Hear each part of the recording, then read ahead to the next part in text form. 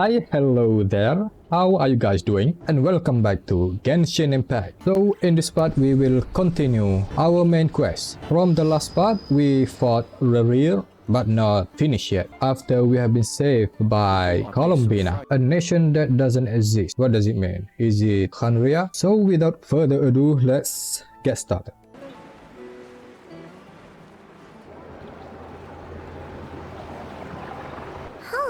It's been a few days since we said bye to the others in Nasha Town. Still no news about Rerir, though. Where could he have slunk off to? Maybe he's planning something. If only he was gone with all the trouble he stirred up before. There's no way we've seen the last of him. Hello! You must be the traveler in Paimon? Mr. Flynn has been looking for you. Unfortunately, there's been a serious wild hunt attack over at the quarry. He thinks it's time to regroup and figure out a plan. The wild hunt? Oh, uh-oh. We better get over there, right away! Come on, let's go! Nation that doesn't exist. It must be Khanria, right? And where's that? Oh, it's not that far. Now listen close, really, I'm only sharing this with you. But the proof of God no sente. Is this the wild hunt break?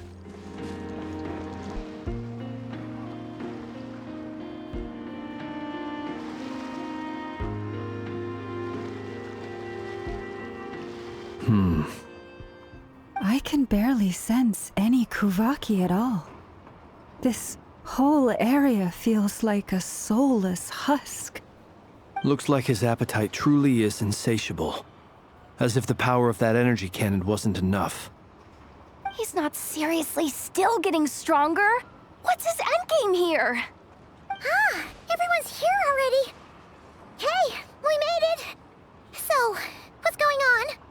We've all been on high alert since we split up a few days back, expecting Rerir to strike again. But it's like he just vanished into thin air. No one has seen him nor found any trace of his presence. Varka sees him. That is, until this morning, when a ratnik found signs of wild hunt activity while out here on patrol. As you can see, the Crystonite itself is physically intact, but the Kuvaki it contained is all but completely diminished. And we're sure that Rerir did this. Who else? He's the only one who could pull off a stunt like this. Kuvaki loss has reached critical levels. Racher of Solnari set to maximum threat level. Warning, unless de-escalation measures are taken soon, he will pose a threat beyond our ability to contain. The consequences could be catastrophic. Traveler, do you remember when we encountered Rerir just after regaining his body? Yeah? There wasn't a shred of sanity left. Nothing but madness and rage. He seek for vengeance, Flint. I remember it well. He was already extremely dangerous. Even then. Yeah, didn't he shout out a bunch of names? Then he started raving about how nothing in this world mattered to him. Oh, Paimon gets chills just thinking about it. Oh, but the thought that he's still out there, lurking somewhere and not cry? Yeah, he's still here. Chance to strike? Oh, even chillier. Last time we fought, we were already at a disadvantage. If he has such overwhelming strength, why would he suddenly go into hiding? Huh. Yeah, if I were him and I wanted more Kuvaki, I'd just take it by force. No point staying in the shadows. I'm still not sure what he's talking with Varka. Unless something went wrong. His whole resurrection thing didn't exactly go smoothly. The other thing is, how does someone who's completely lost their mind still have the wherewithal to cover their tracks so perfectly? Beats me. According to certain medical studies, insanity does not always entail a complete loss of rationality. It may be that he is simply living in a world of his own. That actually sounds about right. He was ranting away to himself the whole time, like he had zero interest in talking to us. There are many unanswered questions here.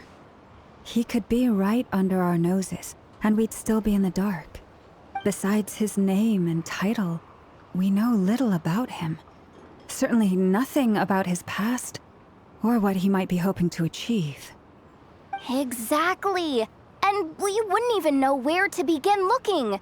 Even Boss hadn't heard of the Racher of Solnari before all this. I'd be willing to bet that even if we gathered together every scrap of intel in Nodcry, we still wouldn't find more than, like, 3 useful facts about him.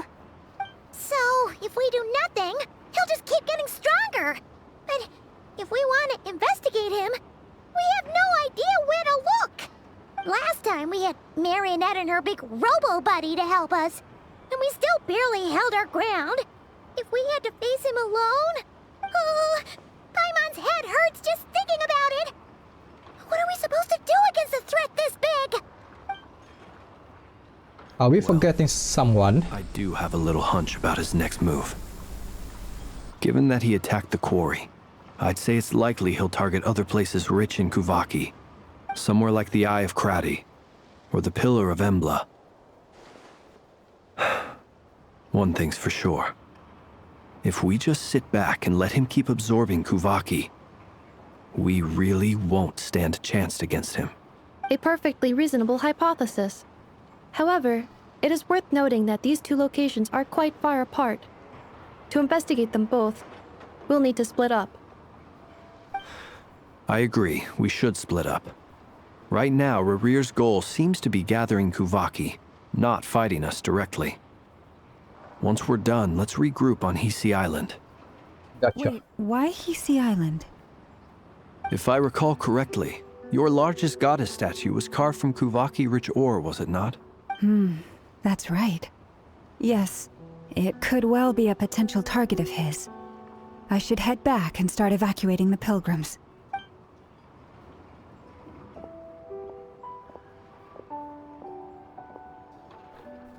Splitting up's always gonna be risky. But I guess we don't have much choice, right?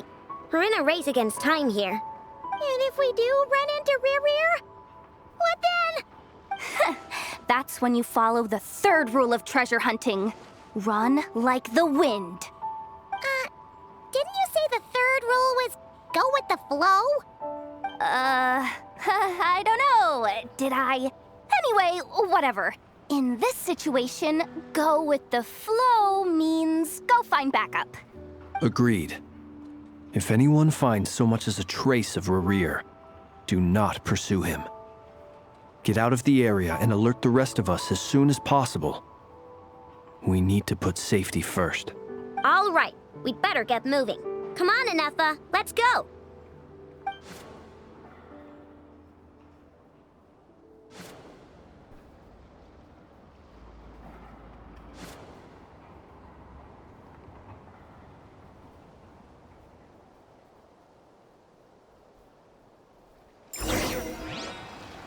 Rosemont Enclave, so they're still investigating.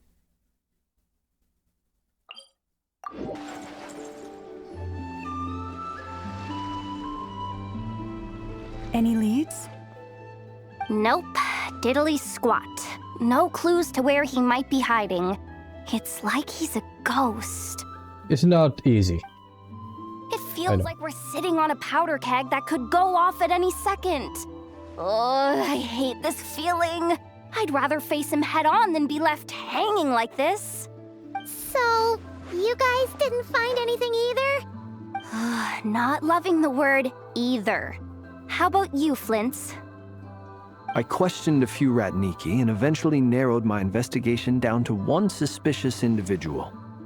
But by the time I got to his place, he was already gone, almost as if he knew someone was on to him. Either that or he's just extremely cautious and doesn't stay in one place for long. He's been biding his time for a while now. The question is, where or what is his next target? No idea. Since regaining his body, he seems to have lost all interest in the fragment in my possession. If he did still want it, he's had plenty of chances to take it. All we can do now is hope that Ino and Nefer turn up some leads. Darn it, Rerir! If you've got the guts, come face me one-on-one! Wait, he's actually here? I didn't mean it! I swear! No, it's coming from Silver Moon Hall. The Lady Kutar might be in danger.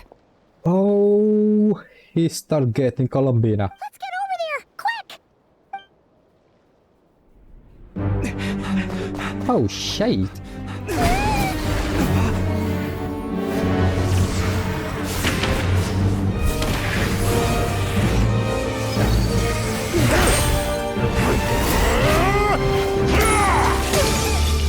Oh, no, no, no, no, no, no, no.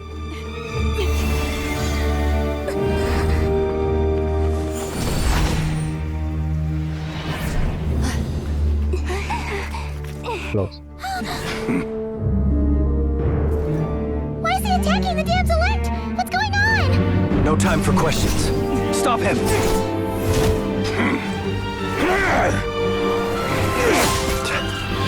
Damn, I didn't know Aether and Flint can go that fast.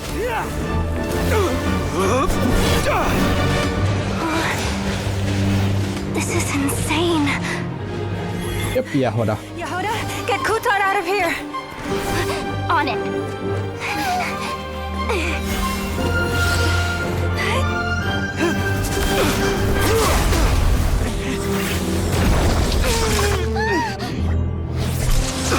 Yep, there's... Look where your feeble light has gotten you. Now you shall plunge into darkness. If I have a chance. Tholindis, soon I will find a way. Watch out! Who is Tholindis? Oh, shit.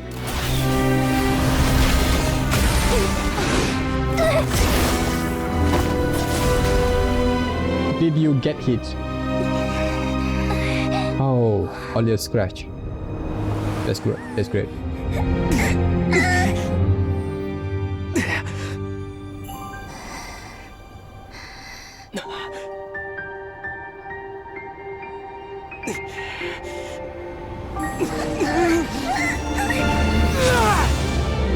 Oh, is this the moon power?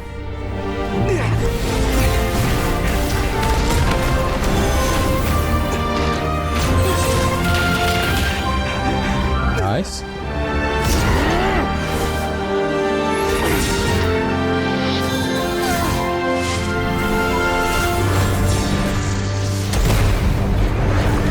Okay, we are safe now, it seems.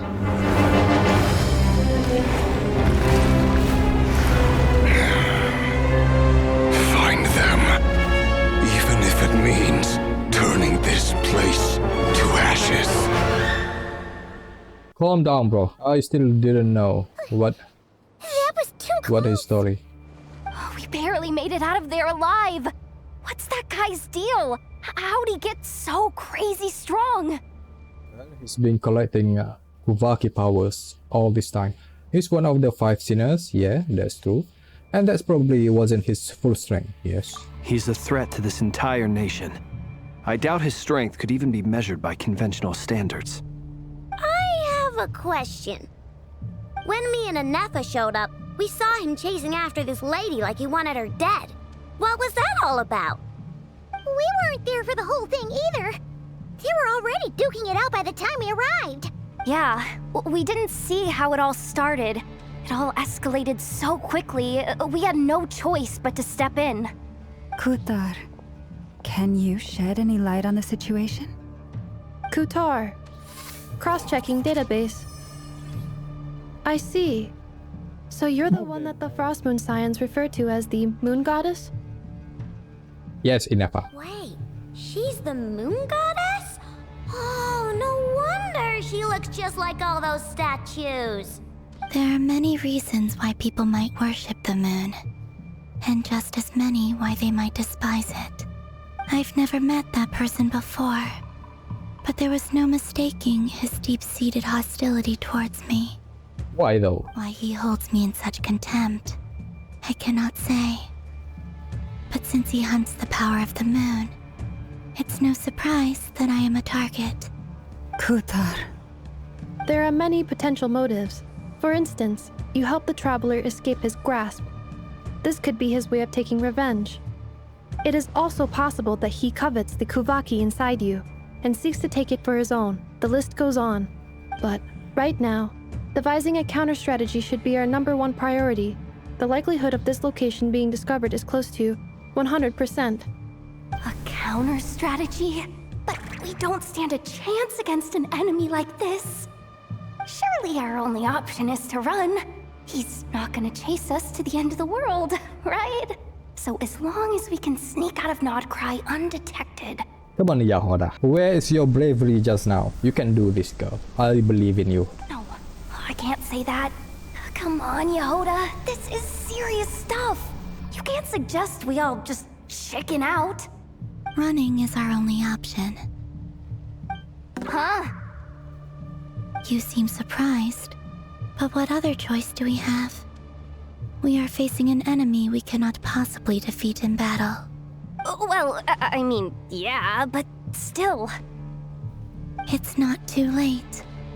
I can distract him, so you have plenty of time to make your escape. We're not gonna do that, are we, guys? Wait, what? You're gonna act as bait? Yeah, she's planning to. Doesn't that make sense? I'm the one he's after. There's no need for you to risk your necks on my behalf. A coyote doesn't stop for bypassers while it's howling at the moon. What is it, Lama? The Frost Moon Scions have already grown accustomed to life without their goddess. My presence here is no longer essential, and this is not my home, so you needn't ask me to stay. We can't just roll over and let him get away with this. That's not our style. Yeah. Yeah. We can't just call it quits after everything we've been through together. Besides, she pretty much saved my life back there. If I just ditched her now, I'd never forgive myself. Yehoda is really good girl. She has a good heart. We can't overlook that you have saved our lives multiple times now. To talk of returning the favor would be a little crass for my liking. But suffice to say that we are friends, and friends look out for one another. Rerir's true objective remains unclear. Even if we were to sacrifice Muskutar, there's no guarantee he would stop. Running away won't solve anything. We stand a fight no matter what. But... No but, Columbina. Dad, I know why you left the Frost Moon Scions so long ago. It was because people started treating prayer as a form of trade.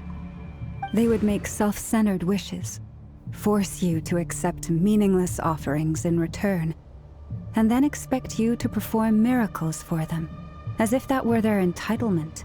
If it were me, I might have walked away too. But I believe that time can change everything, and that sometimes it takes losing something precious to appreciate its true worth. After much reflection, I've realized that this was never about whether the Frost Moon Scions need you. Any relationship based on need is purely transactional. What I truly hope is that you'll choose to stay, not out of obligation, but as part of our family. You were born here, and now you've returned. Who knows? Perhaps it was the moonlight that guided you home. Thank you, Lama. But my power is on the wane. I'm afraid I will be of little use to you now. We will find a way. It's our turn to help you now. Very well then. I'll do as you say. Both times you saved us, we were transported across great distances in an instant. Is that one of your powers as the moon goddess? It is, but I find it very draining. I barely managed to pull it off just now, and it will be some time before I'm strong enough to do so again. So did Aether help her a bit last time? Rejected by the world, my power is dwindling. Like a lake cut off from its source, slowly shrinking away. Now, it has almost run dry. What do you mean, rejected by the world?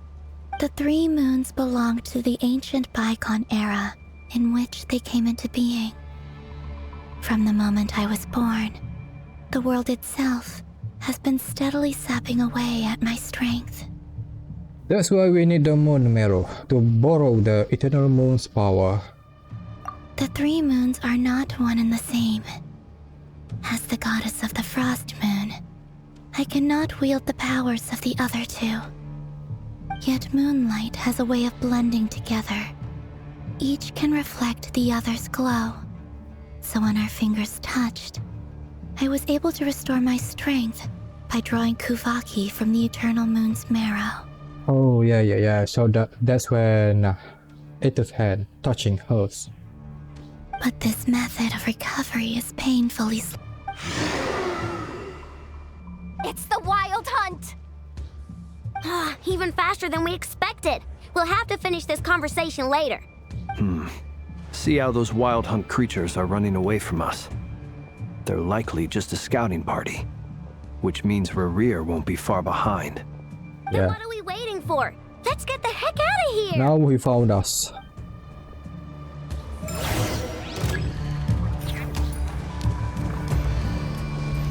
Poor last lad. Flash attack! Cleanup sequence initiated. They just keep coming! This is driving me nuts! Rerir's closing in on us. We need to pick up the pace. Wow. Too many of them! And this time, we can't fall back on Kutar's help to escape. This goes on much longer. I didn't see anything. Wait, what do I do? Just run? We need to run? There's a meter up on the top of the screen. Maybe I'll need to make it full. Done water bomb! Okay, guess we good. There's still a lot of them though. I know. Who's the sword? Oh no, it's yes. There's our guy. The Grandmaster. Finally.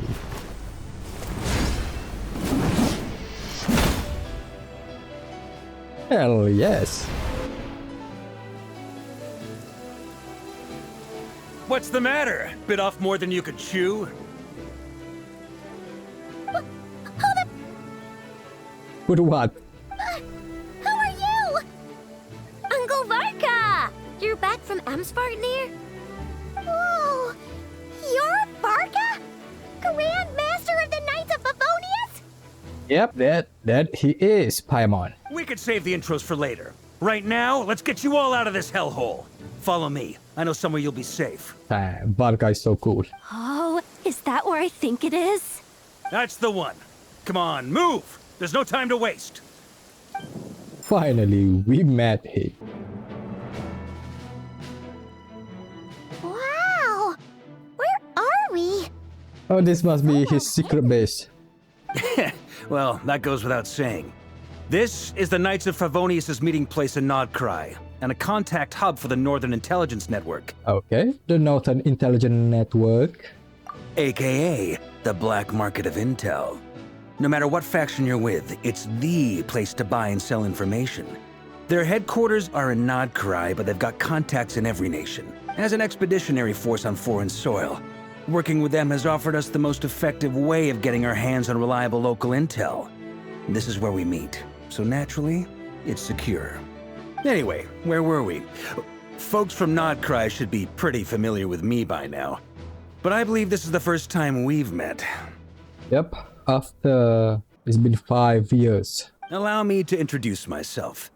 I am Varka, Knight of Boreas, and Grand Master of the Knights of Favonius.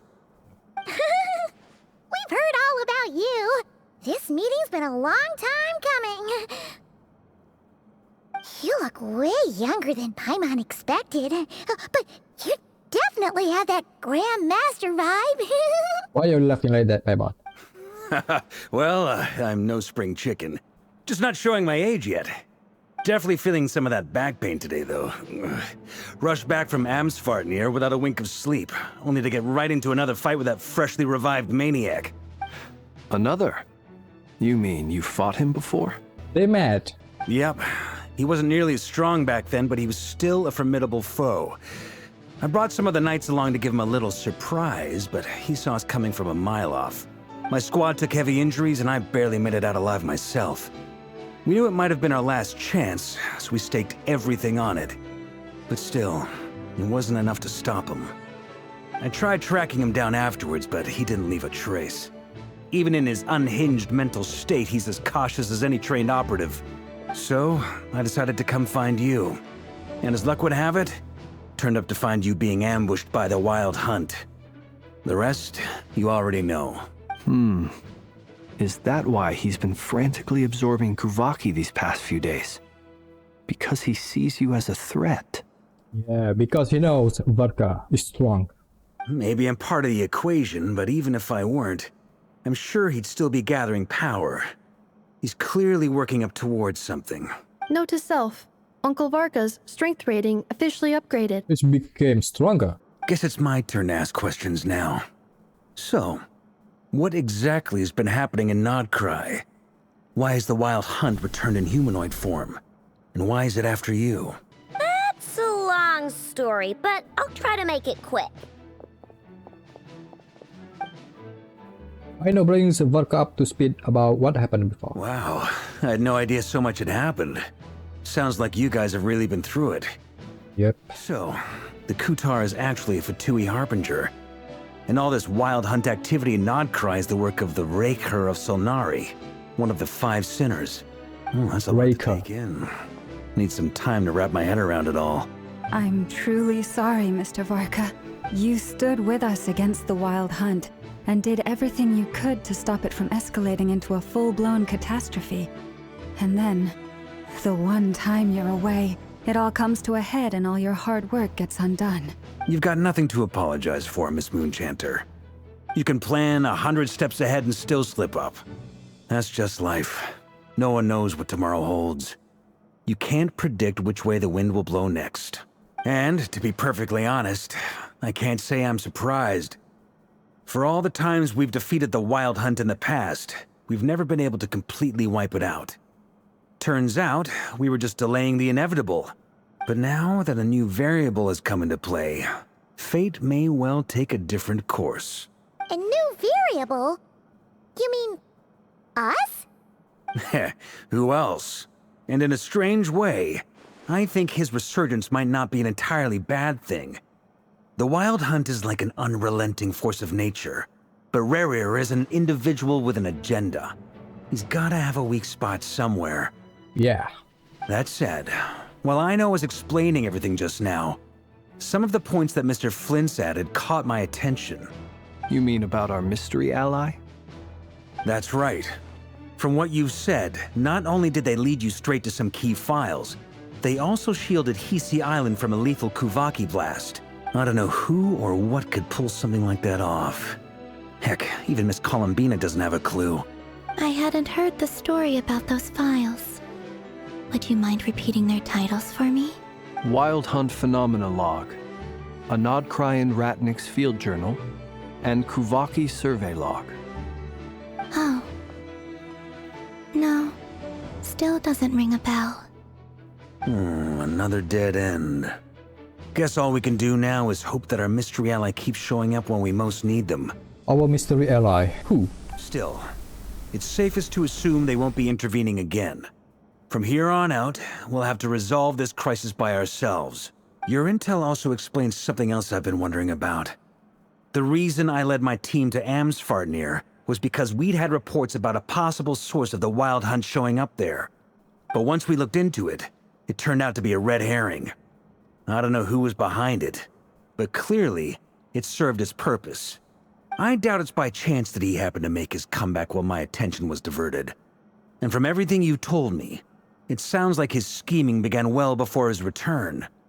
So maybe luring me away was all a part of his plan. But is it even possible that he orchestrated all of this by himself?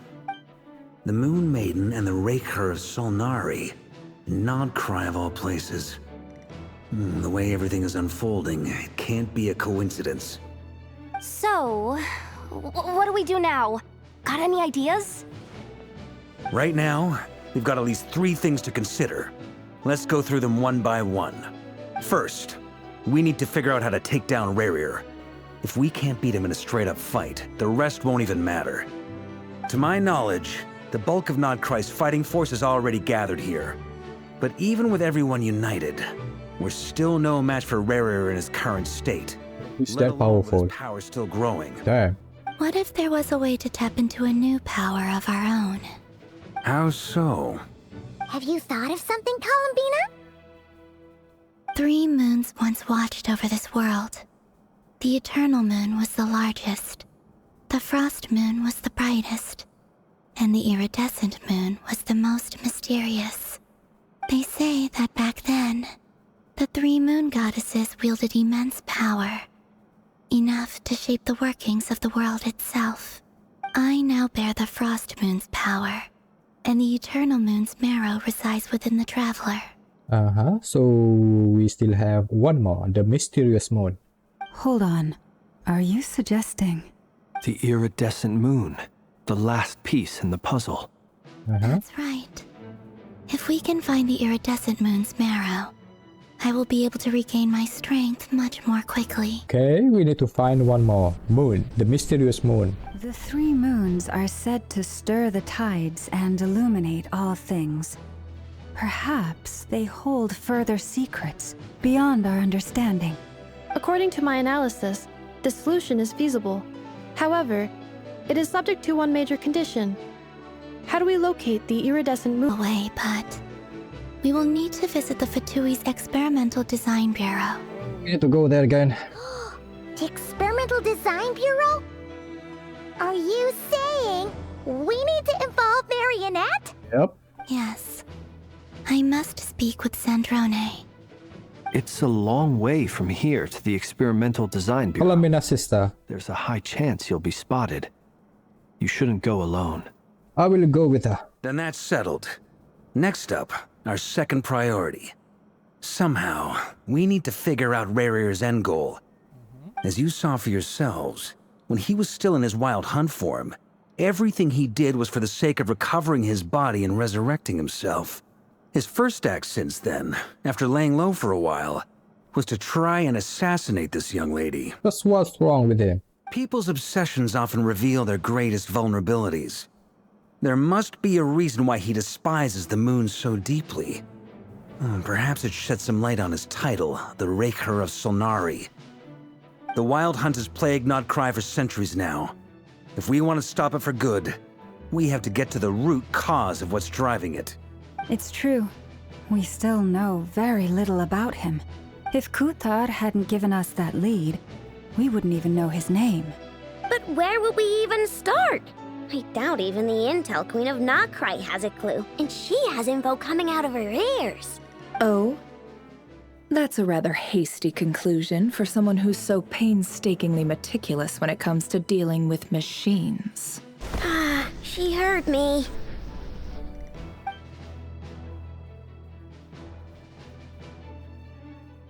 Boss! What are you doing here? I'm now asking myself the same question. I received a letter from a humble knight of Favonius, requesting a meeting to discuss a major business deal. But it looks like this humble knight had something else in mind. Is it vodka? Details. Miss Nefer, the important thing is that you've arrived at the perfect time. Since his failed ambush, I've been racking my brains trying to come up with a plan to fight Rerir. Given the severity of the situation, I think it's fair to say that our only chance lies in uniting as one. And I'm talking all the factions in Nodcry. We can't do this without the Curatorium. But I knew it'd be a tough job to win you over. So, I took the liberty of reaching out for a little chat. Wait a sec. To win her over. Hear about this place, Nefer. Of course she know. I'm on. Didn't you say this is meant to be the Knights of Favonius' meeting spot? And a contact hub for the Northern Intelligence Network? And isn't it supposed to be super hidden? You really think he could have gotten settled in Nodcry without my help? Besides, I'm the one running this gig. Of course I know where the meeting place is. Yep. You mean you are? Allow me to introduce the current head of the Northern Intelligence Network. If it's intel you're after, she's your woman. pretty much seen and heard it all. Please spare me the flattery. Let's cut to the chase. Seems like you've run into some trouble, huh? You bring Nefer up to speed on what's been happening. Well, this certainly qualifies as an unforeseen crisis. On behalf of the Curatorium of Secrets, I wish you all the best of luck. What? So you're just going to sit this one out? Why should I get involved? What could possibly be in it for me? What if we told you we can't do this without you? Oh? Then I'd say you'd better make it worth my while. I don't work for free. This is the last time Nefer. Lama just say it. The last favor. I can't put a price on something like this. It's just not in my nature. But then again, you and I have always been polar opposites in this regard. So I can't exactly say I didn't see this coming. Come on, Lama, you can do this. You can persuade her. If you insist on compensation, I will pay you. Consider this a formal commission. Sound fair? You just don't give up, do you? Too bad. I know you well enough to know you can't afford my prices. The riskier the job, the more it'll cost. And a moon chanter's stipend isn't exactly generous. Unless you're planning to start passing the donation box around among the faithful. That could work. Boss, just a thought. If they come up short, maybe you can take the difference out of my next few paychecks. Damn, Yahoda. Thank you. Things got really dangerous during the fight with Rerir. If this girl hadn't saved me, I'd be ley line fodder by now. I'd be gone for good, boss. If there's any way we can make this work, I'd really like to help her. Please, I'm begging you. This is why I'm always telling you never accept favors. They are the hardest debts to repay.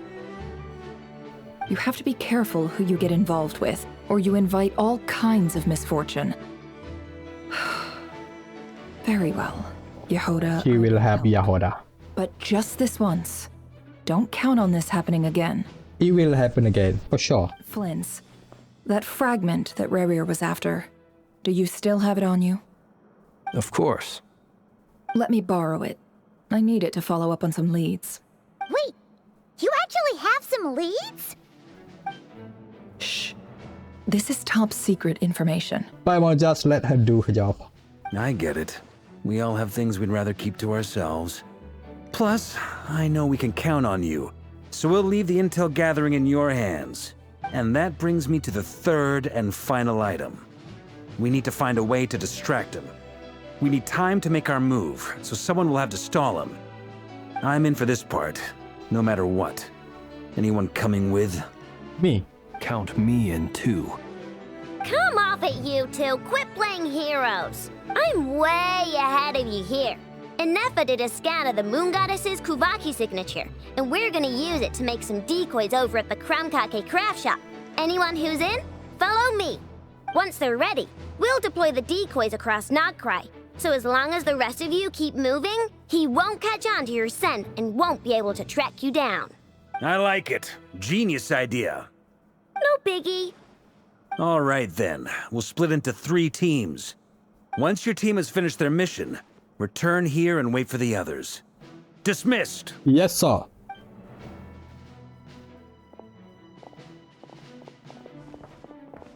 Damn, vodka is so cool.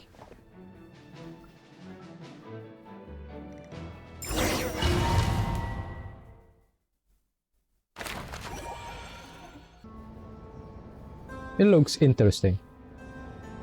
Lady, I mean, loading screen. wait. And you two? What are you doing at the Kuvaki Experimental Design Bureau? I'm her bodyguard. We've been doing our best to mind our own business lately. But if you're just gonna waltz up here like this, you're seriously pressing your luck. Don't blame us for doing what we have to. Try it. Just try it. Huh.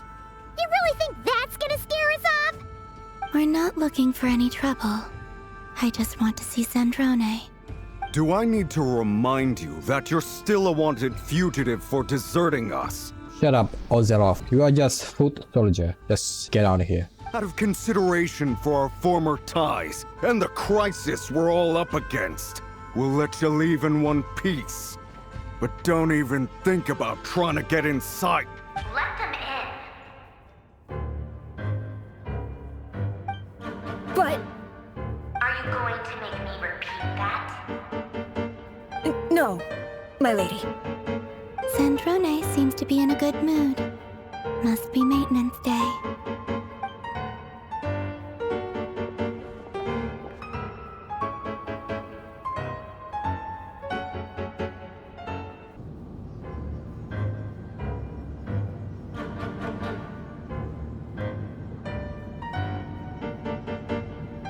So tell me, to what do I owe the honor this time? Actually, before you answer that, just so we're clear, we're not colleagues anymore, Columbina. Yeah, sure. Yeah, sure. I don't owe you anything.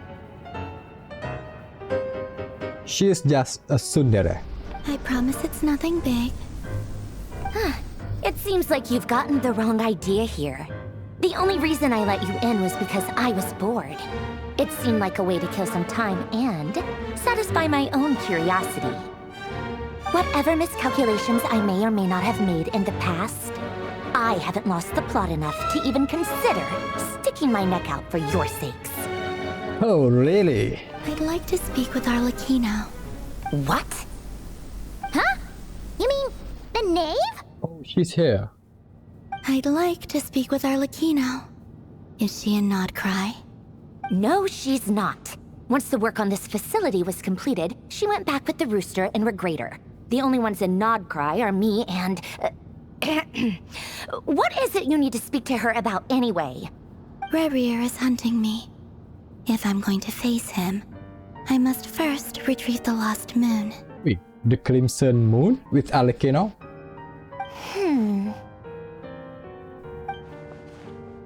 Marionette seems lost in thought, but she doesn't look surprised. She must know more than she was letting on. I don't understand what Arlecchino has to do with the iridescent moon's marrow, but at this point I have no choice but to go along with Columbina's plan. Is that a no then? We are only doing this to stop Rerir. He is our common enemy. As if I need reminding.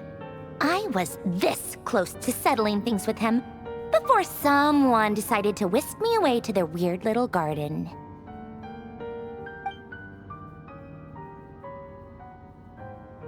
Have you held any tea parties lately? Tea parties? Yeah, obviously. You don't seriously think we'd pack it all in just because you aren't here. If anything, they've been more eventful than ever. Just me, Arlecchino, and a bunch of insolent and sensitive guests who won't stop asking where you've gone. Oh, they've been a real joy. I bet you served them the worst tea you have. Just like you used to do to me when I upset you. Who cares about how good the tea is when there's no one around to drink it? I keep losing people. That's the sibling quarrel again. First Rosaline, now you? I'm running out of people who can make me laugh. Honestly, what could be more ridiculous than a multi-centenarian goddess who's only ever had the plain herbal tea she received as offerings? You'd always brew a different type of tea for me each time. Was it really just to see how I'd react?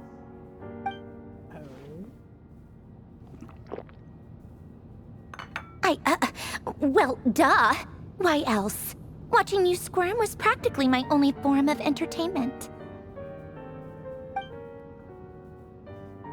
Was she genuinely trying to introduce Columbina to new flavors? Maybe all that coldness is just an ad. Yes, Aether. And they actually get along. They are siblings, Aether. Oh, yeah. And Capitano sometimes used to bring Tartaglia around too. But I guess we won't be seeing him again.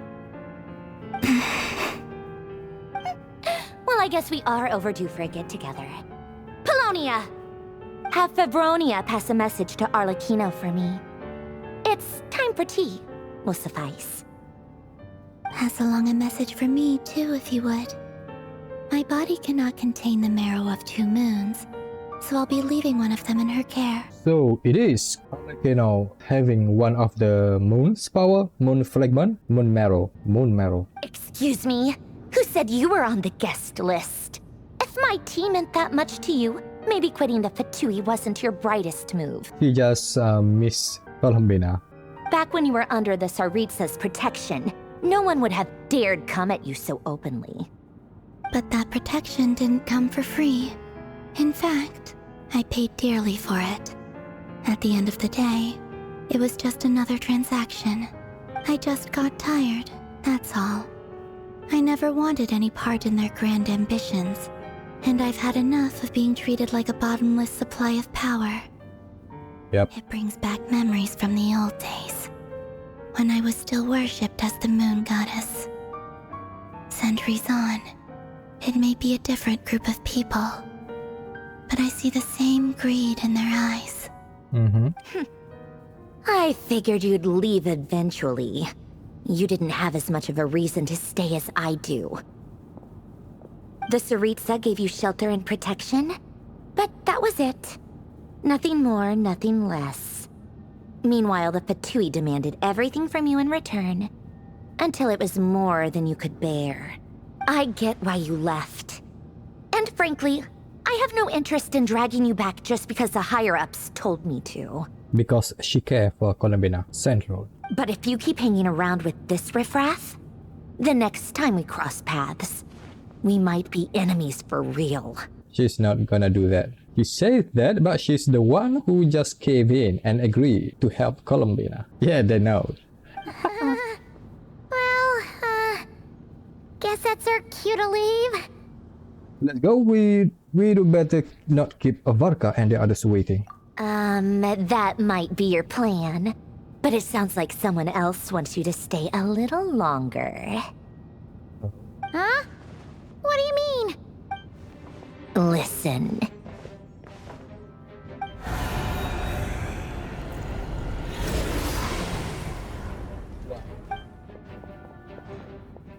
My lady, it's the Wild Hunt. A horde of monsters is headed straight for the facility. Another uninvited guest trying to crash my tea party. Clear the area! I'll handle this.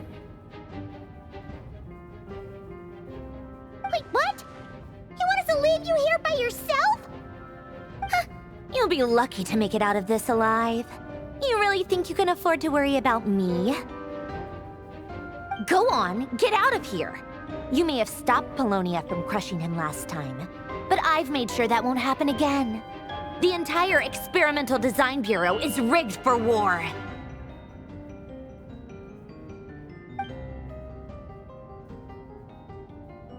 Stay and watch if you want, but it'll be at your own risk. You're not flagged as friendlies in the weapons system. Just be careful, okay? Don't tell me what to do!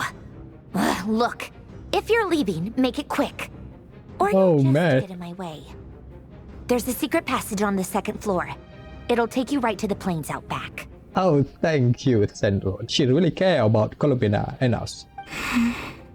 Stare all you want, Columbina. You're not getting another invitation to my tea party.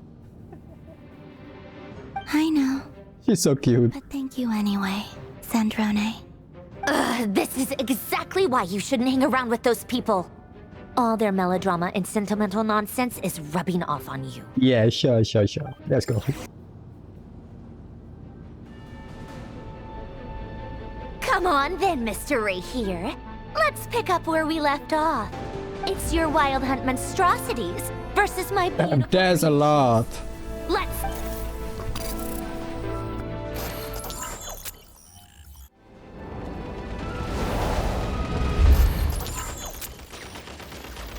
Oh, what's this? What? Attack? Oh. Oscar 1, lock on to target. Oh. Wait.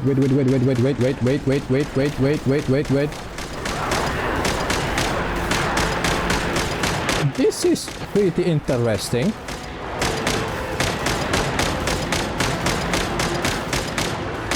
Who am I controlling? Is it Polonia?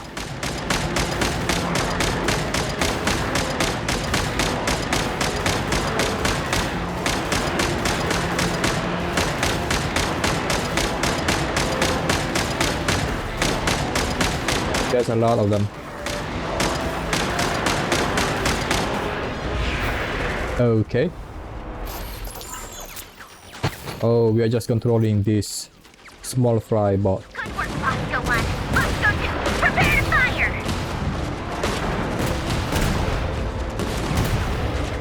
Okay. Nice.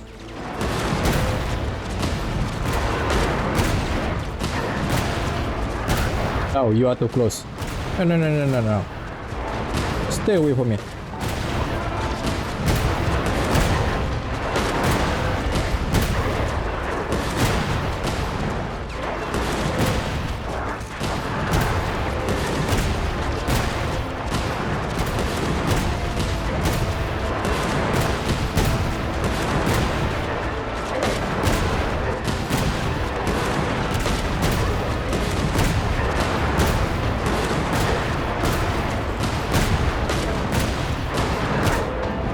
Okay.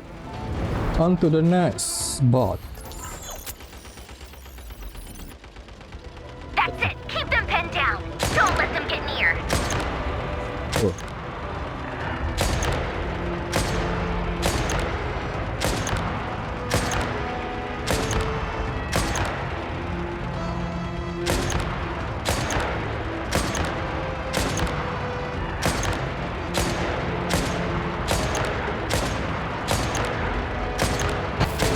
Ow. Whoa. Where's you at?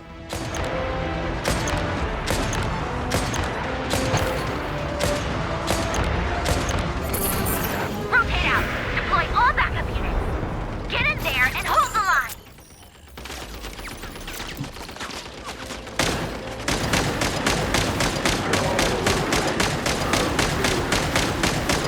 There were nations than I thought.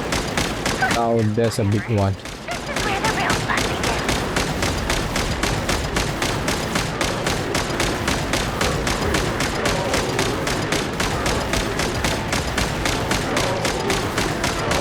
There's a lot of them.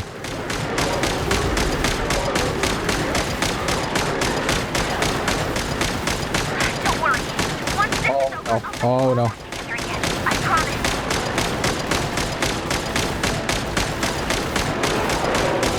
Oh no.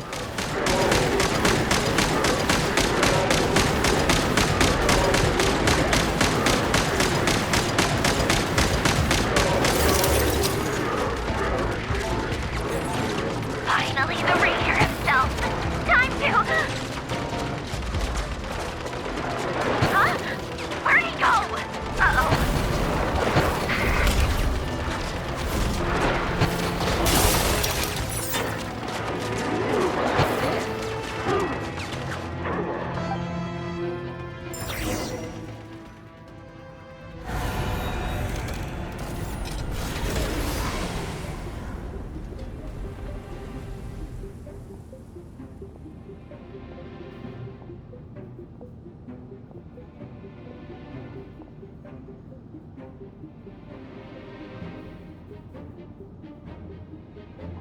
Polonia, get him! Round 2. I've upgraded Polonia again since our last encounter, and uploaded every last scrap of your data. So let's finish this, once and for... She's not here. Where did she go? Hey! Over here, you big... We just won Columbina. Moon. Go. Keep searching. She cannot have gotten far. Why are you hating the moon as, that much? Racher.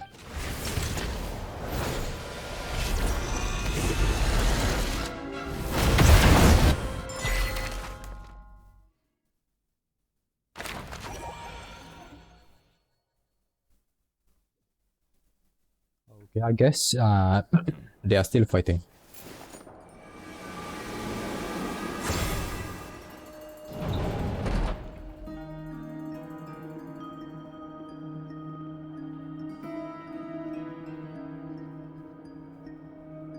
So this is your method for investigating Rerir's past. It almost looks like some kind of Ceremony. This is Sumeru's theme. Good deduction. But it's quite a different affair from what you're used to with the Frost Moon Scions.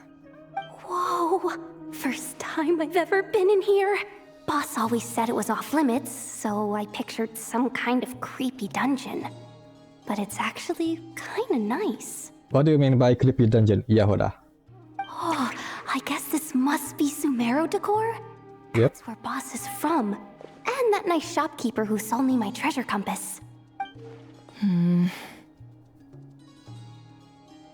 not sure exactly what you've got planned, but it looks like you're all set. When do we begin? Whenever we wish. But for some reason, I've got a feeling this isn't going to end well. I've never faced Rerir myself, but from what you've told me, his power is beyond anything I could imagine. I, on the other hand, am just an ordinary businesswoman. Yeah, Our sure. paths should never have crossed, yet here I am, forced to make an enemy of him. If you ask me, you're about as far from ordinary as it gets. So what are you saying? You're getting cold feet? Once I take a job, there's no backing out. Still, I have to ask myself if the power I'm relying on will even work on an opponent of this caliber. And also how to make sure I come out of this alive if things spiral out of control. Death is the one thing we can take for granted. It is the great equalizer, however fortunate or unfortunate we may otherwise be. So it's important to consider how to spend what lifespan we have left. Come on, boss. Lighten up. Quit talking about death. It's bad luck. For once, I agree with you. When you're up against a foe like Rerir, there's no such thing as being too prepared. Is there anything I can do to help? That won't be necessary. I've already made up my mind. Time to cash in a precious favor I've been saving for a rainy day. Yehoda, I need you to find someone for me. The sooner the better. Find who? That shady merchant who sold you an overpriced treasure compass the other day. Is it Dory? It must be. Come on, boss. You're pulling my leg again. In what way is she shady? She showed up when I was completely lost and sold me a neat little gadget that was exactly what I needed. Trust me, she's a good person. Anyway, I know who you're talking about. Don't go anywhere. I'll be right back. A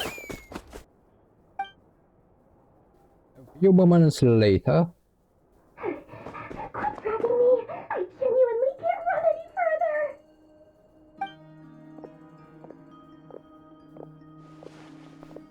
Hey, aren't you? What is it? What's the big rush? You dragged me out of a dream where I was literally swimming in Mora. I'm charging double my usual attendance fee. See, look how easygoing she is. After that rude awakening, she could have completely snapped at us. But instead, she kept it together and just asked for an extra fee. Dory Sangama Bay? I never would have pictured you two doing business together. If you want to make it big and not cry, it's all about connections. Lady Nefer just so happens to have a lot of intel that interests me. And she also did me a big favor in the past. It was back when I first arrived in Not Cry. My trusty assistant, the genie in my lamp, had an adverse reaction to the Kuvaki and fainted. And wouldn't you know it, that's when I suddenly find myself in a life-or-death situation. Good thing my compatriot was there to swoop in and save the day. I've been giving her a 30% discount off all of my goods ever since.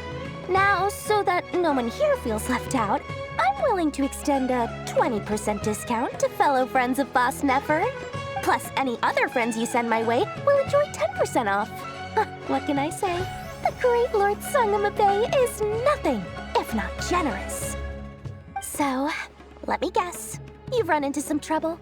I've got everything you could possibly need, and the more you buy, the more you'll save.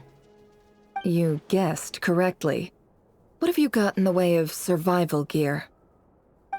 The one type of gear I've never been short on. What are you looking for? A jetpack fresh from the Academia's labs? An ancient suit of armor dredged up from the bottom of the sea? At the very least, I need to know what kind of opponent you're dealing with here. If even you're worried about staying alive, it must be pretty serious.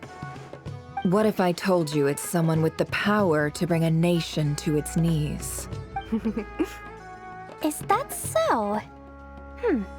Then we really are talking top-shelf treasures. I don't have anything like that in stock right now. I'll have to ask my supplier. Your supplier? A powerful woman, make no mistake. I can't reveal her identity, but luckily, Oh, it must be Alice. I hear she's planning to visit Notcry in the near future. Yeah, Alice. If you're willing to wait, I can ask her when she's here. Can't say exactly how long that'll be, though. Are we gonna see Alice here? Then let me put it another way. What would you do if you encountered an enemy like that? Roll over and serve yourself up on a silver platter? Of course not. I have a handy little trinket from one of my generous suppliers, which... Hold on. What exactly are you getting at? No, this is for my personal use only! Let's just say I'm borrowing it, all right? Just for insurance purposes. You'll get it back later. Favors are the worst kind of debt to owe, and now you've got a chance to repay one. A win-win situation, don't you think? Fine. You can borrow it for 5 days. No, make that 3. And for every extra hour after that, I'm charging you 1,000,000 mora. Deal? Deal.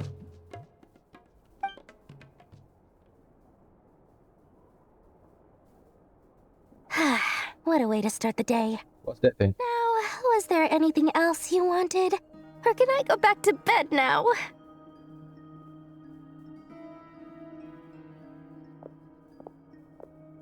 That will be all. Take care now. Don't trip up on your way back, friend. See you later! You're my favorite shopkeeper. What is that thing, actually?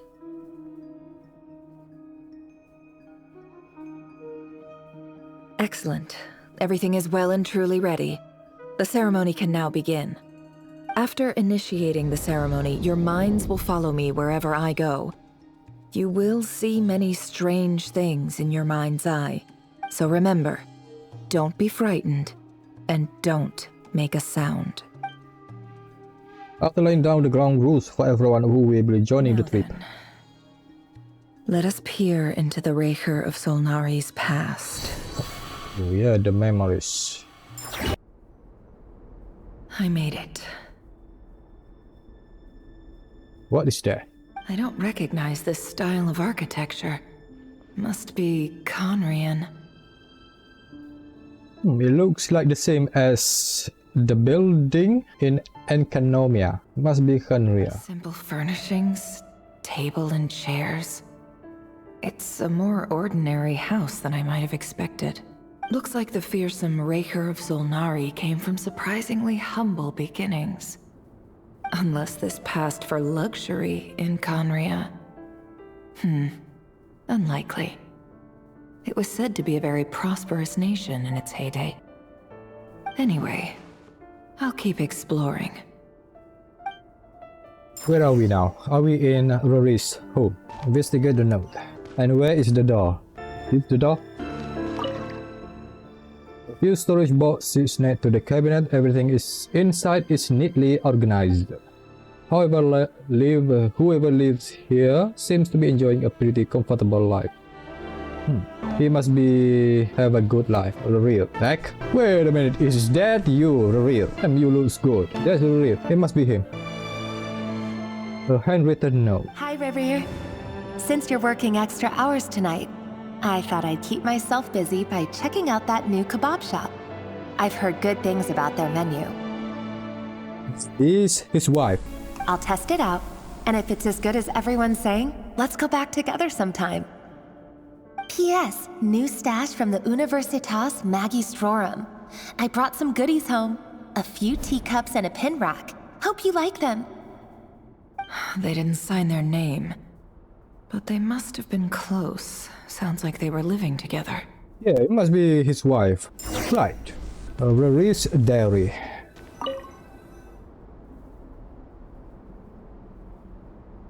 I went over to Joseph's for drinks today. They have a fine collection, but I went alone. Tholindis was tied up with something and couldn't make it. Yeah, that's the name that Rerir said before, Tholindis. Joseph asked why I came alone, but I didn't really have an answer. He then went on to ask about other things. If you ask me, someone who asks that many personal questions is too nosy for their own good. But if he invites me again, chances are I'd still go. Tholindis. That's the same name Rerir mentioned. Grain imports keep falling. If things don't pick up, we'll soon be back to meat and mushrooms only. Honestly, I'm not a huge fan of that new type of mushroom everyone's been into lately. Didn't it start out as a lab-grown variety? I heard it's even mildly corrosive. Seriously, why would you even eat something like that? I don't care if it's an impressive feat of alchemy. That just isn't the kind of thing I like to eat. Grain has to be imported, and they're eating a diet of mostly meat and mushrooms. Could it be because Conria is underground, so it doesn't get much sunlight? That would explain why they use so much stone in their buildings. They even use alchemically modified strains for food. Seems like the people of Conria don't have many options when it comes to dining. I've just about saved up enough now. Time to buy it and keep it somewhere safe. Making a big purchase. I wonder what it is. Most of what's written in the diary are the mundane details of everyday life. It's clear that the author was an ordinary Conrian, or at least that they were passing themselves off as one. The author's handwriting doesn't reveal anything. It's neither showy nor stiff. In fact, it doesn't really leave any particular impression. He really is a professional. No wonder he's so good at covering his tracks. Despite what he's become, it seems like he's retained certain habits, at least in this regard. Near the end of the diary, you notice a page with a shallow indentation along the bottom. What the heck is indentation? The previous page has been torn out for now. Its contents remain a mystery. Did Rerir rip it out himself? But pen marks like this leave a trace with something like charcoal to add some color. You just need to find the right angle. When Nefer looks around, she sees a fine charcoal pencil on the desk. Before long, she has restored the missing word. Compared with the forgettable handwriting from before, these lines have been scrawled in a rougher, more haphazard way, as if the person who wrote them was in emotional state. Before I met you, I was convinced that my heart was nothing more than a stagnant pool. The burial place of a fallen moon. A withered, windless grove where the waters rested forever unrippled. The burial place of a fallen moon. It was you who helped me see that my heart hadn't entirely withered away. That it could still beat to the rhythm of love. This is just trivial sentimentality from the looks of it. Why would he go to the trouble of hiding that? The burial place of a fallen moon. Yeah.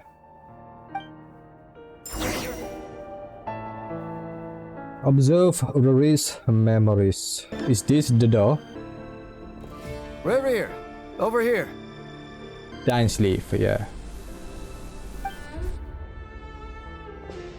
Dane! Oh, and, Vedelfin here? What a surprise to see you here, sir. Hello there, Rerir. You need not address me so formally outside of court. He doesn't get that much free time, so I invited him over for a drink. Even the court prophet deserves a break every now and then, right? Well, I'm flattered. So, what are we discussing today? Hey, don't look at me. As far as I see it, we don't need an excuse to have a few drinks. Come on, don't give us that. Didn't you say you were about to pop the big question? How's that coming along? Who'd have thought the Great Twilight Sword was an even greater gossip? I just didn't expect you to be the first one to settle down and get married, that's all. So it must be his wife, Tholindis. Yeah. If you told me that a few years ago, I wouldn't have believed you either. So what happened with your wife, Rerir? So, are you planning to come clean about your job then? I'm guessing you still haven't told her. Sure, I'll have to tell her at some point. But I'll need to pick the right time and place. To be honest, I have no idea how she'll take it. Come on, stop being such a pessimist. For all you know, she could be thrilled. I bet she'll be much more impressed by your actual job than the one she thinks you're doing now. A member of the King's Guard. Quite the cover story. Does the king himself even know? Of course he does. Anyway, enough about me.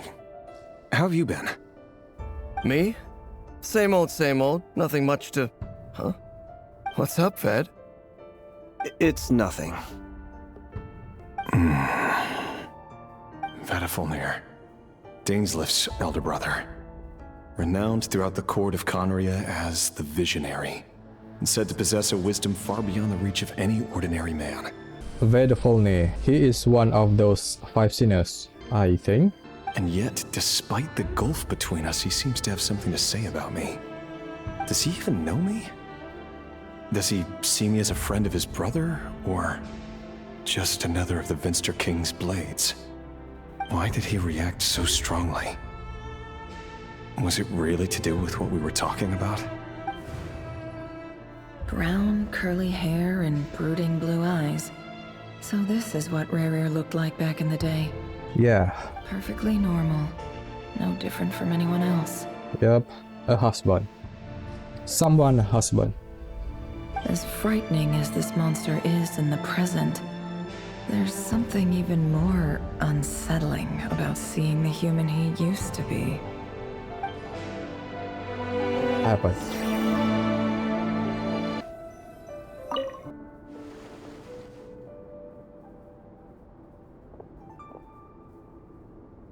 Oh, that his wife, Tholindis.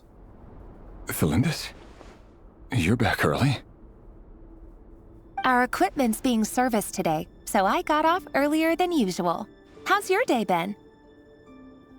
Aw, why the long face? Is something the matter? Has your boss been giving you a hard time again? Went for a drink with Dane and the others after work. Isn't that a good thing?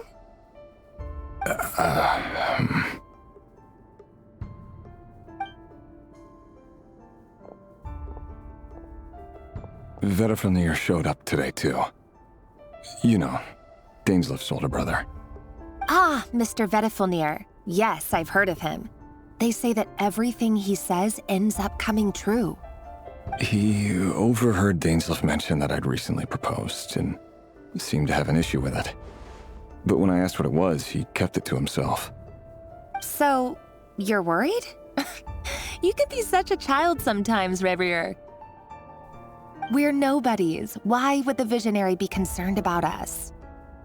I'm sure someone in his position has much bigger fish to fry. Maybe you're right. You worry too much, Rerir. We've been together for ages now, and everything's been going so well, has it not? You've even proposed to me. So, you do remember. Tell me then. What's your answer? Like I said, I need some time to decide. You can't just rush into things like this. We may be nobodies in the grand scheme of things, but if we want things to work out, we've still got to plan ahead. All right. Take your time. Just don't keep me waiting forever. And he did. Sounds about right. In the eyes of people like Vedifulnir and Dainslif, what do we matter? Can someone whose gaze is so fixed on a far-flung future even see the present clearly? Besides, the dynasty's fate rests with the king and his inner circle. Whatever I do, it won't make much difference. Meanwhile, every idea they come up with and every decision they make, it affects everything. These days, the king is lost in his research, and the purge of the Crimson Moon bloodline grows ever more intense. But why the king is exterminating the Crimson Moon bloodline? The opposition tried to speak out, but nothing came of it. And I'm under no illusions as to why. Because we eliminated them and got rid of their bodies. A man can have 1,000 reasons to carry a sword, but there are few good excuses to use it. Yet the king has never even considered a gentler approach, and he never will. Khaenri'ah got a mad king. What becomes of someone who kills on another's behalf? Can he ever find true peace?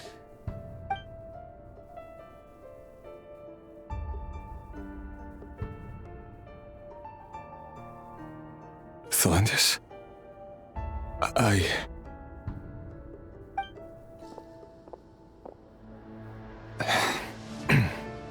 It's nothing. You were right. Fate has never smiled upon nobodies like us. But by the same token, it's unlikely to bear a grudge against us either. There's no reason we can't keep living happily together, cherishing the simple joys of each day as they come. See? You just need to stay positive, Rerir. I can feel your warmth, your breath. You're right there, right by my side. Just seeing you makes me happy in a way I can't explain, and that's something that no one could ever take away from me. So smile, my love. Let go of that frown. You're right, Tholindis. I've just been overthinking things. That's better. Getting caught up about things like this will only ruin our evening. Speaking of which, all set for the ball tonight? I need to go get ready. You go ahead. I just have a few things to take care of, then I'll come join you. Even busier than the big shots, huh? Fine, I'll go get started. But don't be late. If you keep me waiting too long, I won't be a happy bunny. Relax. I'll be there. Seriously, though, you drive a hard bargain. You're really gonna leave my proposal hanging and still expect me to take you to the ball? Well, that goes without saying. I already told everyone I'd be coming with a dance partner. Besides, they're two completely different things. Let's take it one thing at a time, all right? All right. White outfit it is. It seems like Rerir was deliberately hiding his ties to the intelligence services by giving the impression that he was just an ordinary member of the Venster King's Guard. He clearly doesn't want his would-be fiancée to know about his other life. Oh. Then again, that's hardly surprising. People in the intelligence trade rarely do. Who'd have thought we were in the same line of work? Let's dig a little deeper. Are we sure about this? Never leave the hearth. Rerir just wants some love, just like us. Yeah. Our last operation was a resounding success, and all thanks to you, Racher of Solnari.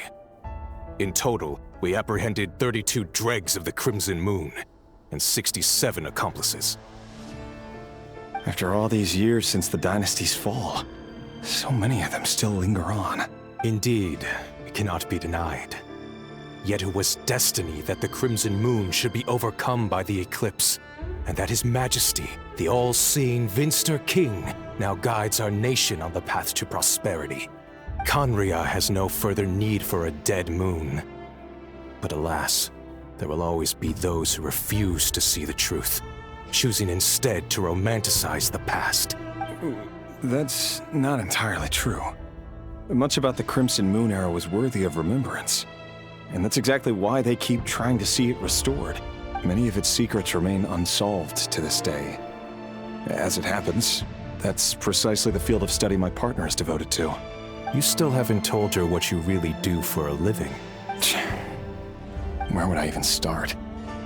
How do you tell someone that you're one of the king's hand-picked executioners? That your hands are steeped in blood? Yeah, I know, Rerir. You didn't choose this life, any more than I did. Orphans like us don't get a say. but I'll sure as heck be the one to pay for it. Speaking of which, we need to be more rigorous in the way we identify direct descendants of the Crimson Moon. He's afraid he's targeting the wrong people. Someone, it seems, has strong opinions about my future plans. Most likely my marriage in particular. I have a feeling that we may soon become targets of the Crimson Moon's retribution. This is how Tholindis died, because of Crimson Moon's vengeance. And now he's doing the same thing, hunting down all the Crimson Moon descendants. Your concerns are not unfounded. They've taken out many of our colleagues these past few years, and for that very reason. These are no helpless lambs we're leading to the slaughter. They're wolves in sheep's clothing. Take care, Racher of Solnari. I look forward to toasting you at your wedding. Thanks, Thorkel. You look after yourself, too. Thorkel. Tholindis, I never wanted to keep this from you. You're the last person I would ever want to lie to. But that's exactly why I can't tell you everything. There are things you shouldn't know. Things you cannot know. The moonlit dynasties are a thing of the past. Yet even now, with the sun shining high in the sky, there are those who would call forth a dead moon's ghost. Could that be why Vedalfnir held back? Or was it because of some court secret he's not at liberty to share? I have to get a clear answer from him. No matter what happens, I will protect Tholindis. Rerir seems to be very concerned by Vedalfnir's reaction. Vedalfnir and Dainsleif, the Visionary and Twilight Sword. So that's what they were really like. I've investigated this whole area now. There doesn't seem to be any other memories here. This is the high top secret information that Nefer got. Should I try somewhere else? Wait a second. What's this black smoke?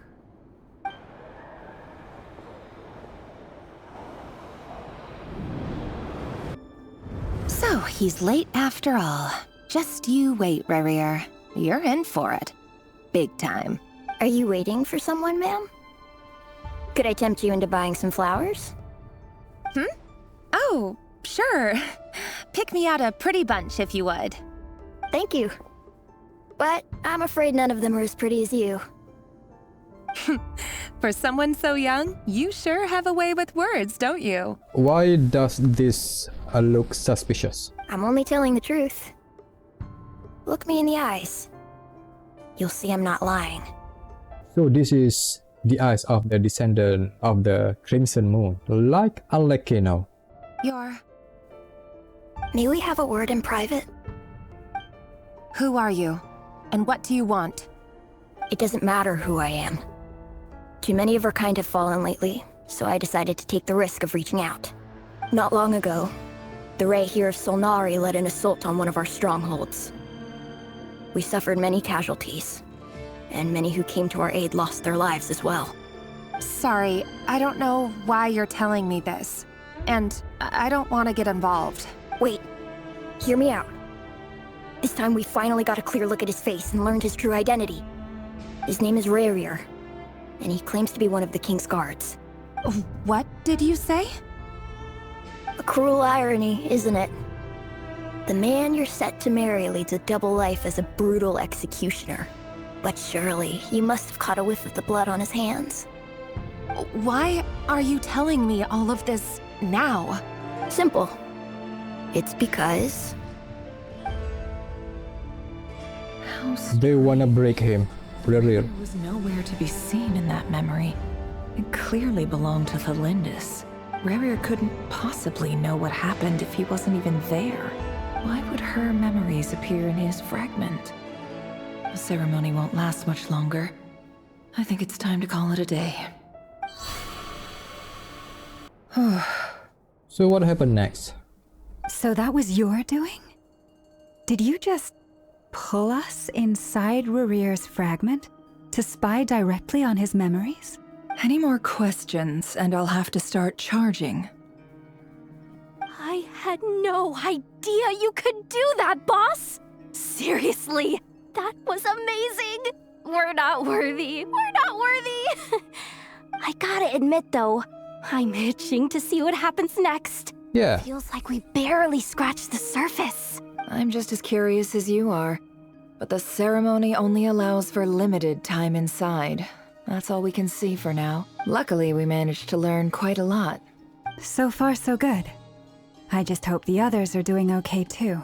Especially the group with the Traveler. Their mission is a risky one. Let's hope it's all going smoothly. If you're worried about them, go see how they're doing. If I know Boss, she's gonna need some time to write up all the details and make sure it's all coherent. I'll stay behind to lend a hand, but feel free to head back and meet up with the others.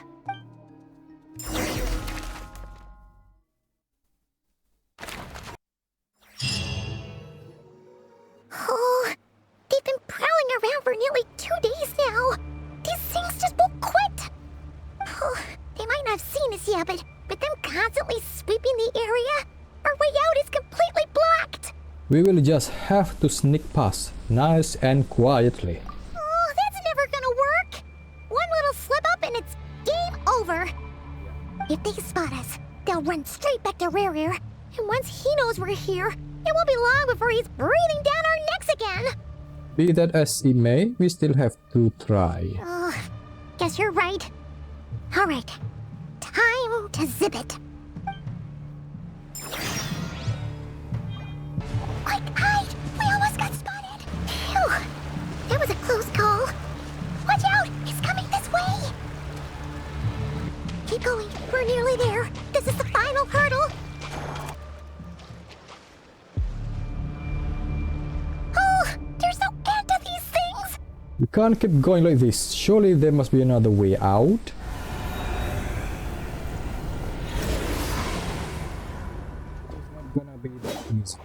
There's a lot of them, boy.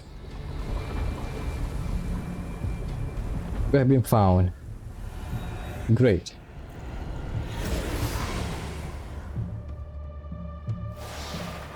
Fire.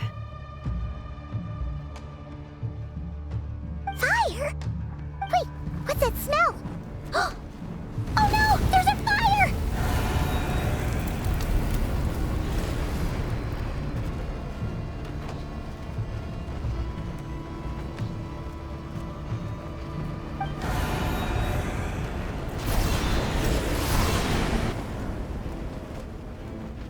The wild hunt. That was quick. Oh, Alekino. Yes, mommy. I mean, father.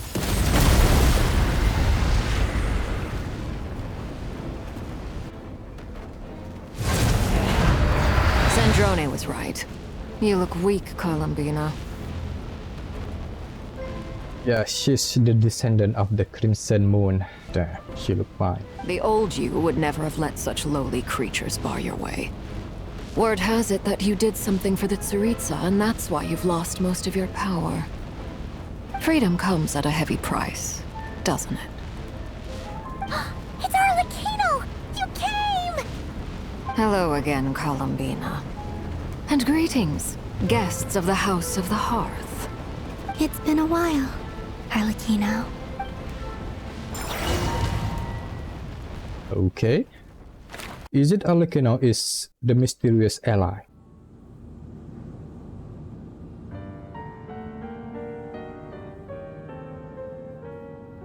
Yep, Polonia's not looking good. Stupid Racher of stupid Solnari. Ugh, whatever. I've got all the data I need. Next time we meet, you're finished. He sure doesn't pull his punches. Excuse me, do you need a hand? You can do me a favor by staying out of my way. Can't you see I'm busy? Wait a minute. I recognize that voice. Rene? Hello, Miss Sandrone. Yeah, this guy. Ah. How considerate of her. Hey, Fremine, get over here and help me fix this. Lenny, you do your thing. Just Keep your sister away from my machines. It's already been done, Sandrone. Nearly every machine that cat girl touches ends up going haywire. Go put her on cleaning duty or something.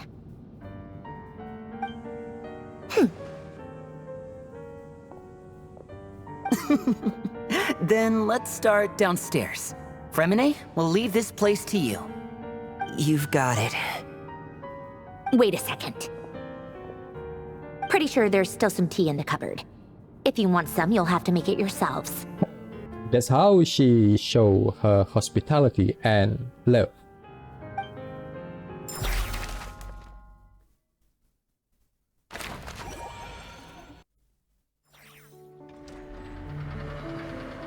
Turn to the secret base and discuss your next step. What? Bro, just leave me alone. I got a mission right now. Where's the secret base? Is this the secret base? Really, bro?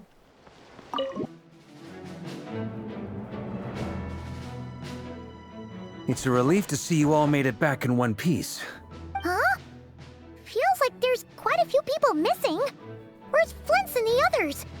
And what about Nefer? I returned ahead of them. Flint is helping Ino and Nefer to set up the decoys and buy us some time. As for Miss Nefer...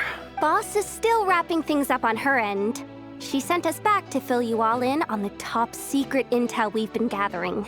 Yeah. I see. Then let's get right into it. But first, who do we have here? You brought someone else in to help? Greetings. I was invited here to help as a longtime Tea Party companion of Columbina's. You may call me Arlecchino. Just look at Columbina's face. She's smiling. Surely it can't be. Those eyes. Oh, where have I seen them before? Wait, of course. In those memories we just saw. Yeah. The only Arlecchino I know is the fourth of the Fatui Harbingers. So either you share a pretty uncommon name, or you're more than just a Tea Party buddy. You're well informed, Grandmaster.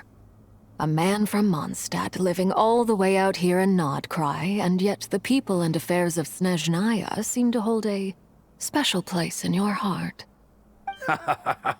Oh, the feeling's mutual. Sounds like you know all about who I am, too. A Fatui Harbinger. The atmosphere in here just got really tense. Guess we can't just start trusting Fatui Harbingers, even at a time like this. Nah, she's good, Yahoda. She's good. I must admit, though, I'm a little curious. Seeing as the Moon Goddess no longer belongs to the Fatui, what makes you so willing to put your neck on the line here? Nor does Nodcry belong to Mondstadt, Mr. Varka. Yet still, you're fighting for it all the same. Things don't always have to have a tangible payoff. Sometimes, stopping things from spiraling out of control is a higher priority than chasing the spoils of victory. Of course, I can't say there's nothing in it for me at all. But that's between Columbina and myself. Arlecchino was instrumental in helping us save the whole of Fontaine. I'm confident we can trust her, yes. Forgive me. I don't mean to doubt you. It's just that the Fatui really have been the source of many of our troubles. We have our own way of doing things here in Nodcry. But ever since they arrived, the Fatui have treated us with nothing but hostility. We cannot blame Lauma. I know there's been a lot of bad blood between us in the past. I've done my utmost to avoid friction whenever I could. But sometimes fundamental conflicts of interest simply can't be settled amicably.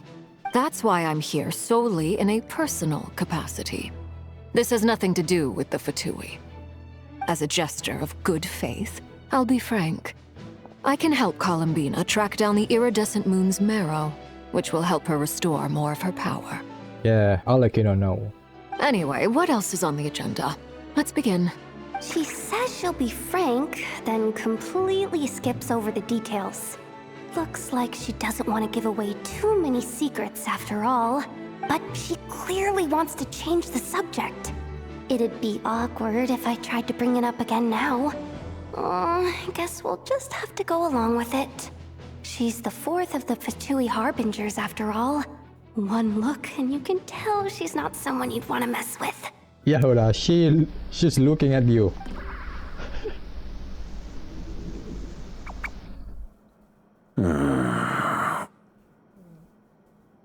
What vodka? Well, since Miss Arlecchino sounds confident in her ability to handle that, we'll proceed to the next topic. Yehuda, time to share that top-secret intel. All right, listen up, everyone.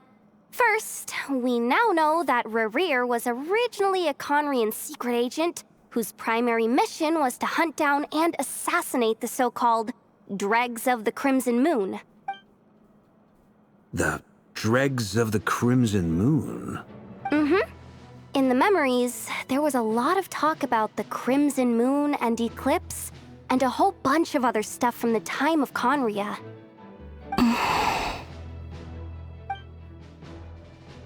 To my knowledge, those were the names of 2 different Conrian dynasties. Really? Long, long ago, it is said that the people of Conria worshipped the Crimson Moon, drawing a mysterious power from its reflection. But one day, a coup saw the Crimson Moon eclipsed, hence the name of the new dynasty that replaced it, and how it became the new emblem of Conria. Still, long after the Crimson Moon dynasty had fallen, the last ruler of the Eclipse dynasty, the Vinster King, still coveted the secrets it left behind. So, he sent the Racher of Solnari to secretly hunt down the Crimson Moon's few remaining followers. In those days, Rerir showed no signs of madness. In fact, he was as normal as any other person. Oh, and he had a fiancé, or at least a would-be fiancé, called Tholindis. So he's not married yet. Tholindis? Wait. What's the matter? Yeah, just after Rerir regained his body, he called out that name. Verfnir, Vreindaughter, Tholindis.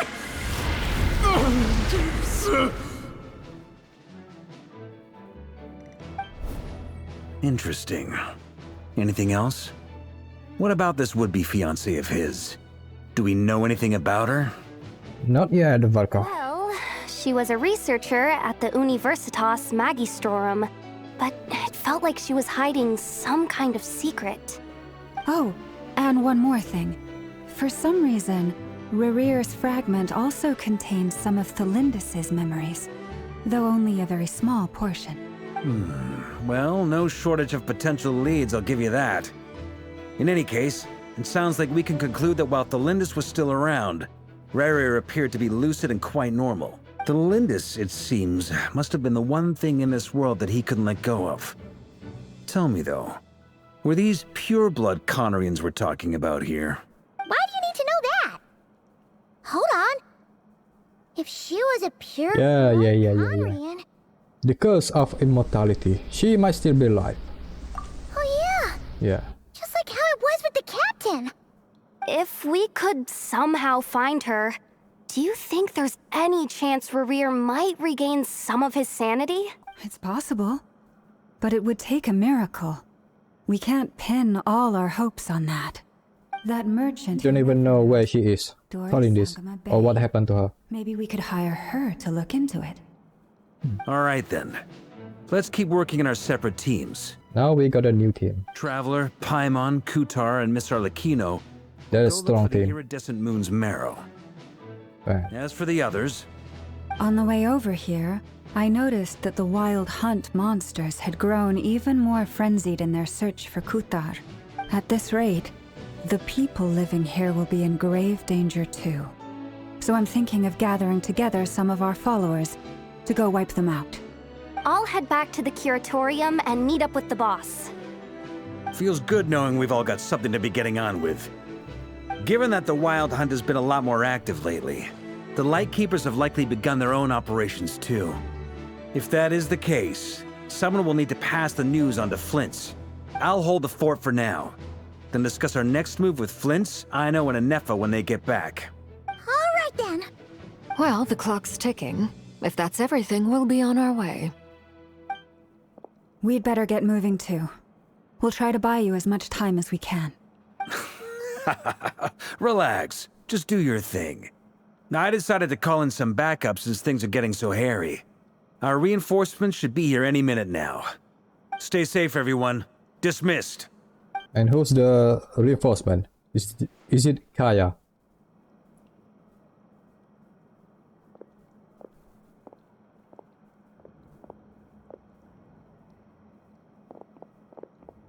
We're back.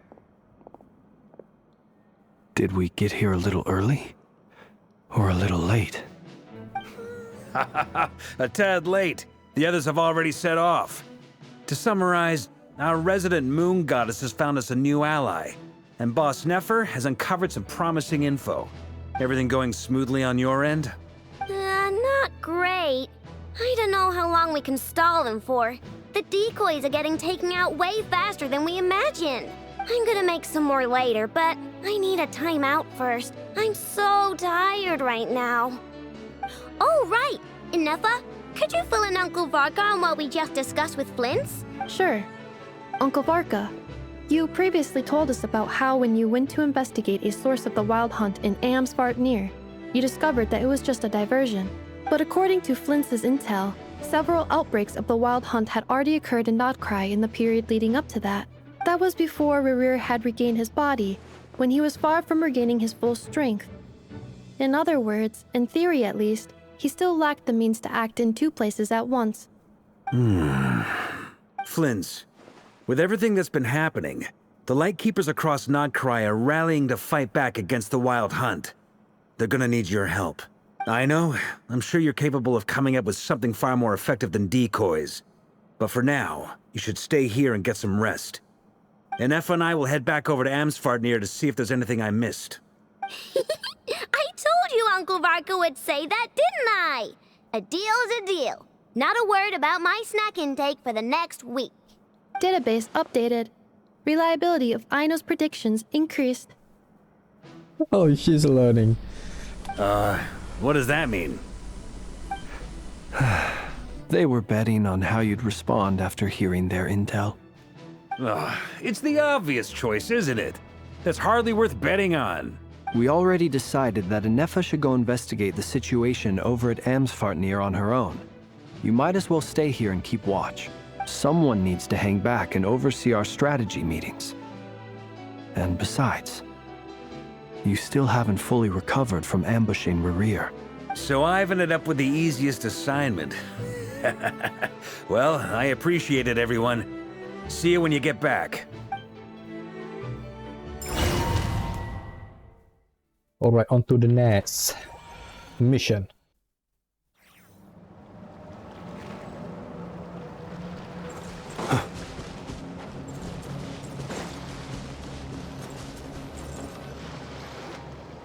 Here, this will serve as a good spot to cross over. Arlecchino, hold up a second. Since you brought us all this way, would you mind telling us what you've got planned? We still haven't got the slightest idea what's going on here. And if even Columbina doesn't know where the iridescent moon's marrow is, how do you? Simple. Because I am an inheritor of the royal bloodline of the Crimson Moon, and one of the last surviving embers of the Two Worlds' flames. Inheritor of the royal bloodline of the Crimson Moon. Huh? Are you serious? Isn't you're a descendant of that Crimson Moon dynasty yes, Paimon. talking about? Your surprise is understandable. I was also taken aback when I first learned of it. But the more I thought about it, the more I realized the signs had been there all along. When I was young, I discovered I could wield a very special kind of fire. It coursed like blood through my veins and smoldered away inside my nerves. What's more, whenever I experienced strong bursts of emotion or drew too deeply on this power, it was like some kind of presence within the fire would begin to gnaw away at me, consuming me from the inside out. Your hands, yeah. Exactly. That is why my hands are like this too. At first, I saw it only as a curse, but once I became a harbinger, the Jester apprised me of the truth. Together with my own investigations over the past few years, There are several things that I have gradually come to understand. For instance, take the so-called Crimson Moon. In truth, it is nothing more than the shattered remnants of the iridescent moon, fused with the abyss to prolong its lifespan. The Crimson Moon is from the iridescent moon, fused with the abyss.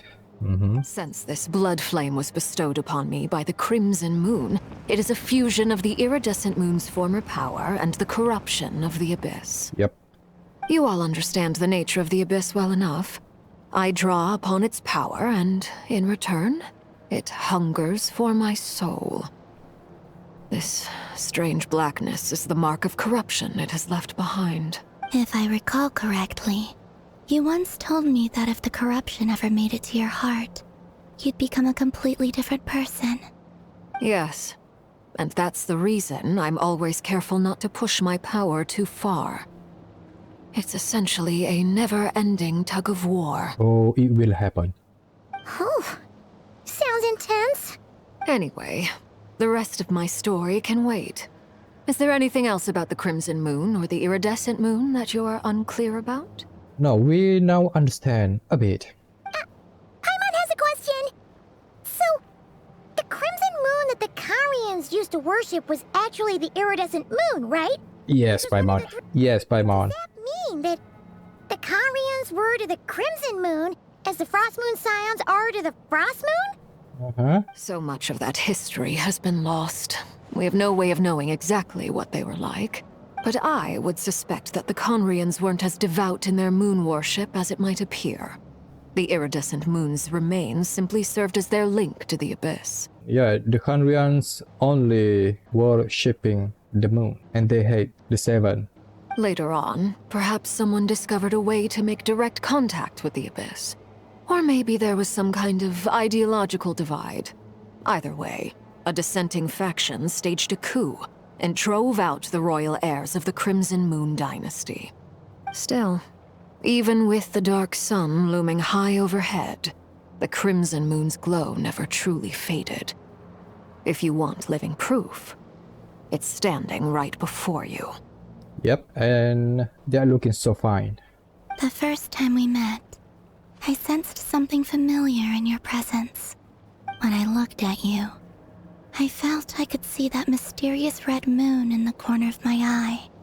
In your flames, I saw its broken image, surrounded by a strange black aura. Well, I appreciate that you kept it to yourself.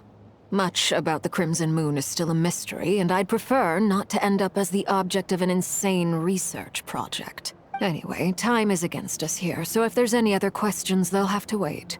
I just want to make sure I've got one thing straight. In her letter, Sandrone mentioned that since you are unable to contain the iridescent moon's marrow yourself, you intend to leave it in my custody. Correct? That's right. For now, it's the only way I can pay you back for your help. Or maybe that fragment, the iridescent moon marrow, can control the abyss corruption in Alain. The iridescent moon is already part of who you are. So with its marrow in your possession, you'll be even more powerful than before. Deal. Then let's get started. Get what started? What does this place have to do with the Crimson Moon? When I first became a Harbinger, the Jester gave me a book called Parenheri, also known as Leobranto Inamorato. How do you pronounce that? You should be able to buy a copy next time you're in Fontaine. It's a love story set in the Crimson Moon era. But setting aside the tangled romances of its characters, it also records a few interesting details. In the Crimson Moon era, or so the story goes, there was an orphanage that received children from beyond the bounds of this world, and subjected them to a peculiar induction ceremony. Beyond the bounds of this world?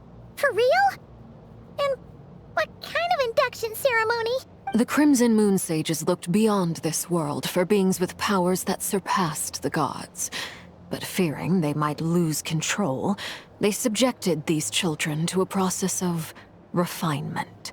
They made these children crawl up a fireplace and kept asking them, "Have you died? Did you see it?" Until they finally admitted to having died and seen a crimson moon. The adults embraced the children who passed the ritual, telling them, "Within the fireplace, you have traversed the flames between two worlds. Here and now, you are born anew." The book leaves much unsaid, but I suspect that this was their way of branding the children they had enrolled, leaving an indelible mark upon them so that they would forever live in the Crimson Moon's light. That explains why I can't sense the Crimson Moon's marrow in this world. It makes sense that it would be sealed in a special space that can only be accessed temporarily through some kind of ritual. But there's no fireplace here. Do you see a chimney anywhere? Oh, are we supposed to build it ourselves? Okay, fine. Paimon will go find some bricks. That won't be necessary. The fireplace is purely symbolic. The key to the ritual is crossing the flames between two worlds. In other words, the flames that burn within me. Those burned away by such flames leave behind a kind of ghostly afterimage in the world. In the days of Conria, people believed they could be used to bridge the gap between the two worlds of life and death. In short, I can open a passage to that space for you. That's the easy part. And the hard part is? The catch is I'll need to stay on this side to keep the passage open. So I won't be able to come with you. Once you're inside, you'll have to find your own way. Understood, ma'am. Don't worry, we've got this. Very well. Then I'll open it up. Traveler, spare me a little more moonlight if you would. I may need it.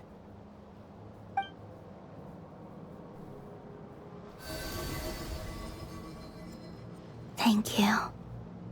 I feel like I've recovered some of my strength now.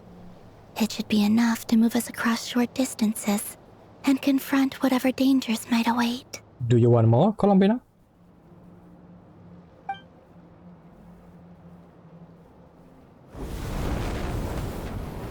Mistress of the seven hues of ages past, great mother of the present, crimson-clad sovereign of the two realms, by fire severed, by fire renewed, I offer myself now and beseech your descent.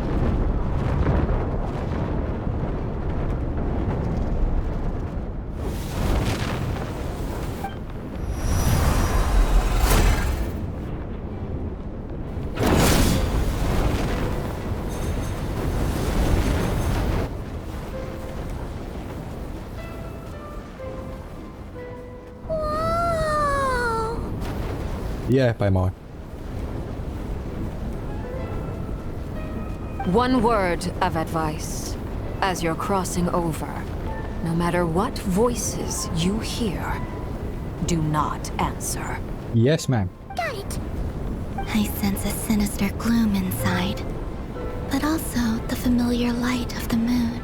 I feel that I am about to meet an old friend who has changed beyond all recognition.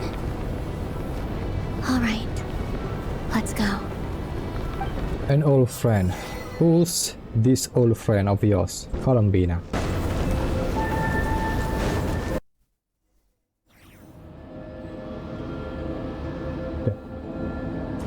I sense your presence and crave you death and rebirth.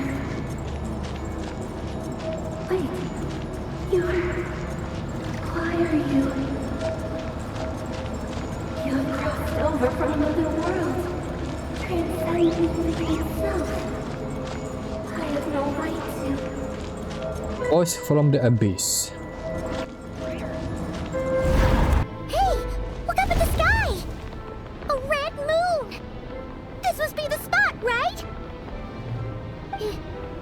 Is that the abyss? It's practically filled the entire place. What now? Are we still in Nordcry? What a tragic sight. Fragments of your broken body, seized by the abyss, and hung up aloft like mummified remains. Iridescent moon. Was this truly what you wished for? Looks like there's only one way through here. Let's keep going and see what's ahead. Careful! Is that the Something spooky about iridescent moon fragment? Something is lurking in the fog! Paimon's right behind you! Whatever you do, don't run off without her!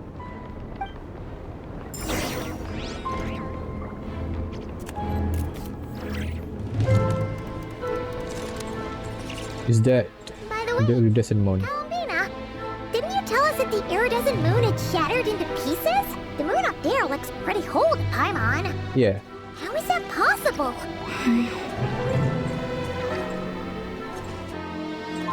Nah, we just try with this team. We don't have to fight with these guys, right? Just like I thought. It was only a facade. Yeah, we don't need actually to fight. Oh, there's a chest. I want this chest. Bond is strong!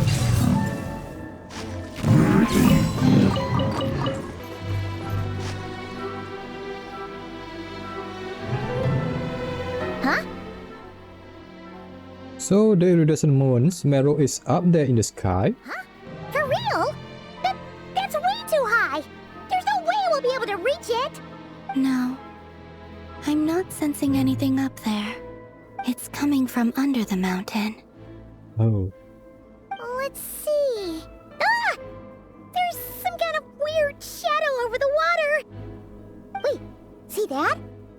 Looks like a mechanism of some sort. Let's check it out. Looks like a device from the time of Kalia. Maybe people once came here to study the Crimson Moon's domain, and they left this behind. Oh, if we can activate it, we might find some clues.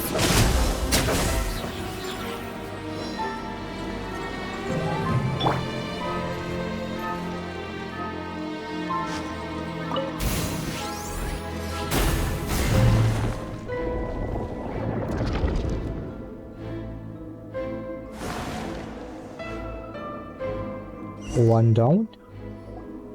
Hey, look at that! Now that the mechanism's running, the shadow in the water looks different. Do you think these mechanisms might be the key to unlocking the secret? Let's try to find more of them! Tholindis, we'll leave the rest of the research in your hands. We'll be heading back now. I hope this isn't ruining date night. Ugh. Mind your own business. Just leave me some snacks on the table. Tholindis? Is that Rerir's girlfriend? How come we're hearing her voice here? Didn't Nefer previously mention that she was a researcher at the Universitas Magistrorum? Magistrorum. Oh yeah. So, do you think she was studying this strange space all along? The Abyss has made this space extremely unstable. Maybe that's why some of the things she said and did were preserved here. Like echoes. Or after images. Whenever I see this view, it takes me back to a poem from my childhood. Waning moon, oh lifeless damsel, weeping on the mountain crest. Mourning still in wistful tone, her fragile soul now laid to rest. For me, of all people, to be here investigating the mysteries of the Crimson Moon space. Is it a coincidence? Or something more? It's been fated. Oh, looks like the Abyss has messed up this mechanism. We need to find a way to get it working again. Let's see if there are any other devices nearby. Get this chest real quick.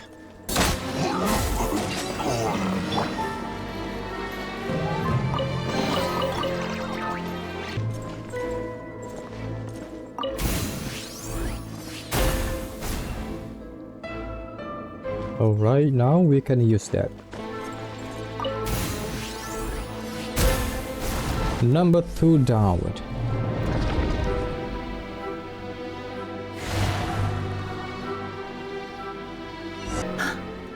I see. So the moon marrow, or rather the power of the 3 moons, is the key to unlocking. If it really does exist, then maybe this madness can finally be put to an end.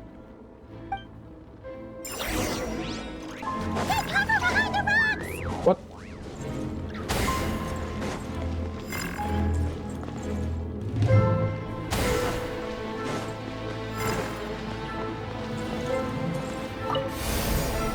Okay. The last one.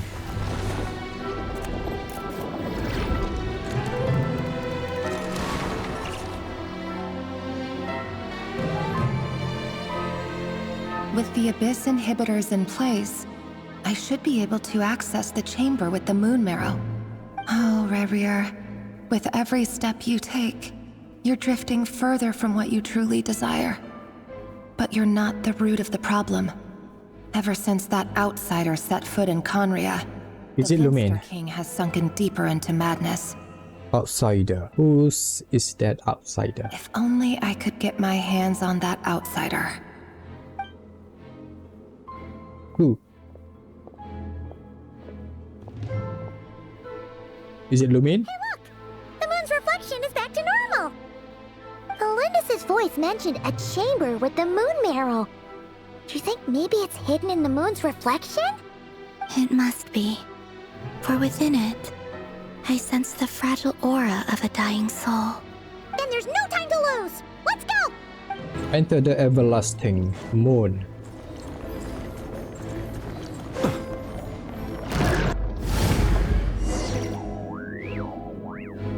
River the abyssal feathers.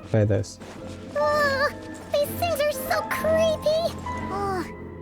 Looks like we'll have to destroy them if we want to get to the iridescent moon's marrow.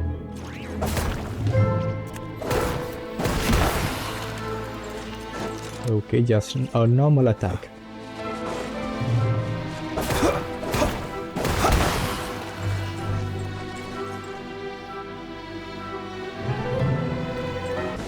That must be the iridescent moon's marrow! Oh, we'll need to destroy these things before we can reach it!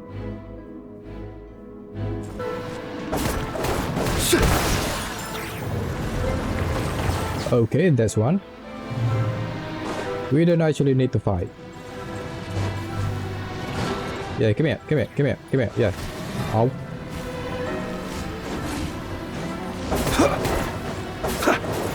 No. No. Hang in there! We're so close! Okay. Is that the moon marrow?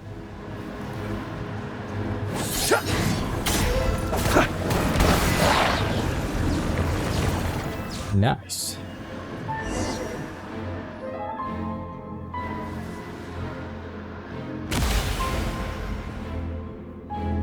He's been tainted by the abyss.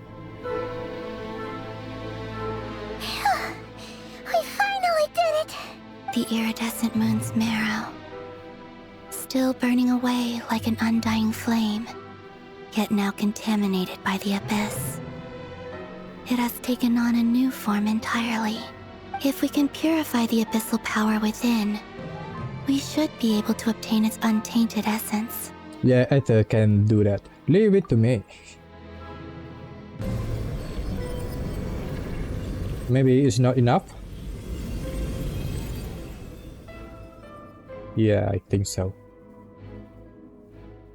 It's so cold. Or is it actually being purified? Is it you? Are you here? Oh, is that the iridescent moon sister? Huh? Are you talking to us? Columbina's sister. At long last, I can see you once more. Our fates have crossed, and I am finally free. I'm sorry, I lied to you. Even knowing what was to come, I still couldn't let go of the fear in my heart. As death drew near, the moment the moon shattered, my body began to split apart piece by piece. Like I was being cut into pieces by 1,000 blunt blades. My thoughts scattered as the cold crept in. But I could not bear to fade away like that. Tell me, what was it that brought you to us all that time ago? If only I had possessed your courage, then I might have been spared this torment more painful than death. You look so puzzled. That's how I felt too when I first saw you. But trust me when I say that everything happens for a reason. Farewell, Hypo. Hypo?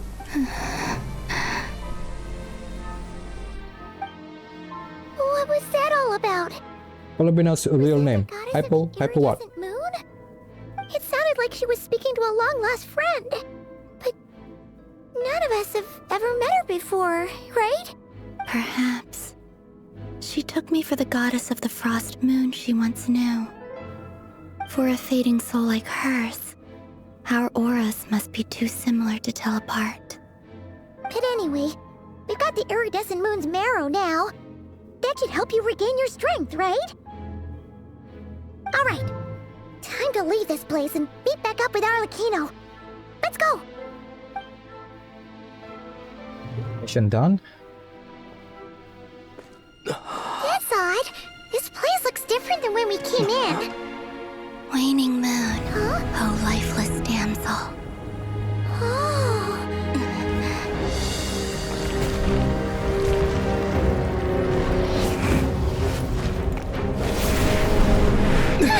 Hurry! The place is collapsing!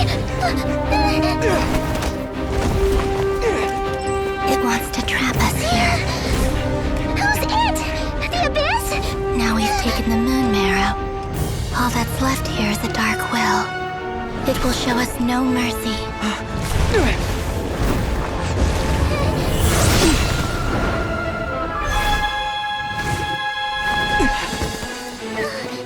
Give it back! The crimson moons! My marrow! My heart! Damn it, now we actually did something. There we go. You are actually strong, my boy. Oh no! The exit's blocked! Just cut it through. Now what do we do? This is where you fall. Witness my rise. Hey, what are you waiting for? Okay, we good, we good.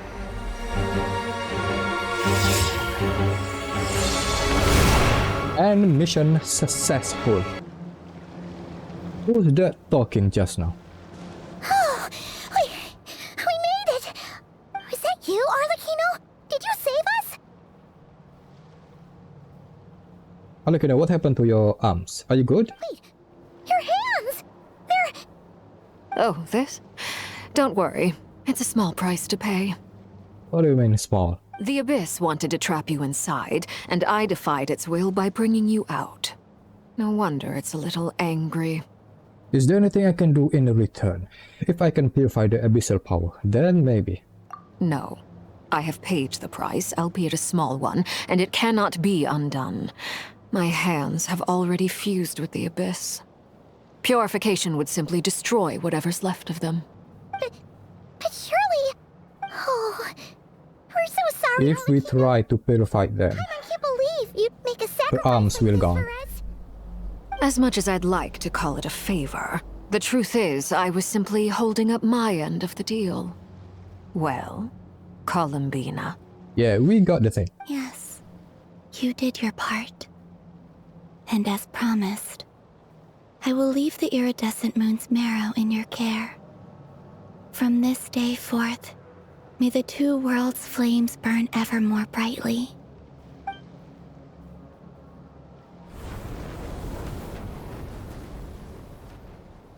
I'll take that as a blessing. Now, Columbina, give me your hand. Accept this moonlight I offer in return.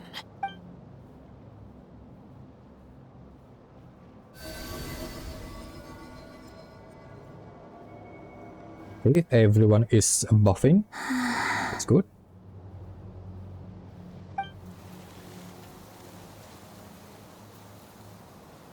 Feeling stronger?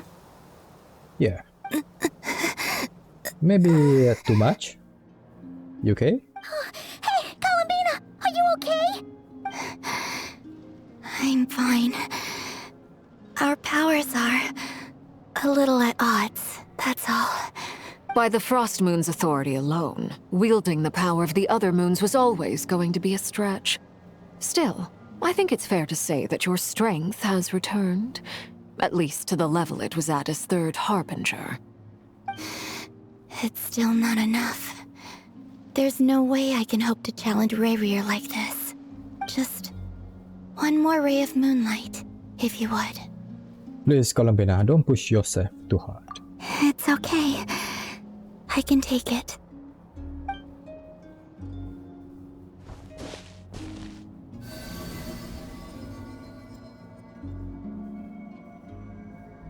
The three moon. Is that the full power? Maybe not 100%.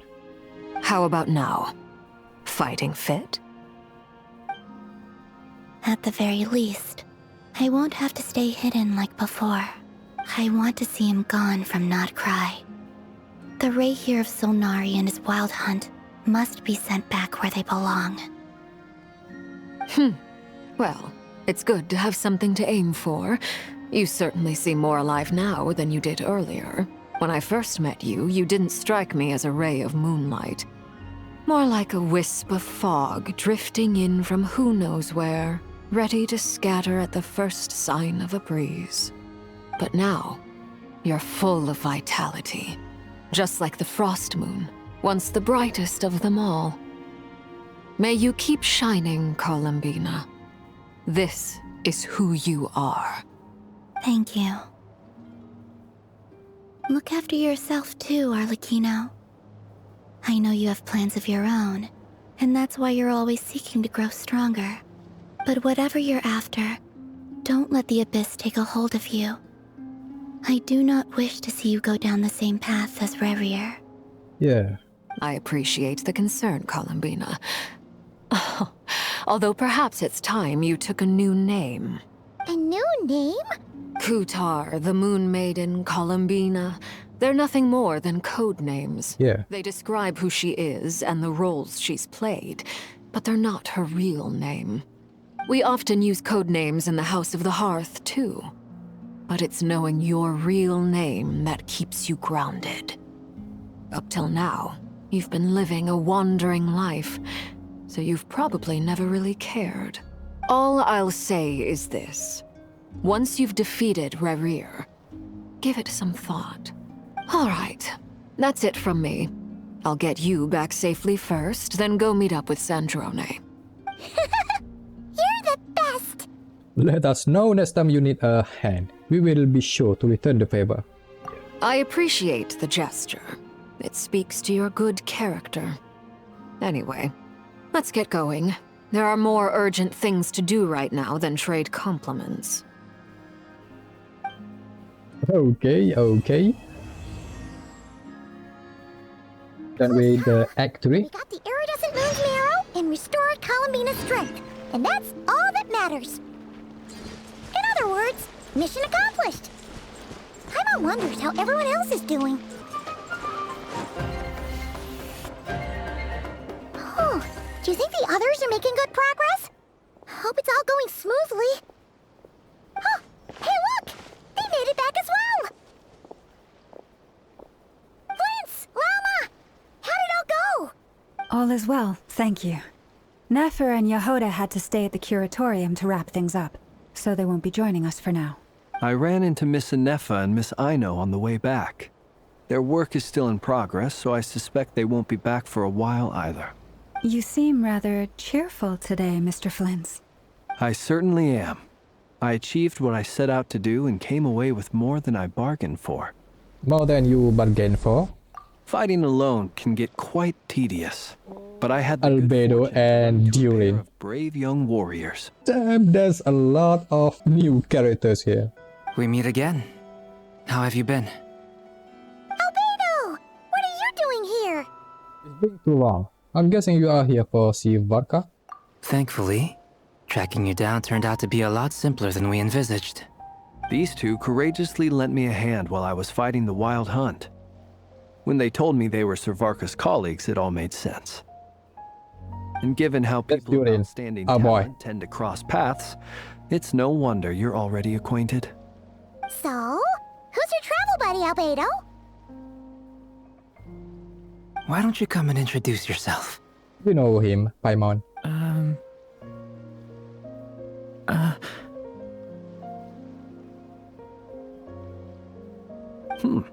A gentleman of few words, I see. And a rather stern countenance. I presumed you were acquainted with him. Is that not the case? Wait, that's Hans. You must be. Yes, Aether. Nice to meet you. Again. We've technically met before. Wait a sec! You're Minnie Durin! Yes, Paimon. That's right. It's me.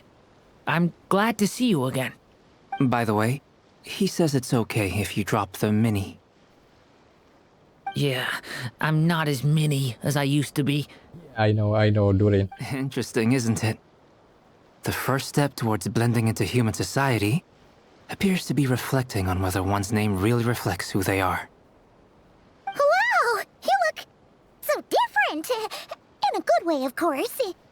It's Yeah, that's a good outfit. healthy. Thank you, Paimon. And although you're as mini as ever, I understand that diminutives don't always convey endearment. I'll be sure to simply call you Paimon as a sign of my great respect for you. Wow! You're such a smooth talker now. Paimon could get used to this. From now on, you may refer to her as your esteemed guide, Paimon. I actually think diminutive is warranted here. I don't know what that means.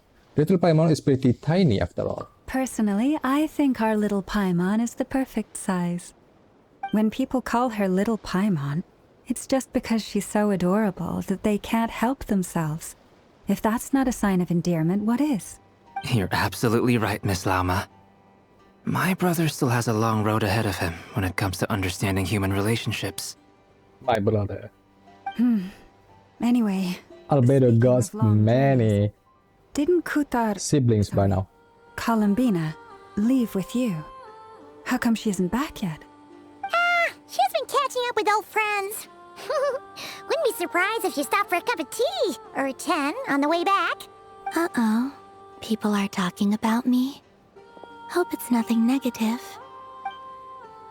Seems like she's in much better spirits after meeting her old colleagues. Judging from your expressions, I'm guessing it all went well? It's getting crowded here. I'll go grab some chairs. No need. This is a job for an alchemist. I'll whip some up momentarily. Oh.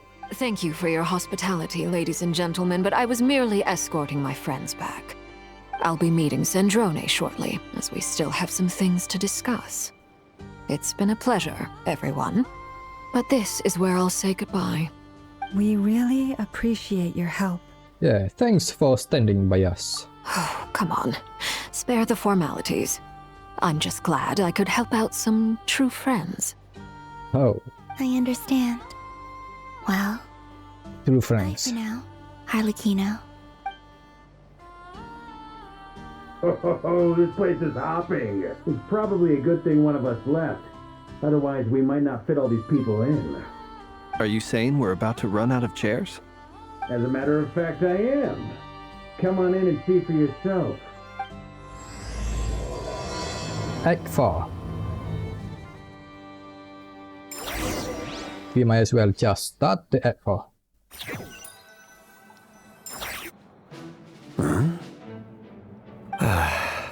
Oh, you are here too. Tensely.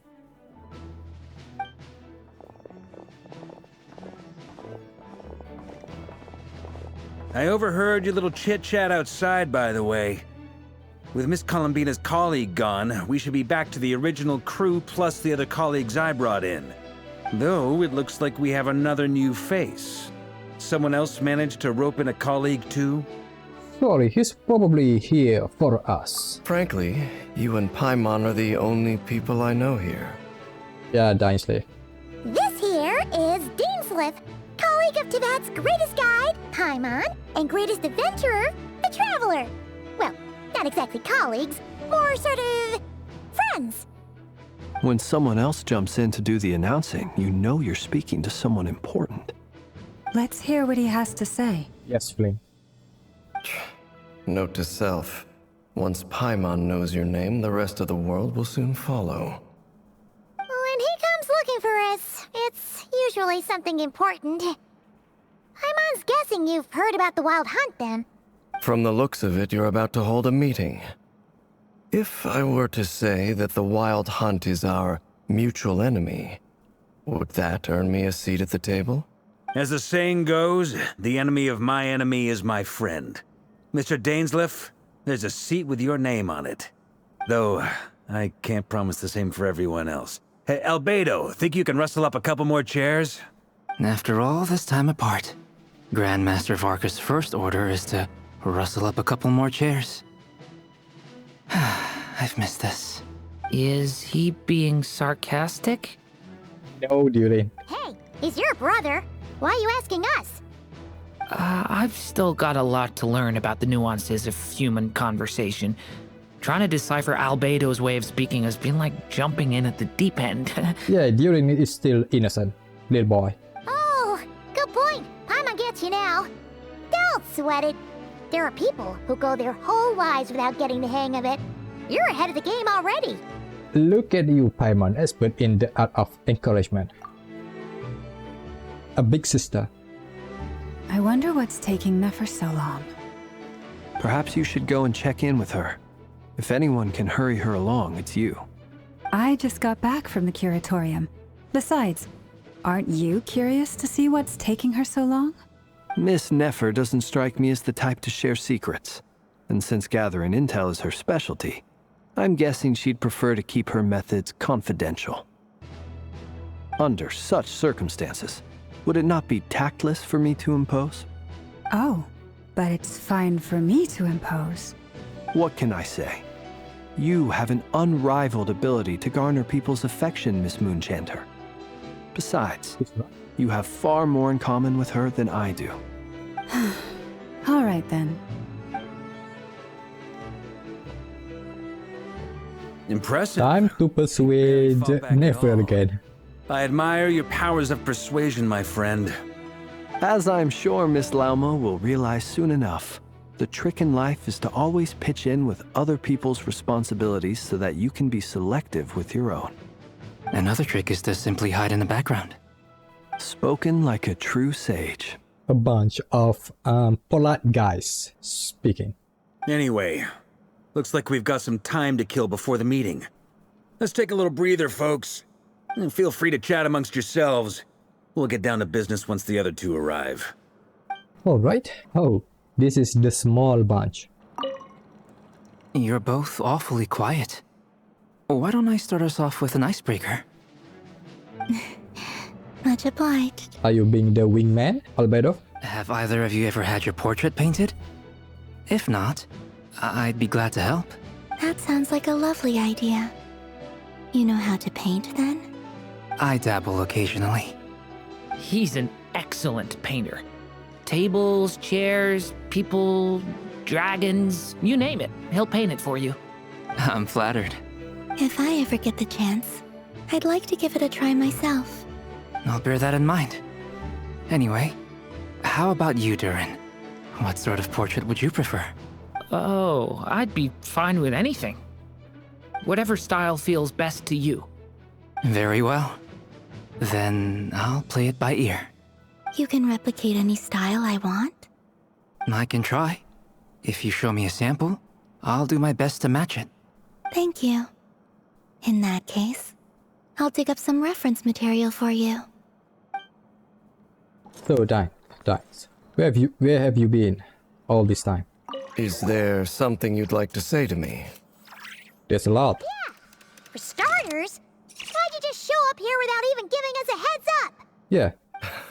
If you think back to our previous interactions, You may recall that that's hardly out of character for me. You do have a point there. Sorted out your accommodation yet? Oh yeah, you'll need to find somewhere to stay the night too, right? Want to tag along with us? You never know. We might get a group discount. Sure, let's do that. Great! Paimon will handle it. And in return, we can get Dainsleif to be our very own personal bodyguard. Paimon, you are thinking out loud again. If that's what you had in mind, you should have said so sooner. I'd be happy to help. Oh, okay then.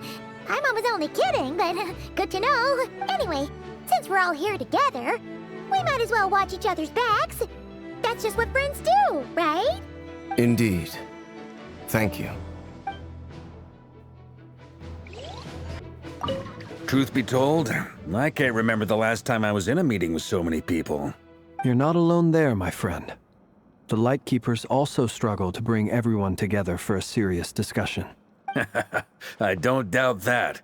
I've only ever met two Ratniki, one being you, and the other being that young guy, Itlua. Ilugua? Itlua is a good apple. I'll give him that.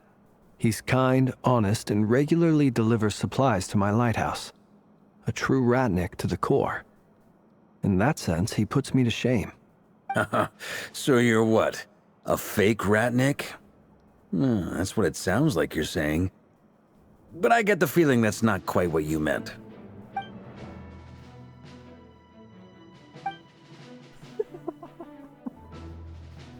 Come on, why the awkward silence? Sorry. I'm not even gonna bother trying to hide it. You've known all along, haven't you, my friend? The hell?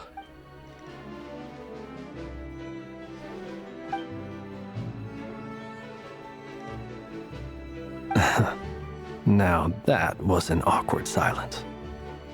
Let's just keep this between ourselves. Probably best if Itlua doesn't know, huh? That goes without saying. Gotta be careful what you share with youngsters, after all. Anyone else in the know? Let me guess. The Traveler and Paimon? It's dangerous being too sharp for one's own good, you know. Then, in the name of the Animo Archon Barbados himself, I swear, your secret's safe with me. Ridiculous. When we went for drinks, you said that you and Barbados were practically best buds. In the light of that claim, do you really expect me to take your oath seriously? Of course.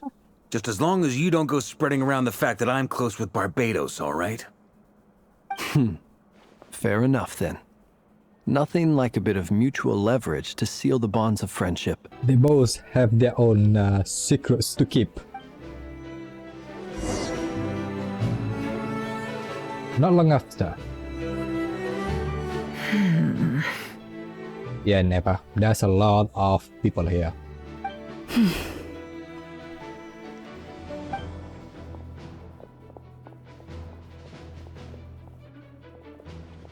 Ah, Miss Nefer. You made it after all. But what about Yehuda? I'm here to give you an update on how things are going on our end. Once this is over, I'll be heading straight back to continue my work.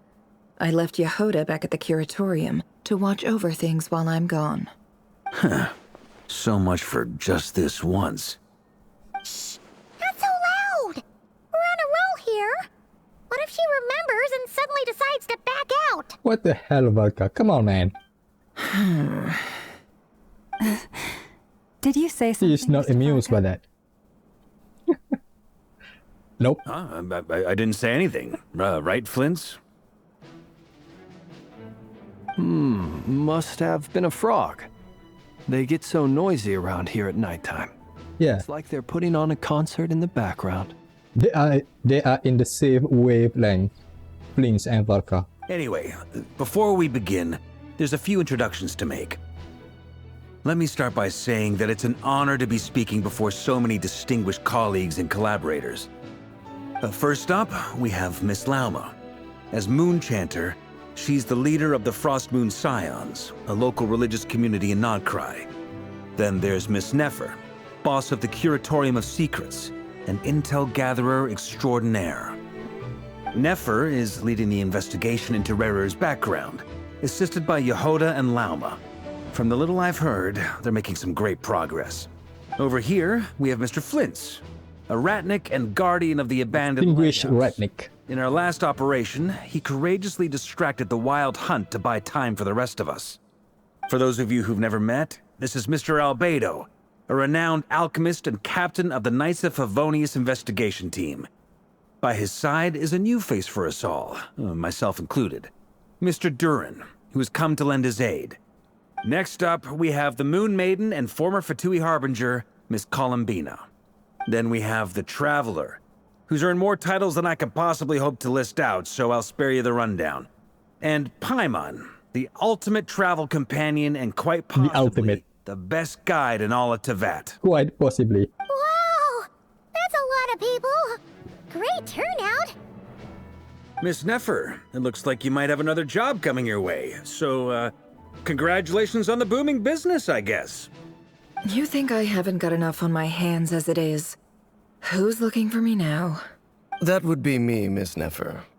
I have a commission for you. And you are? Khanria. Who I am doesn't matter right now. What does matter is that I'd like you to gather more intelligence about the Racher of Solnari.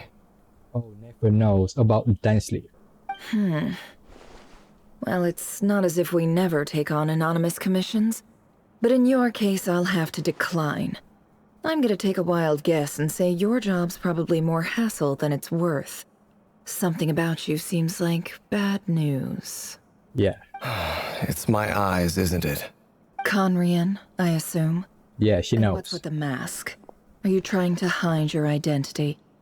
In any case, the fact that you're even still alive raises an awful lot of questions for me. Yep. My name is Dainsleif. And yes, I am from Conria.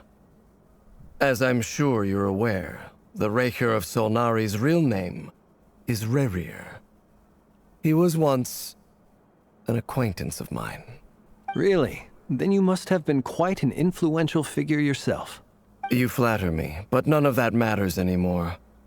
My point was simply to clarify why I have asked Miss Nefer to investigate Rerir's background. So you're both from Conria, and it sounds like you used to be friends? What am I missing here? Surely you already know how he became one of the Five Sinners. I'll tell you everything I know. The history of Conria, the names and identities of the Five Sinners. Oh. I remember it all like it was yesterday. From Khanria, right? The Five Sinners. I have never spoken openly of this before. But the truth was exactly as people say. The Five Sinners were each driven by their own desires, and it was by playing upon these that the Abyss tempted them to their fall, tearing Conria apart in the process. The visionary, Vedifenir, who wished to foretell the future. The wise, Haroptatir, who sought limitless knowledge. The wise. Haroptatir. Gold, Rhine-daughter. Yeah, who Rhine-daughter. desired to create life. The foul, Sertologi, who pursued supreme strength. And last, but not least, Racher of Solnari, Rerir, Ravager of the Moon. Of the five, Rerir is the only one who remains a mystery to me. He never harbored grand ambitions. So what changed in the space of a single night? How did he come to fall like the others?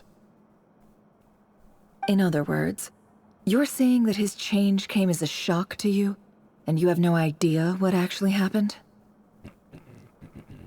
That's right. You mentioned how the Abyss tempted them, which led to their fall. But what did that look like in practice? And what other context can you give me about the events of that time? The more detail you can give me, the better. Strangely, now that it comes to it, I hardly know where to begin. The fateful night took place during the era of the Eclipse Dynasty. One day, my elder brother, the visionary, Vedifenir, was summoned to the palace by the Vinster King, only for the king to gouge out his eyes and cast him into the dungeons. What? When I came to hear of this, my fury knew no bounds. I gathered together every ally I thought I had, and together we set a night to storm the palace and free Ved. Centuries on, the memories of that night still haunt me like a never-ending nightmare. We broke through the palace gates, just like we had planned, each striking towards our separate targets. But then, I was betrayed. Even Vedafenir, the very person I had come to rescue, abandoned me and partook of the Abyss's power. So, it's personal after all. Then tell me, Mr. Dainsleif, what price are you willing to pay? You, of all people, must know that nothing comes for free. I cannot say what price would be worthy of such a commission. But know this. Rerir was not always a madman. He's just a broken man. Believe it or not, there was a time when he was just an ordinary man, working for the Conrian Intelligence Service. Uncovering the truth of Rerir's past is the only way to unravel this mystery. But before you decide if you will accept my commission, I will tell you more about him. Enough, I hope, to help you plan your next move. Sounds pretty good to me. Feels like we just flagged down a random passerby, only to discover he's actually a master strategist who has a score to settle with our enemy. Must be all that good karma I've been building. Who knew having a Conrian friend would come in this handy? Can I borrow your halo? It could be useful in the lighthouse. Hey, enough with the wisecracks!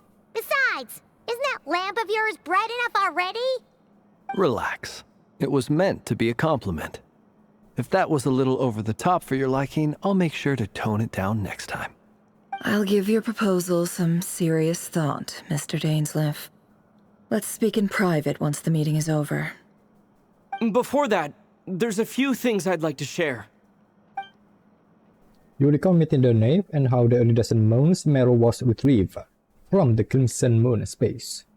You make it clear that the Knave chose to help you of her own accord, then conclude by reporting how the hearts of the three moons are finally in your hands. Now that we've united the hearts of the three moons, your power should be greatly enhanced.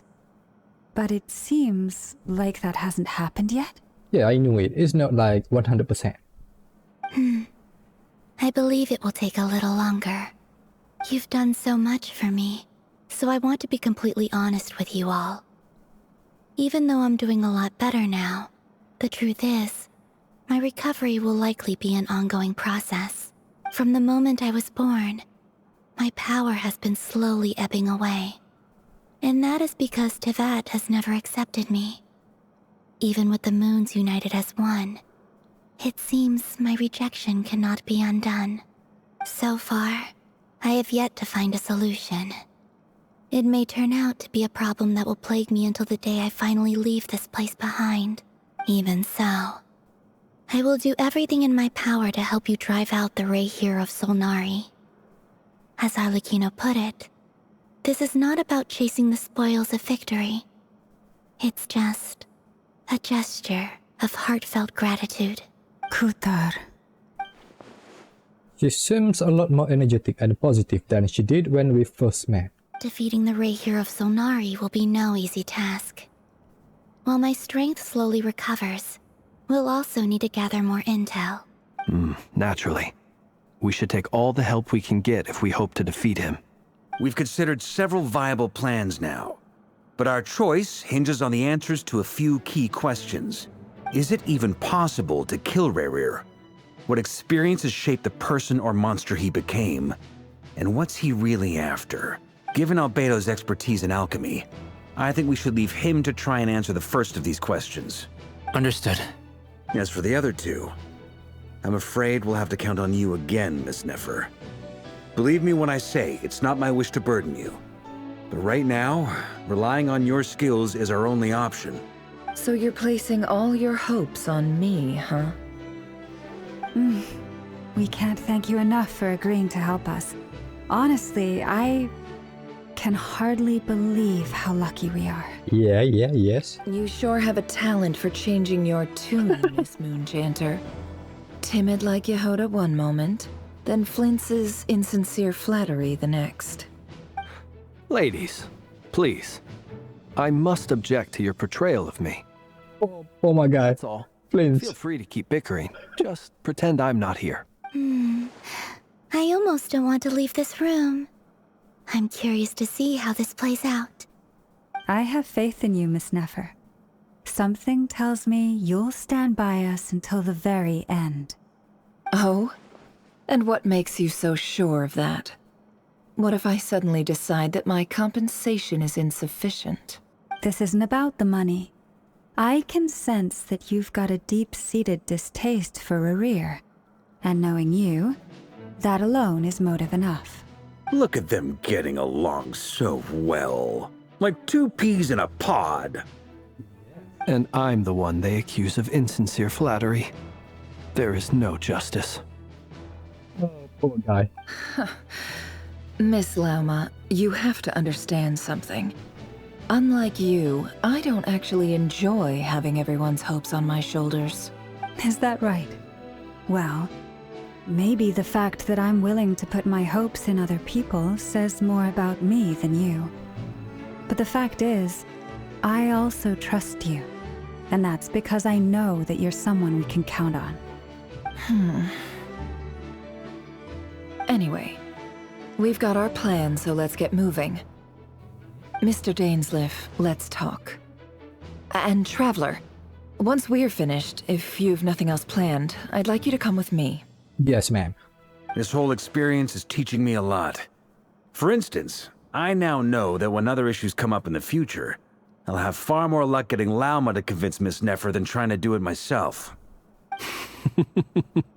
Hate to say it, friend, but that's one of the funniest things I've heard in a while.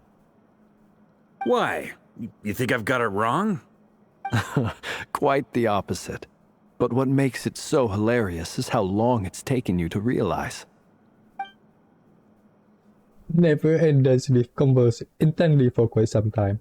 From the gravity of their expressions, you can tell how heavily the next stage of the plan weighs upon them both. After a short chat, Albedo and Duran head off with Varka on what they describe as a sample finding mission. Lauma steps out for a while, then comes back loaded up with emergency medicine. She tells you that while people rarely expect to get hurt, it's her duty to be ready when they do. You and Paimon wait patiently for Nefer, content to see how well everyone is working together. Once Nefer is finished, you follow her and Lauma back to the curatorium. Talk to Nefer.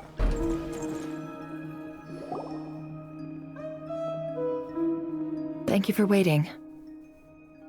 It's okay. We actually used the time to help Dainsleif get a room at the hotel. That's very considerate of you. Now, I trust you share my curiosity about Rerir's past, and you seem fairly familiar with Mr. Dainsleif already. That's right. We've known each other for quite some time now. We spoke at some length after the meeting. He was the one who suggested I should invite you to join this operation. He feels confident that these secrets will be safe with you. Dane has a lot of faith in us, that's for sure. Thanks for your trust too, Nefer. Likewise. I appreciate that you got right on board without interrogating me about why I invited you. It shows that you trust me to explain everything in due course. That's because we know what you're capable of. We appreciate you too, Nefer. You might have been forced to help in the beginning, but this time, it was your choice. That's one way to put it. Another is this, that once a decision's been made, it's set in stone. After that, my only goal is to see it through. All right, so here's how it is. I'm going to access Rerir's thoughts again using my confidential method. Now, I'm sure you've seen things like this before on your travels, so you're surely well aware of how dangerous it can be. Yeah. The reason I've gathered you all here is to ensure my safety during the proceedings. I plan for us to enter the fragment of his consciousness together, and once inside, I will focus on searching for information. Think of this as a diving expedition into someone's brain. If I'm the diver, you are my safety equipment, tasked with keeping me alive while I'm under the surface. So we are just tools. Of course, man. Once the ceremony begins, we will all be spying on privileged information. But in the interests of safety, you must remain absolutely silent at all times. We will discuss our observations after the ceremony has concluded. Lastly, any individuals of a weaker constitution are advised not to partake in the ceremony. In any case, Paimon has her own job to do, which requires staying in the room but not joining the ceremony. He means you, Paimon. Nefer conspicuously left out the details of her confidential method. I guess her brain diving techniques are a trade secret. Well, good luck, everyone! Sounds like all Paimon can do is cross her fingers and root for you guys. There's a little more to it than that. I was being serious when I said you have a job to do. While the rest of us are inside Rerir's mind, it's imperative that we have a team member on the outside. In the event that something goes wrong, you will be our first responder. I don't anticipate any issues, but the extra level of safety will be greatly appreciated. I second that. This is a dangerous operation here, and you're our whole rescue team. That's pretty much the most important job in the crew. So, Paimon's like the lifeguard? Yeah, that makes sense. All right, got it. Good. Please, take a seat. We'll get started momentarily. We are going into the Rerir's memories again. So, did Mr. Dainsleif tell you anything else? He told me that he believes Rerir kept some big secrets in his life. He's not sure that they were the cause of his eventual downfall, but he's asked me to uncover what those secrets were all the same.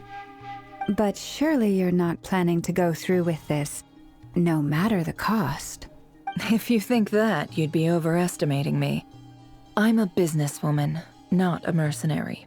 But I do have my own professional reasons for taking this job. You think I'd turn down the opportunity to get a first-hand glimpse into Conrian history? No chance. Well, as long as you don't let morbid curiosity get in the way of safety concerns, we're good. We'll do whatever we can to help you. You're such a killjoy. She's got incense candles, almost feels like a summoning ritual. Seems like Nefer still has no intention of sharing her trade secret, but now's not exactly the moment to pry. I see there's a chest set on the table. Could that have something to do with her intel gathering methods? Yeah, what's that, boss? All right, I'm good to go. All set over here too. I'm ready as well. Promise, Paimon, you'll be extra careful. Yes, Paimon, pinky promise. All right. Let your whole body relax. We're about to begin. Close your eyes. Phew. Could this be his office?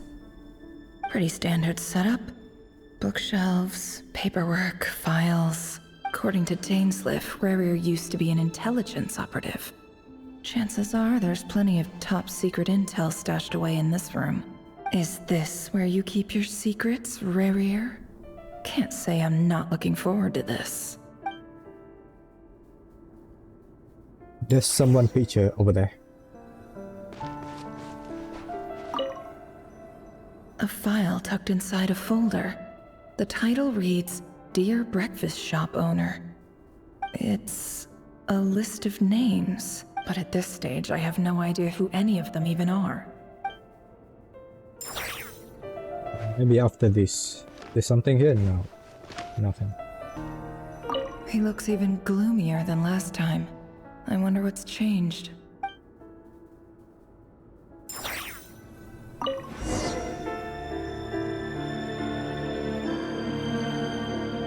Today's files are in. Time to wade through them, just like usual. Male, 51. Occupation, Cook. Confirmed Crimson Moon descendant. Has maintained frequent contact with other descendants over the past year.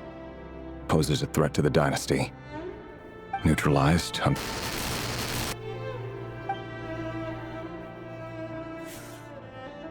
This one should be archived under purged targets.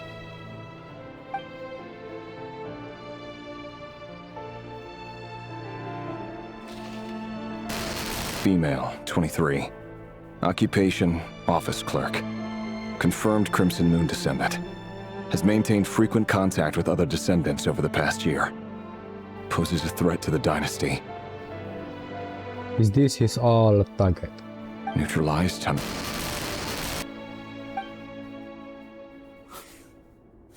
Another one for purged targets. Sounds like she was that other man's daughter. Never mind. What's it got to do with me? Oh, he's having second thought. Male, 40. Occupation, teacher. Confirmed Crimson Moon descendant.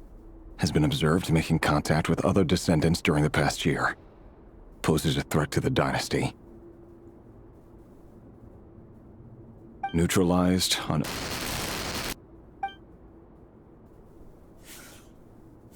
Just another nobody for the archive.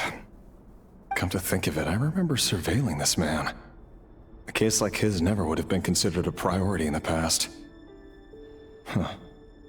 He barely even interacted with other Crimson Moon descendants. Next. Female, 16. Occupation, none. Orphan and confirmed Crimson Moon descendant. Has been observed making contact with other descendants during the past year. Poses a threat to the dynasty. Neutralized on... Filed. That's still a kid. I have no recollection of this girl. None whatsoever. She doesn't seem to be anyone important, but then again, how many of them really are? Next. Female, 13. Occupation? 13. None. Orphan and confirmed Crimson Moon descendant. Has been observed making contact with other descendants during the past year. Poses a threat to the dynasty. Damn. That's a key.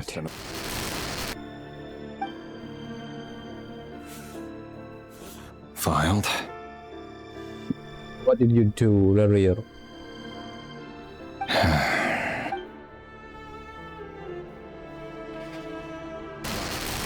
Male, 11. And he gets even younger. Orphan and confirmed Crimson Moon descendant.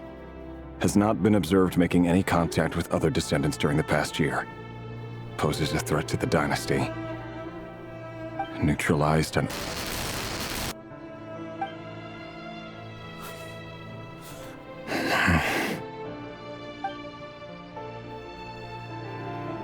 Yeah, second thought earlier. Male. Yeah, now he's 6 years old. Occupation, none. Orphan and confirmed Crimson Moon descendant. Poses a threat to the dynasty.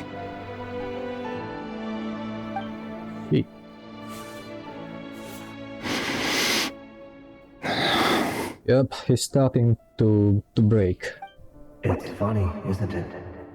Your job is becoming both harder and easier at the same time, depending on how you look at it. Sooner or later, the Crimson Moon descendants will be completely wiped out. But as their numbers dwindle, they become harder and harder to track down. That's not how it is. Fortunately, however, most of the able-bodied adults have already been taken care of. The remaining weaklings will be increasingly easy to deal with. No! No. My job is to ensure the survival of the Eclipse Dynasty. And the only way to do that is by eliminating any and all potential threats. It's a perfectly legitimate line of work. Every single one of my colleagues can attest to my fairness. And if my friends were aware of the facts, I know they'd back me up too. Assuming, of course, that they were aware of all the facts. Yeah, most of them is heat. A box containing a ring inlaid with a precious gem. The engage ring, wedding ring, engage or wedding ring. Damn, Rerir. Wonder what kind of encryption technique this is. Seems like it has to be inserted into that camouflage device nearby. Aha! It's an audio recording. Please, hear me out. I can't shake this feeling that someone's been spying on our house. No, I'm not being paranoid. It's true. I saw someone dressed in all black. It was a couple of days back, but that was on another street, not near my house. I swear, I know what I saw. There's a note in the margin. Surveillance of the run for their residence has concluded. We apprehended the target and filed the mission report last night. Could the voice in the recording belong to one of Rerir's targets? It might be. Never. Bookshelves full of documents. Looks like these are all files, packed with the personal details of individual Conrians. The Crimson Moon dynasty preceded the eclipse. Since Rerir worked as a secret agent during the latter, it stands to reason that he was tasked with purging remnants of the old dynasty. Yep. Lines up exactly with what Dainsleif told me. Wait, excuse me. Where do I go? Oh. Mr. Vedifalnir? It's been quite some time since we last met. Rerir, I trust you're here because you have something important to discuss. Forgive me. I wasn't tuning out, it's just, I noticed you didn't even phrase that as a question. As if you knew I was coming. Tell me, does someone in your position ever feel the need to ask questions at all? It is indeed within my power to foresee certain things. Things like your arrival. I was just thinking. It won't be long before I'll be inviting both you and Dane to my wedding. That isn't a lie, but nor is it a fact as such. It's a wish, isn't it? No fooling a prophet, is there? Ever since that day we met for drinks, I knew it was only a matter of time before you came looking for me. Does it feel good? Knowing how the future will unfold. I'm afraid the notions of good and bad fail to capture the complexity of what such a power entails. Once you've seen what will come to pass, it can be all too easy to succumb to fear and melancholy. Unless, of course, you learn to abandon these feelings. You fear my silence, and long to hear the words I left unspoken that day. That's right. You must have noticed my reluctance to broach the subject, and the reason is simple. Because the truth could never have lived up to your hopes. For both our sakes, such words are better left unsaid. The burden of prophecy was never meant for your shoulders. So who exactly do you deem worthy to hear your prophecies? None but our exalted king? Or rather, our king as he once was. You're closer to his majesty than I am. You must know better than anyone how much he's changed. You say that as though it is to my benefit. Yet precisely because of that, I dare not speak rashly. A king can turn out to be the most virtuous of rulers, or a tyrant more terrible than the most vicious of dragons. You are so wise and far-sighted, yet still you would have me live in fear of the unknown? You make a fair point. Especially given my silence alone was all it took to send you spiraling downwards. Very well then. Let me offer you some advice. And I say this not as a prophet or a visionary, but simply as the brother of your friend. For many reasons, there is very little chance of your marriage ending in happiness. If happiness is what you seek, you should find another fiancé. Why is that? Hold on. There's that same black fog again. Could this memory belong to Tholindis? Guess I'd better tread carefully.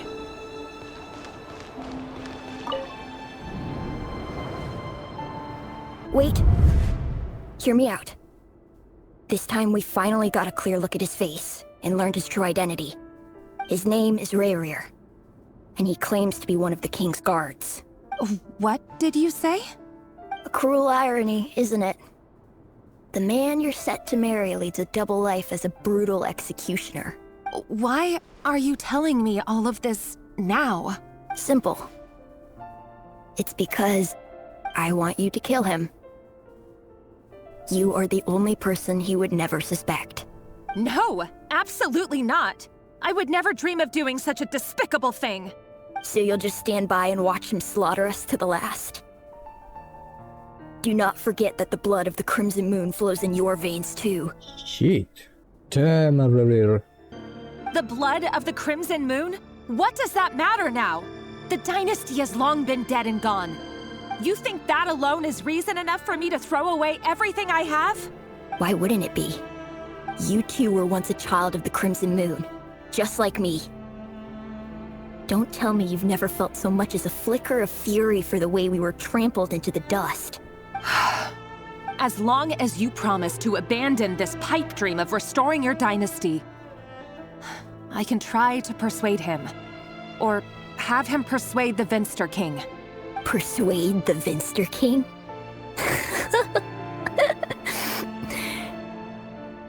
Yeah, he's mad. The king, he's crazy. Do you even know why he's so obsessed with hunting us down? Why he keeps trying to force us to hand over our secrets? Over and over again? Or why we refuse to give up on restoring the dynasty? The Vinster King. A blind fool. His eyes clouded by powers from beyond this world.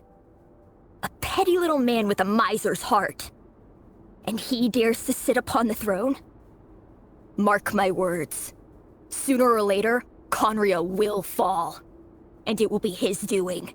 If you can't bring yourself to do it, so be it. Just you watch. It won't be long before calamity descends upon us all. The Racher of Solnari. That really is quite a secret you've been keeping from me, Rerir. But who am I to talk? Am I really any better? I've kept my own past a secret this whole time, too. Love should be built on honesty. But ours was born from lies. And yet, is it really so wrong to hide things that would only make life harder?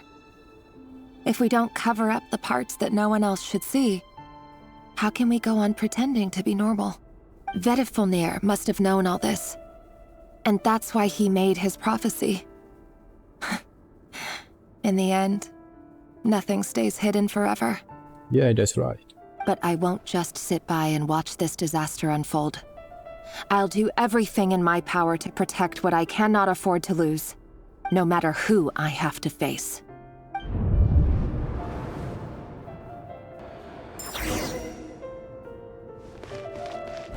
Huh? Was that Rerir who just walked past the window? Doesn't it give you the chills that he still takes the same road to work every day, as if nothing ever happened? Those people at the deli. Enough already. They're clearly pretty taken by their own disguises, so just smile and play along. Pull the rug from under beasts like that, and you'll risk having your throat torn out. Deli? Oh.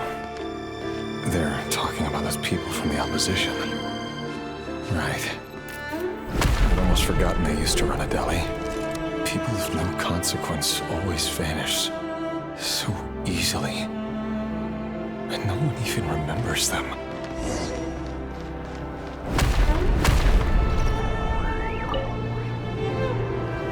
But surely you can see he's not the man he pretends to be!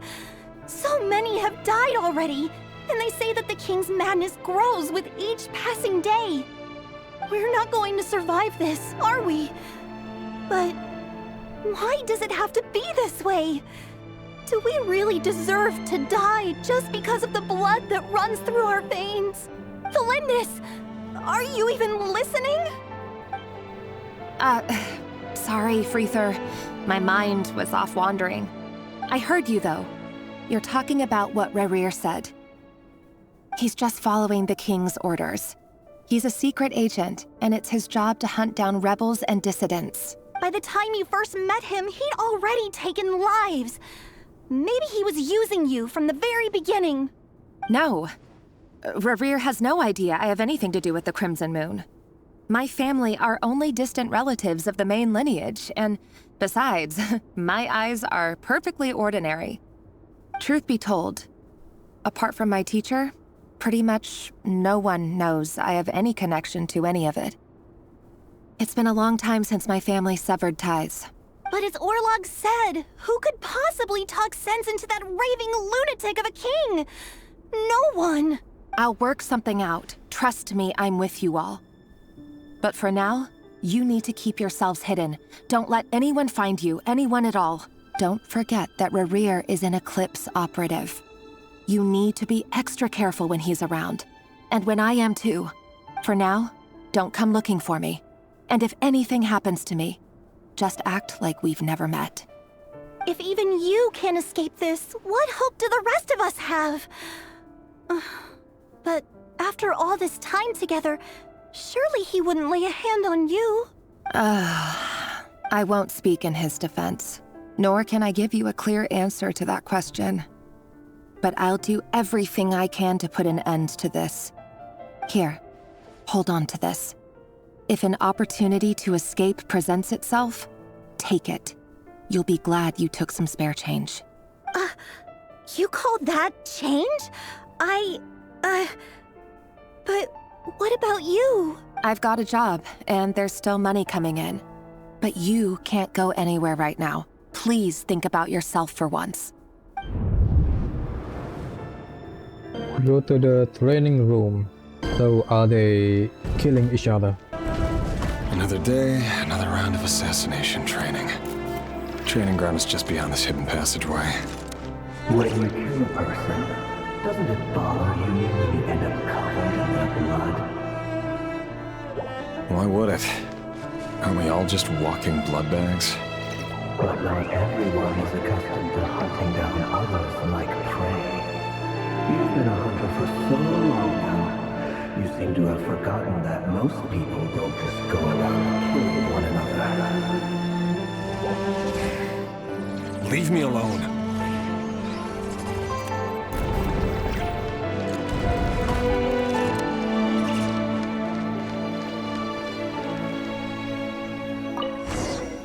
What? Make sure you have a firm grip on the handle.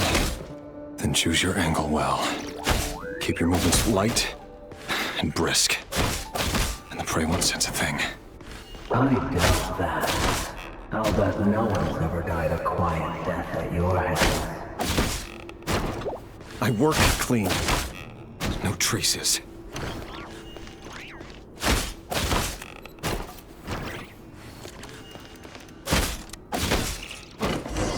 That doesn't make it open to the sword, though. The king just happens to need you right now. What if someday he doesn't? That won't happen. He's changed. Ever since he fell under the spell of that power. In the beginning, he only had you take out a handful of his team. Now... The ones I've dealt with have always been guilty. And I've carried out my work flawlessly.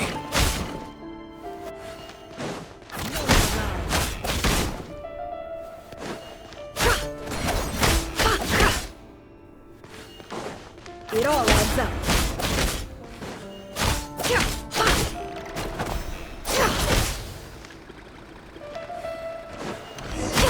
You know why Tholindis didn't accept your proposal, don't you? Was it because she didn't trust you? Or something else? Enough! Wait. It's all of them kid time. Rerir. Tholindis, do you still remember Orlog? The boy who was pretending to sell flowers. You spoke for quite a while, didn't you? Yeah, the suspicious one. Yes, we did. What about him? He was arrested 2 days ago. Chances are he's already dead. He... I just don't get it! After everything he's done, why do you still stand by him? Or does it mean nothing to you that people keep dying? No, that's not... Just hear me out. I need to go now, Tholindis. They're looking for us. You take care too. If you ever need a place to hide, come find us.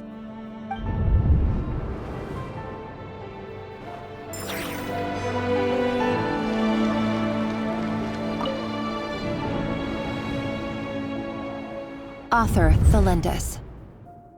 Over the course of this week, the research object was subjected to interference for a total of 47 hours for experimental purposes.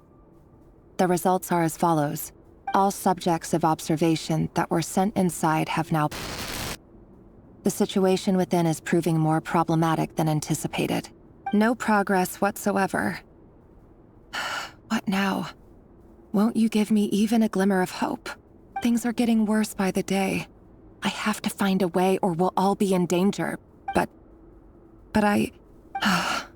If all this research comes to nothing, what then? Sooner or later it'll be my neck on the line.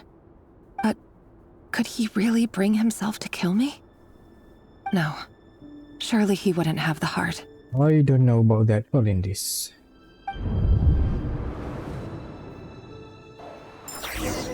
Rerir, are you the one that killed your own girl?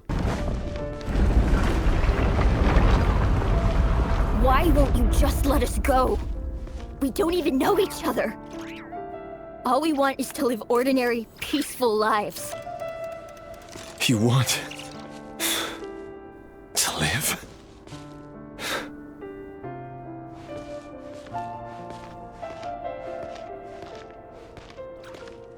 Rerir's starting to having mental breakdown.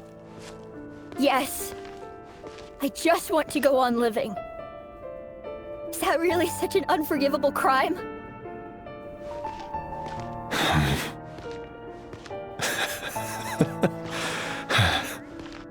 You want to go on living.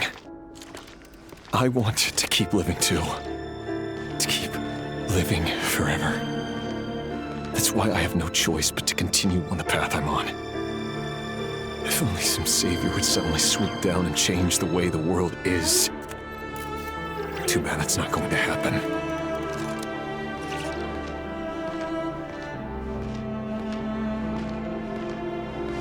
Imagine that.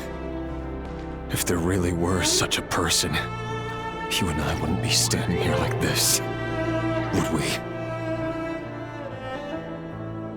Them all the kids that Rerir ended. Today's files are in. Time to wade through them just like usual. No, I don't get tired of it. It's my job. And not only am I lucky to have it, I'm good at it too.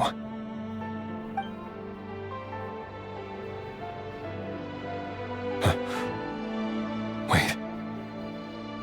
That's... Tholindis. Tholindis? Yeah.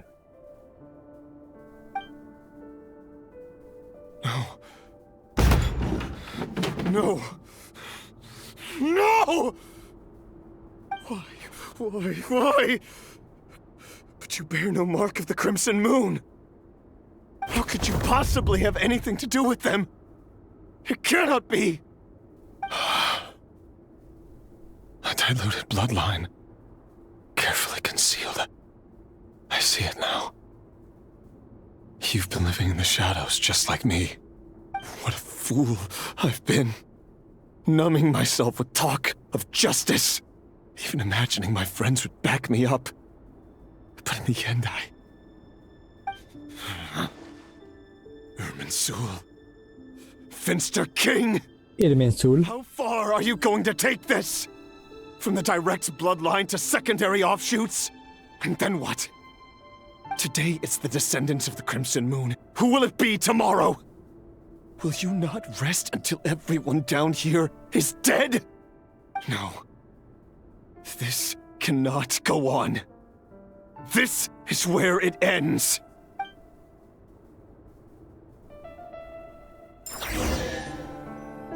What about the immense soul? Is the word the tree?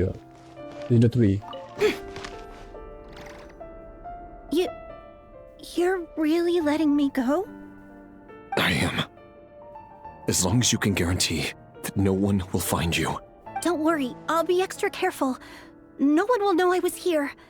But what about you? Me? If you let me go, you won't be able to complete your mission, will you? Good point.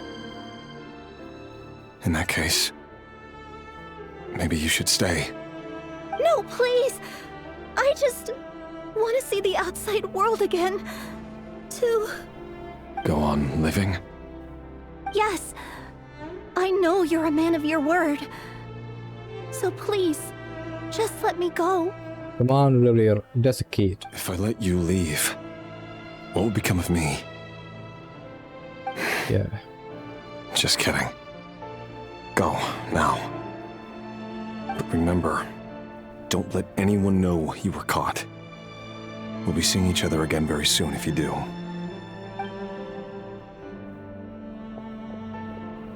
Even shadows in the dark must live by a code. But you can't save everyone. You've been whispering in my ear for days now, Vettelnir. What are you trying to do? Break me down? I only say this because you long for an answer to your problems. Let her go, Rerir, or you risk losing everything. I will not abandon Tholindis. Then you'll need a little more vigilance and a lot more power. The world is changing, Rerir. Keep your eyes peeled for your moment of opportunity. That voice used to be so unclear. But now I know exactly whose it is. It's Vettelnir. He won't tell me how to actually resolve any of this, but he keeps trying to manipulate me like a puppet. What's his game here? Tell me then. What will this moment of opportunity look like? And no answer. He's like a ghost. Always disturbing me when I'm on edge, but never answering when I need him most. So, the Eclipse Dynasty was purging, well, massacring the descendants of the Crimson Moon. And it seems like it was all connected to the Vinster King's research. The King's obsession with abyssal power left the future of Conria hanging in the balance. No wonder every aspect of Rerir's life was so unstable. Yep. And it looks like this Tholindis, Rerir's would-be fiancée, herself belonged to a sub-branch of the Crimson Moon Dynasty's descendants. A sub-branch. It almost defies belief that a couple like them could hide the truth from each other for so long. If the Vinster King hadn't intervened in such a drastic way, they might have gone on deceiving each other for the rest of their lives. And why does Vettelnir, Daneslif's older brother, keep talking in Rerir's head? This guy kept more secrets than I ever imagined. The human mind is like a vast desert of shifting sands. When you follow the flow of someone's memories, you only ever see the parts they're willing to let surface. Time for something a bit more creative. We've been inside Rerir's mind this whole time, building up a picture of his psyche. There's already enough clues on the board to start reading between the lines and mapping out the rest. Now, we can finally begin to put the pieces together. Sure, it'll only be a reconstruction, part simulation, part reasoning, but it's usually pretty accurate. Once we've built up a cognitive profile, we just need to cross-check the logic behind his actions. And then we'll be able to take a sneak peek at whatever it is that Rerir has really been hiding. Just what is that relic that Nefer's got?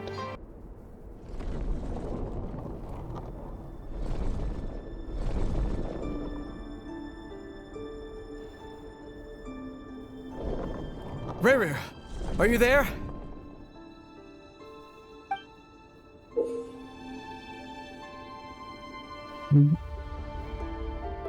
Moving pieces consume action points. When all your action points are used up, you will return to the previous save point. When a piece moves to a square with this marking, you will get the corresponding number of action points. The square will also become the latest save point. Let me just figure it out. Nice. Hey, we good. Rerir. Come out, it's urgent. Dane? What's wrong? Oh, this is symbolize Dane and this Rerir. Quick, come with me. I'll explain everything once we've met up with the others. Okay, I'll come. But Tholindis is still over at the Universitas. I'll need to leave her a note. All right then, but make it quick. I've never seen Dane so worked up before. Whatever this is, it must be big trouble.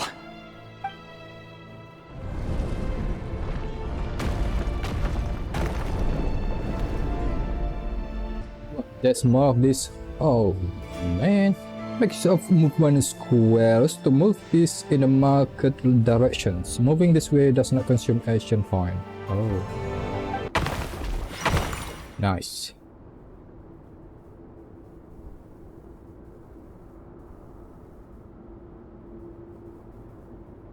Well, this is a nice change, meeting you all at this hour.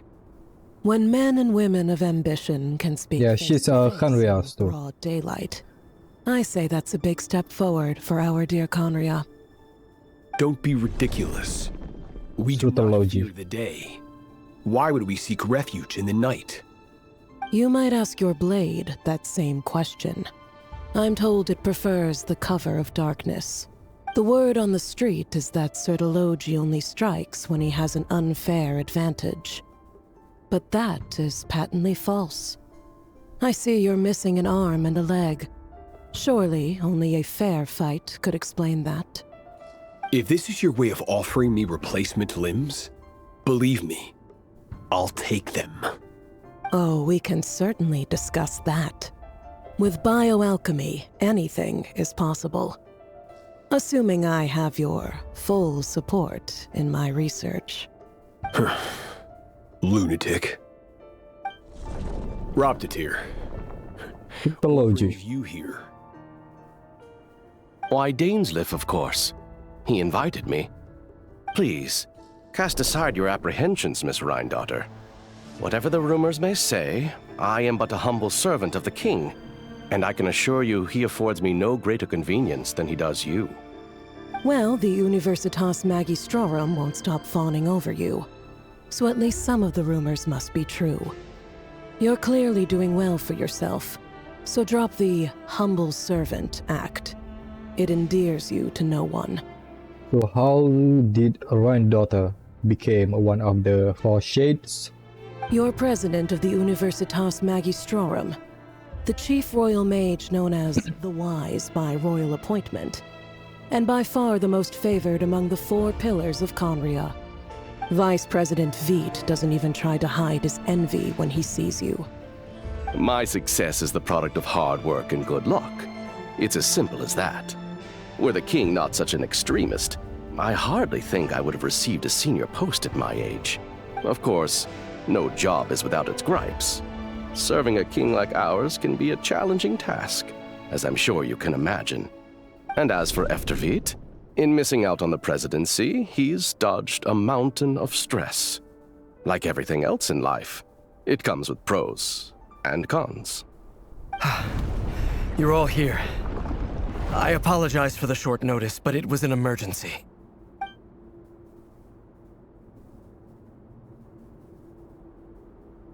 You must be Rerir. Mr. Sertologi.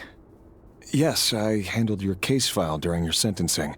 Nothing personal, of course. I'm pleasantly surprised that you remember me. You're clearly a person of substance if you've been invited here. But Dainsleif, you'd better have a very good reason for convening this little gathering. It's my brother, Vedalfinir. After he spoke at the court this morning, the king was so infuriated by his words that he had him blinded in both eyes and thrown in prison. Vedafilnir in prison? Strange. I thought the king trusted him and Horoptatyr more than anyone else in the world. Does this mean the king's circle of trust just got even smaller? It has nothing to do with trust. It's about what the king wants, which is as clear as day to anyone paying attention. I simply appease him, because it's in the best interests of the Universitas Magistrorum. And also because you're slimy. Vedafilnir, perhaps less so. But still, a visionless visionary? It rather inclines me to think that qualifications are not what get you ahead in Conria. Oh, he's the visionless visionary. Vedafilnir. Do you honestly think this is an important discussion to be having right now? Dane, what are you planning to do? Rescue Vedafilnir, I assume. Correct. It will mean storming the palace by force. Tonight. I need all of you on my side. That's far too dangerous. And don't forget, Dainsleif, you're captain of the Royal Guard. You swore an oath to the throne. You've been planning this for a while, haven't you? I have no desire to commit treason. But whatever critique the king may have of Vedafilnir, disfiguring your most loyal subject for putting the best interests of his court and nation first, this is not the conduct of a wise ruler. My blade will force the king to see the error of his ways. So, Vedafilnir's prophecy enraged the king. I'm sure it wasn't what he wanted to hear, but if he won't take counsel even from the visionary, that is deeply troubling news. The extent of His Majesty's madness is now all too clear. The question is, how does a man like me get out of this situation unscathed? You have noble ambitions, Dane. But I'm afraid they don't do much for a guy like me. I'm not interested in saving the world. All I want is a letter of pardon. A letter of pardon? For whom? Tholindis? The chances of the Vinster King issuing a pardon for anyone connected to the Crimson Moon seem vanishingly slim.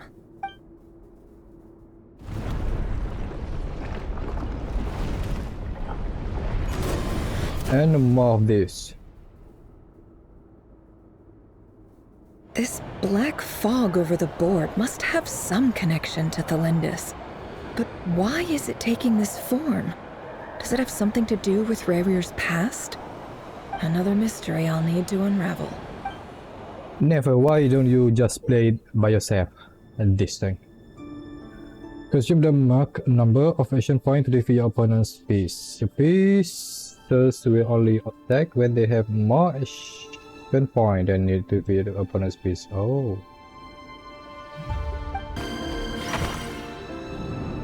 There we go.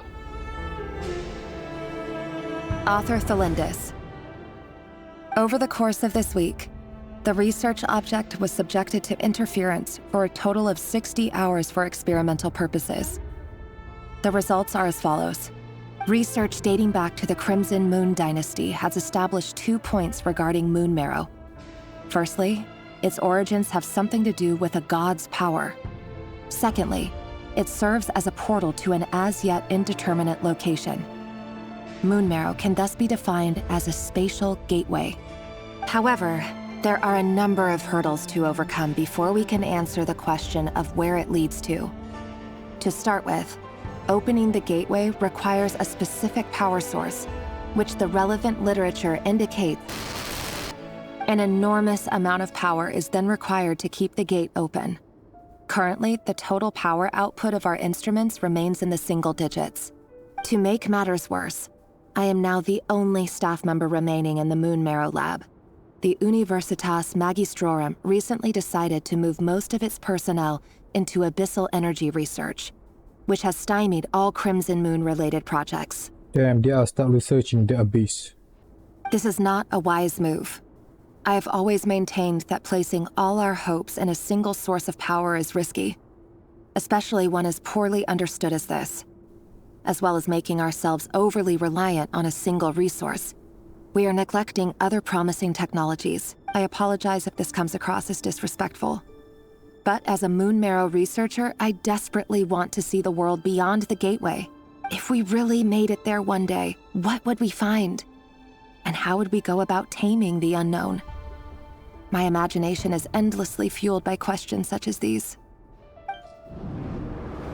Except it's not gonna happen.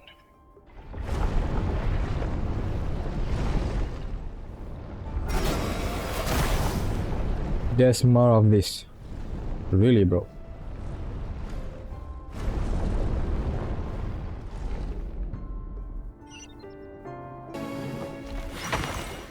All right. This is for you. I heard you're gonna leave the city with your parents. Tholindis, did you hear about what happened? I've heard nothing. Rerir got back very late last Friday, and he was acting a little unusual, but he slept pretty well, so I'm guessing whatever he did was a good deed. You never saw him, and I don't know what he did. And this conversation never happened. You understand? What if he finds out that you pried into his secrets? Don't be silly. I don't know what secrets he does or doesn't have. All I know is he's just a normal guy who happens to run some errands for the king. Are you scared of him? I don't know. The Rerir I know doesn't match the person you all describe. Logically, I should be scared of him. And yet, I don't want to lose him. But enough about that. You should get going, and be careful with the package I gave you. Keep it secret. Keep it safe. What's in it? A piece of the moon. All you need to know is that as long as you keep it safe, then in the future, everyone will be able to see a red moon. The iridescent moon. Marrow? A red moon? You mean our moon? That's right. Our moon. Promise me you'll look after it. I promise, Tholindis. The Crimson Moon bloodline will never die out. Its light, the color of blood, will become like a fire that flows in our veins, no matter how long it takes. Well, it still live until today.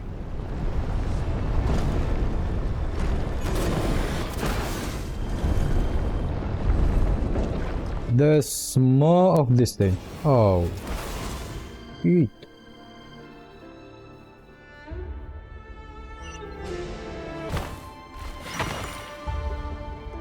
Hurry, everyone, and stick to the plan. Sir Dainsleif, what are you? Is this treason? You know what happens to those who betray the throne. Please, don't do this! It is the king himself who has betrayed the throne. He has betrayed all of Conria. If you have any love left for justice in your heart, you should join me. It's showtime. Dane and his group will handle the troops in the palace. Then Hraptatir and Rheindotter will disarm the security measures. My job is to enter the prison and rescue Vedifalnir. Stay safe. Wish me luck.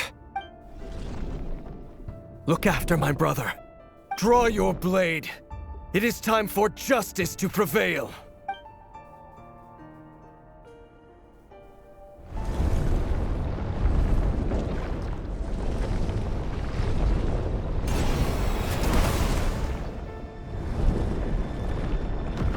Oh, sh...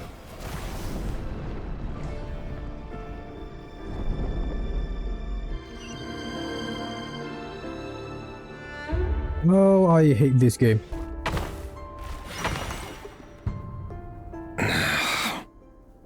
This place is filthy. And the smell is abominable. Clearly, the king doesn't allow his prisoners a single shred of dignity. This is dire. Found you. Hello, Mr. Vedifalnir. It's you. Surprised? Oh, wait. I guess surprise isn't an emotion that prophets feel very often. I certainly felt some surprise in the moment when I was blinded. Surprise at the king's sheer ignorance. Surprise at just how unfairly this world responds to words of earnest remonstration. I'm curious. What did you prophesize this time? It wasn't a prophecy. It was a word of warning. Someone had to say it. The king has forsaken all reason in pursuit of his obsessions. I simply told him that if he continues on this path, Conria will surely fall. But he didn't listen. Worse still, he stabbed you in both eyes and locked you away. Dane asked for my help. The court is in complete chaos now, but I'm sure you predicted that. Everything is transpiring as I foresaw, yet I am powerless to change it. Fate is an immutable force. I can but lament as the inevitable unfolds. I do wonder whether giving a man the power to see the future is nothing more for him than slowly crush his spirit. Forgive my curtness, Vedafulnir, but the king did not suddenly turn on you today. His suspicions have been brewing for a long time. You can't have wisdom beyond the reach of your fellow man without attracting his fear and suspicion. There are things the king does not want to see. So, he doesn't want you having visions of them either. He blinded you because he thought this would make the visions stop. He wasn't entirely wrong. I did indeed lose my power to see the future. Right up until... Until what? Just now. I believe I saw something new. Well, tonight could go a lot of different ways. 5 of us banded together to storm the palace, also we could rescue you. This will go down as the most tumultuous day in Conrian history. I sense hatred in you, but also hope. A desperate hope that with the tyrant deposed, that will be the end of the story. But this is not the end. It is the beginning of a new chapter, and a whole new story. There are many men of honor and courage in this world, Rerir. But you are not one of them. You're not here for justice, are you? You're here for yourself. Is that a dagger? Interesting. Why not the polearm? It was always your weapon of choice. Oh, is he gonna be a playable character? With your abilities, I don't doubt that you were able to recover some of your sight. But I also doubt that you want to make an enemy of me right now. Of course not. We're on the same side, aren't we? We could be. But I need you to be honest with me, Vedafulnir. At this point, you're my only hope for the future. You mean your future? With your beloved, Tholindis? Yes. And I know there are bigger things at stake here. A dynasty, a nation, maybe the entire world. But forgive me, I care first and foremost about myself. I can't abandon the one I love to save myself. I just can't do it. But you see a broader picture of the future than I. You see the solutions to the biggest problems of our age. So tell me, what is my solution? What's the answer? In matters of fate, answers are either right or wrong. What will be and what will not. Maybe you are willing to pay a certain price in the pursuit of happiness, but unfortunately, fate does not negotiate. That is the cruelest thing about fate. It is unmoved by your sacrifices. That can't be true. I know it's your voice that I keep hearing in my head, urging me to see how the world is changing, to seek more power, so I can protect the things I love. You show me disaster, but you won't show me how to avoid it? Why? Why are you doing all this? My voice. In your head.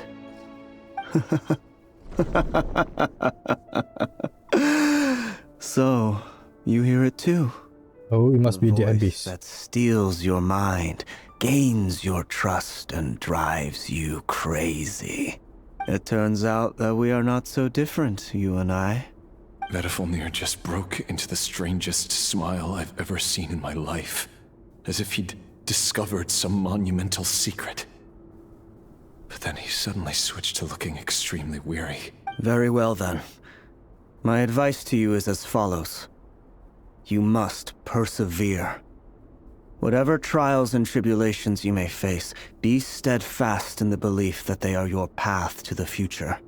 For as long as you live, your story with Tholindis shall not come to an end. That is the only chance you have of fighting back against fate. It is up to you whether you believe my words. Regardless, that is all I will say on the matter. I have no right to intervene any further. I will hold you to your word. Thank you for setting me free. In return, I will tell you one more thing that you cannot afford to ignore. Just then, a strange wave of energy rippled through the city. We had no idea what it could mean. If I were you, I would head to the Universitas Magistrorum. The Universitas? Oh no! I'm sure we'll be seeing each other again very soon, Rerir. Did you honestly giving him advice? Legit advice? Whether for me? Whatever Vedifalnir said, I didn't catch it. I didn't even help him out of the prison. There was no time to lose. Come on, just let me free from that bot cave. Monsters? Is this Rheindarter's doing? Or the Universitas Magistrorum? Out of my way! Do we need to fight you? Yeah, we need to. Time to come clean. I don't see anything. The Universitas. That reminds me of a rumor I once heard. Allegedly, the king installed secret mechanisms in the palace and around the city. No one knows where they are or what kind of power they hold. But if they were ever going to activate, it would probably be on a night like tonight. Help! Help! Hold on! Don't let them anywhere near you! Save me! I can't! Ah! That sounded like an explosion. So, the rumor is true? The king really went through with it. What other means does the king have at his disposal? They must run on power from the Abyss.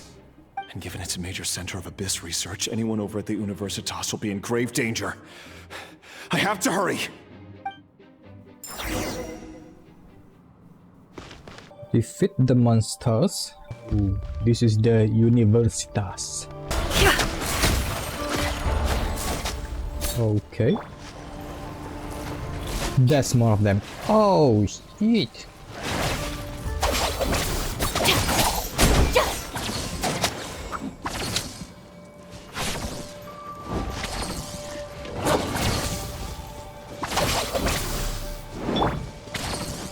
No, my sword! Witness the power of Gugwa! The deception ends here. Can't hide the truth.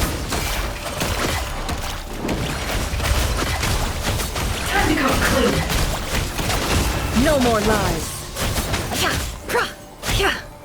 Let's see what you're made of. All right.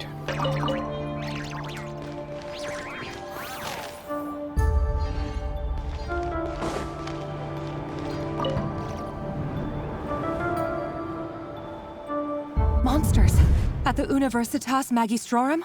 Why now? Oh no, they're coming. It's no use, the table won't hold out much longer. The weapons. Where are the weapons? Of course. All the lab equipment was upgraded after the inspection last week, but the new weapons haven't been allocated yet. I'm done for. Is anyone there? I need help! Ah! Stay back! Please stay back! Please!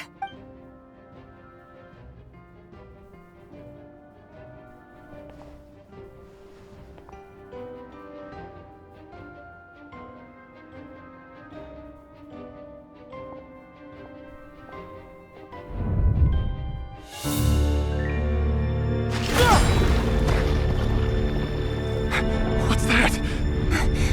Rerir! So the rumors about your work are true. What? No!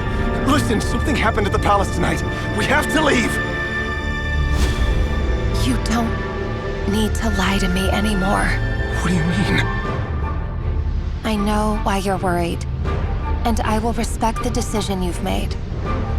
But it's okay, because I found a solution. I know how to end all this. You can have it back. The normal life you so desire. But until then, I'm afraid our wedding will have to wait. Where did she go? Tholindis? No, don't do it! Tholindis! Tholindis!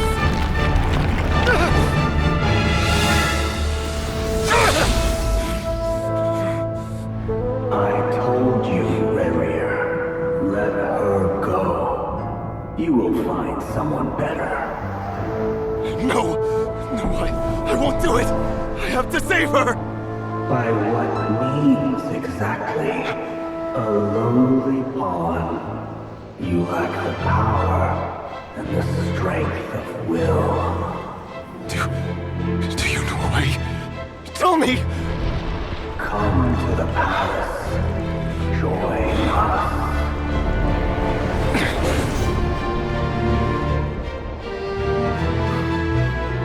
Oh, the king has been corrupted by the abyss.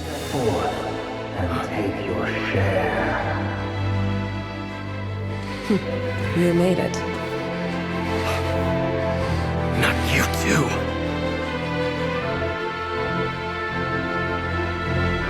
Hatred or grief, despair or desire.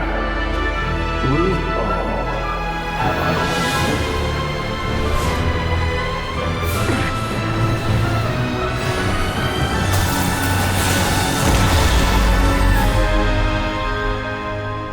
Rerir.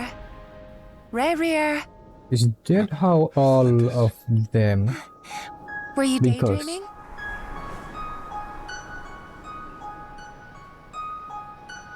You still remember, Rerir? That question you asked me a couple of weeks ago? Where is this space? The proposal. Yeah. I'm wondering, where do you think would be a good place to discuss it? Maybe in the garden? Or were you thinking a fancy restaurant? It's your choice.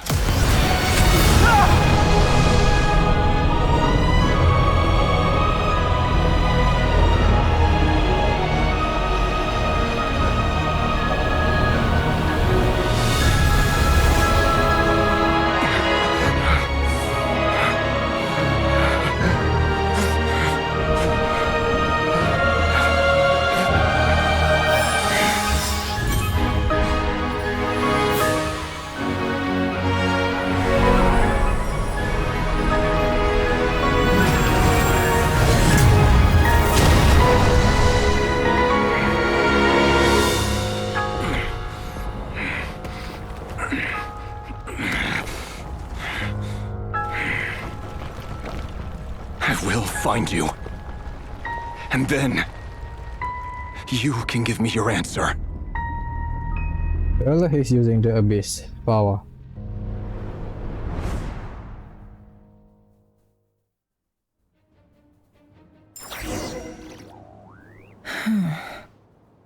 So that's how the Racher of Solnari was born. A monster created by circumstance is a monster all the same. Viewing other people's thoughts for too long can get uncomfortable. Right now, I'm feeling a strong sense of loathing. In a nutshell, the story of Conria is what happens when the truth falls by the wayside. Everyone tells little white lies, and before long, you have a huge pack of lies that destroys everything. Time to get back. His past is filled with sorrow, but the tale of any fallen civilization is one of endless tragedy. Cruel as it may be, that was Conria's fate.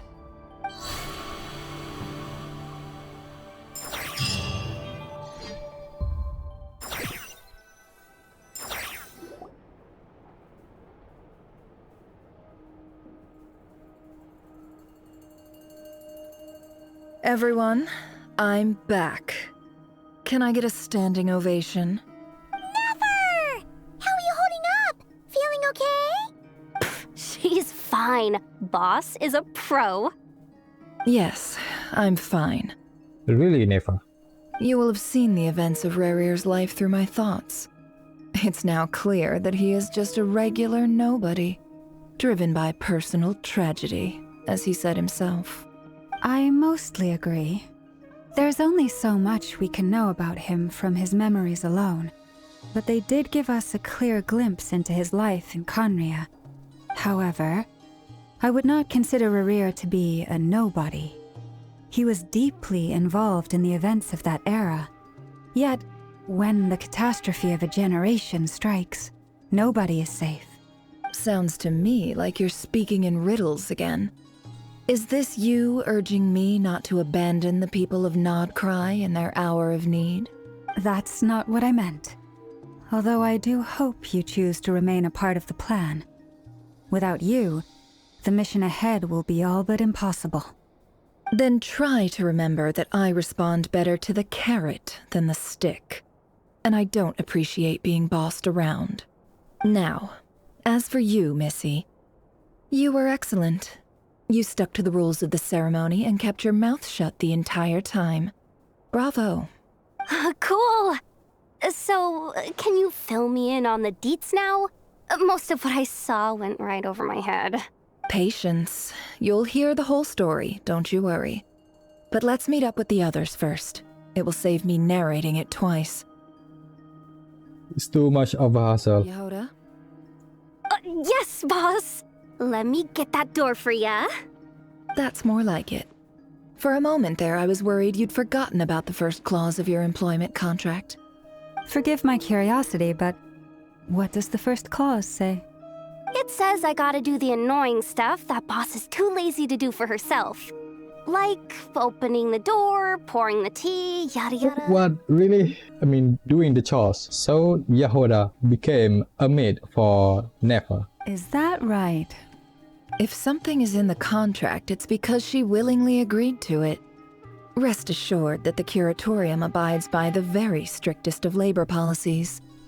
You don't seriously think I'm cruel enough to treat her like my slave? No. In any case, I've hardly shied away from my share of the work today.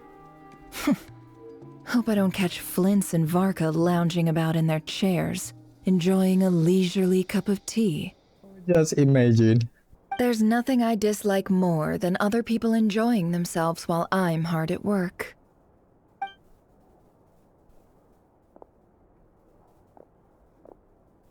Oh no. What happened to you, Nefer?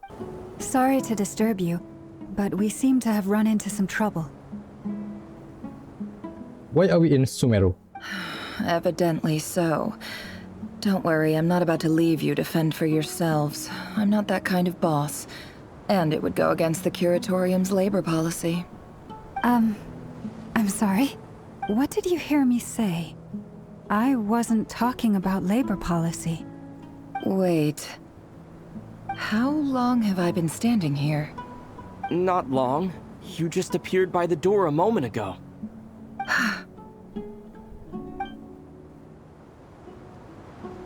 Boss, what's wrong?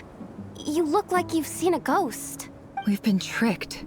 We never left at all.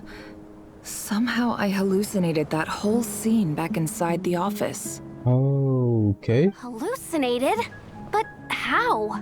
How indeed. This place should heed my will alone. All thoughts and actions that occur in here are just a result of pawns moving across the chessboard in a carefully calculated manner. And nobody has access to this chess set but me. So you control everything in here? More or less. But yes, it's a special technique of mine. Oh, are we in the chess? In the chessboard? Has anything like this ever happened before? Only once. It was the first time I used the chess set. Yes. Is there any similarity between what I think it is. We are being teleported into the chessboard. I suppose my thoughts are a little turbulent, which was also the case my first time. Is there anything I can do to help? The first clause of your contract clearly states that I only need your help with things that I'm too lazy to do myself. The chores. Meaning you're not feeling lazy right now? Meaning this is not something Yehoda can help with. The chess set is a personal treasure that I alone understand. I must be the one to find our way out of here. Boss, it's fine. Really. Let me do something useful. Oh, listen to you. Whatever would I do without you, Yehoda? What? Really? They are already sisters. Yes, really. Where would I ever find another employee as obedient and servile as you? God forbid anything ever happens to you. Oh, okay. Well, anyway, I was thinking of fetching some water. There's gotta be a source around here somewhere. I suggest everyone finds someplace comfortable to take a rest. We gotta conserve our energy. Even though all this chess malarkey doesn't exist in a physical sense, mentally speaking, it's all real. And so is our tiredness and fatigue. You don't want to dismiss mental fatigue. Just because it isn't physical doesn't mean it's any less serious. But anyway, I got your backs, so don't worry about a thing. Don't I have the best employees? Jealous much? If we can find a suitable time, I'd love to borrow Yehoda for a day to help out at the Frost Moon Scions. Would you be amenable to that, Boss Nefer? Oh, Lama. Have I ever told you just how pretty you are? Beauty runs from the tips of your antlers to the depths of your imagination. Damn. Time to rally, everyone. Follow me. As we continue our journey, the same rules will apply. That means stay focused and no talking no matter what we encounter. And don't disturb the chess pieces. Yes, ma'am. You have my word that I will get us all out of here. I believe her. What? Where's my team? This place looks familiar. That's not a good sign. There's someone up ahead. Time for a little chat. Oh, this is not the village that we knew. I wasn't expecting visitors at this hour. Wait, is that? Oh, it's him. Who? There you are. Sinue's been looking for you all day. I think he has some news for you. Oh yeah? What were you doing just now, Uncle Retinue? Hiding away some more loose change? I know I saw some Mora. What do you mean loose change? Small Nefer. I'm too old for this. Just pretend you saw nothing. And where is that small Nefer at? I want to see it. Is this Nefer's village? Hey, kid. Mind telling me what Sinuhe's been up to recently? I'm trying to get in his good books and I need a way in. Wait, Apep, is it you, the dragon? Get in his good books? Why? What do you want with my dad, Uncle Apepi? I've written a new song. I was hoping to showcase it at the next festival, but I'll need his approval. A new song, huh? I'd love to stay and listen, but unfortunately, Uncle Retinue says my dad's looking for me. Well, there's plenty of time and I'm not going anywhere. See that pile of stones? I'll be sitting there warming up my vocal cords. Come find me when you're done. Pile of stones. Got it.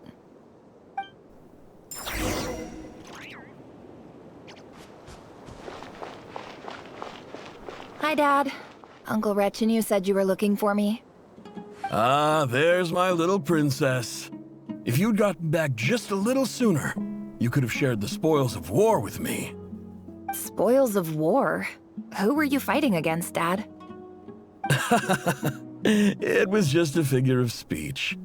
The aftermath of a sandstorm is no time to be waging war. I was talking about our war against thirst. I went out to fix our water supply problem, and now I'm back. Which means... We have a well again!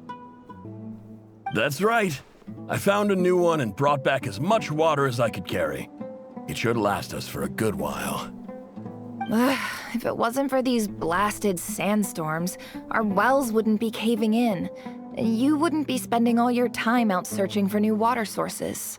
As the chief of our tribe, I'm supposed to be leading us out of hardship and poverty, onto better things. You know how prosperous our ancestors were. I've told you all the stories. And look at us now, squeezed into these hovels. No one would choose this, if it wasn't for the endless wars over the years. But things are looking up. I started working with some folks from the academia a few months back. They gave me some contacts in return for my assistance in the desert. So you're the academia's helper now? Special ambassador, they call it. Think of it as a partnership. It's nothing bad, okay? We've been isolated here in the desert for too long. Seeking opportunities elsewhere is the best thing for us, and the fastest way to progress. So, do you get anything good out of being a special ambassador? Of course. My luck's improving all the time. One day, I swear I'm gonna lead us out of this place. We'll find somewhere new. Somewhere better. Oh, she live in a big house. Never. Dance of Death. That's not a good name.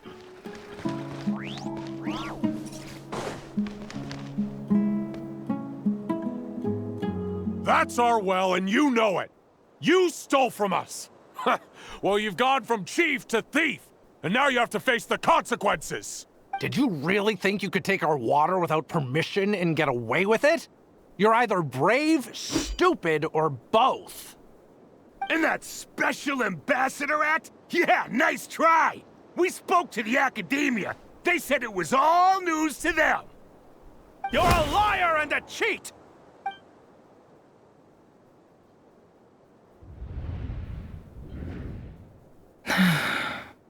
Damn, even the kids. I heard Yehuda gasp, but I don't blame her. Most people are terrified by the sight of blood. Corpses strewn across the ground. The wounds are clearly from scimitars and daggers. The desert dwellers' weapons of choice. There's a handwritten note on the ground. Let's see what it says. Halil, this is Sinuhe, chief of the Shimti tribe. Surely you remember me. I was the one who helped you and your colleagues avoid the quicksand in the desert. This is my second time writing to you. I assume my last letter must have gotten lost in the mail, as I didn't receive a reply. I hope this one makes it to you safely. I'm writing to you because I need some help. That sandstorm the other day completely blocked up our well, forcing me to look for another water source in Iab and Unut territory. It was a matter of survival. Praise the gods. The well of the Iab tribe was intact. It was my last resort. I drew what water I could and left, but not without being spotted. I fear they will retaliate. You told me to write to you if I ever needed help. You said you'd be my ally in the academia. I urgently need you to formally recognize my title of Special Ambassador and send some of your people to assist me for a few days. It's the only way I can convince them that this was the academia's decision and prevent them from retaliating. This is an emergency. Please send help as soon as possible. Looks like this letter never got sent. The writer died a grisly death, and the letter was trampled into the ground. It's badly defaced. What a ridiculous lie the surviving Shimti tell. Their whole village was butchered over a sip of water. Damn, that's brutal. Ah, officer. Welcome. Welcome to our humble village. I thought you would at least have the courtesy to provide some respectable libations. This is the finest wine Aru village has to offer. I promise. Wait, Aru village.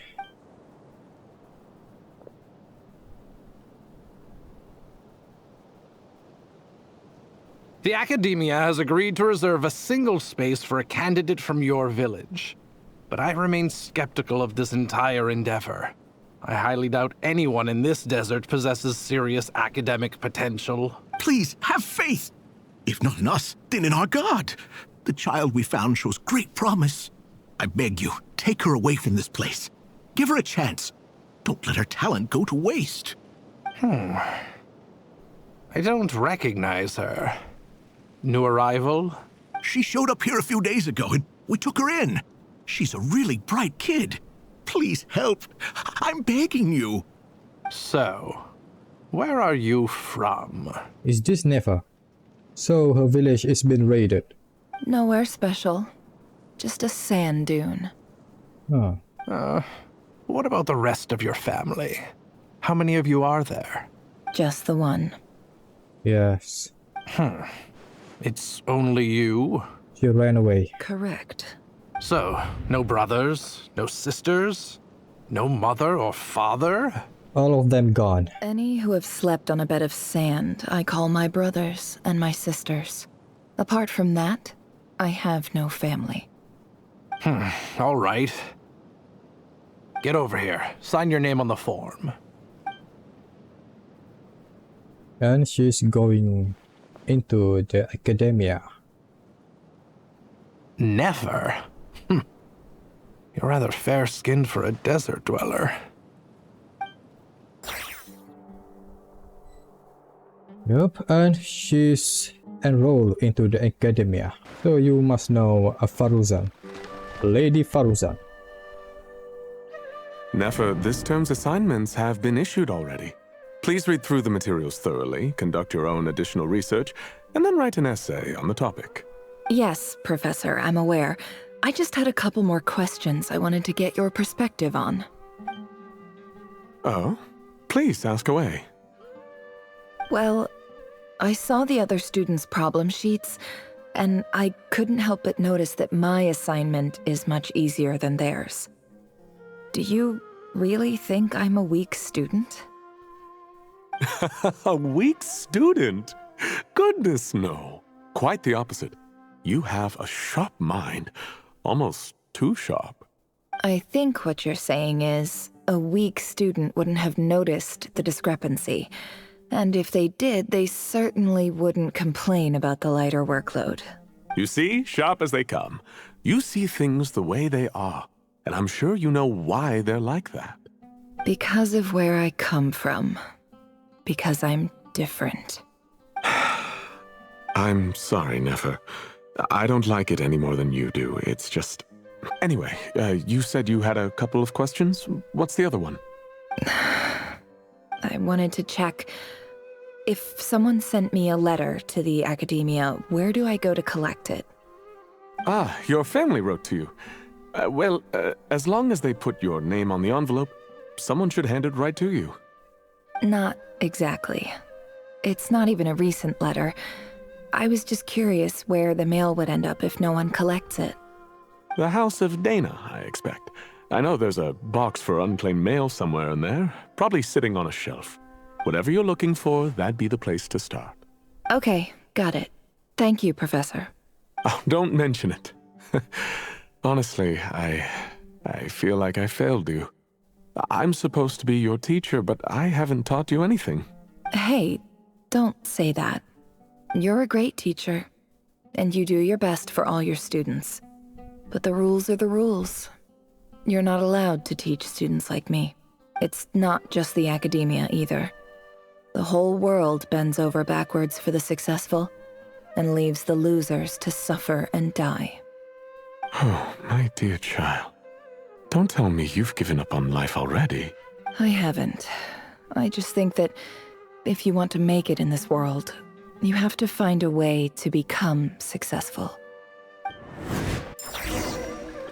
So that's why she's on survival mode. This must be it. A big cardboard box full of unclaimed mail. And probably some letters that ended up here by mistake, too. Let's take a look. Take a look at the letters inside the box. How do I do that? Oh.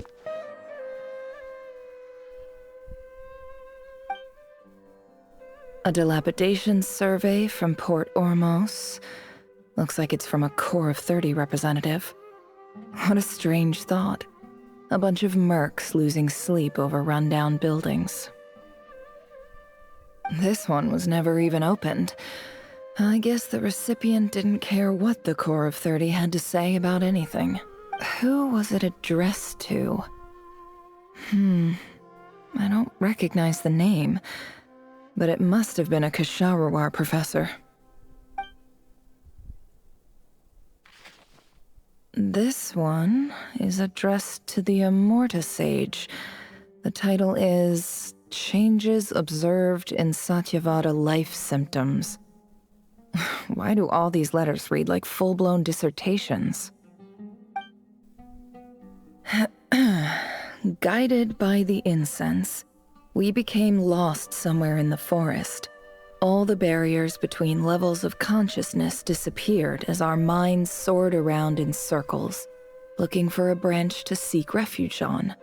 In clinical terms, these symptoms fit the description of incense poisoning. The Immorta Darshan strictly prohibits the use of hallucinogenic substances, but I believe there are still people getting away with it. For example, my neighbor who always breaks out into song and dance after using incense. This seems like something the academia would want to know about. Why wasn't it collected? Wait, what's this written on the back? It's so small. Where?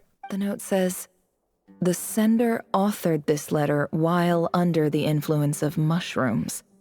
I would send it back, but no return address was provided. Stamped by the Grand Conservator of the House of Dana.